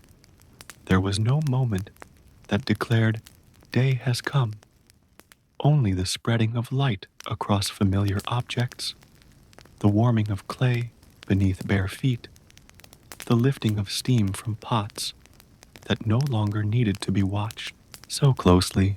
Kalpana did not stop to mark the transition. There was no pause for reflection, no spoken recognition of arrival. The morning simply folded into the rest of the day, like a sari pleated without thought, one fold disappearing behind the next, seamless, natural. Outside, the village had already begun to hum. Distant footsteps echoed across the narrow paths. Someone's rooster, late to its duty, gave a lone call. A door creaked open. A child's voice echoed, then faded. Life resumed in parts. And inside the home, Kalpana moved through her tasks, not with energy, not with fatigue, but with that particular flow that comes only from years of doing something until the doing itself becomes a kind of stillness. She swept the corners of the kitchen, not to remove dust alone, but to complete a shape that her mother had once drawn with the same broom. She folded cloths. She covered jars. She stirred the last of the lentils before lowering the flame to its lowest whisper, a breath of heat just enough to keep things warm. The house, too, seemed to stretch without motion. The walls, now fully bathed in morning light, bore the golden fingerprints of the sun without glowing. The door swung slightly in the breeze.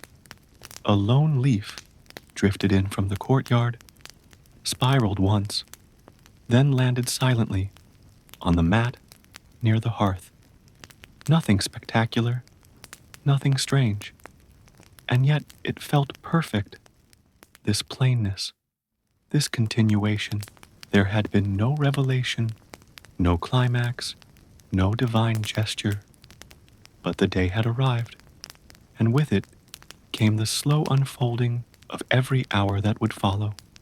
Kalpana sat at last, cross-legged near the courtyard door, a metal plate beside her, a cup of warm milk in her hand. Her daughter leaned into her shoulder, still chewing the last bite of flatbread, her breath warm, her eyes half closed in the sun. They did not speak. They did not need to. The moment required nothing.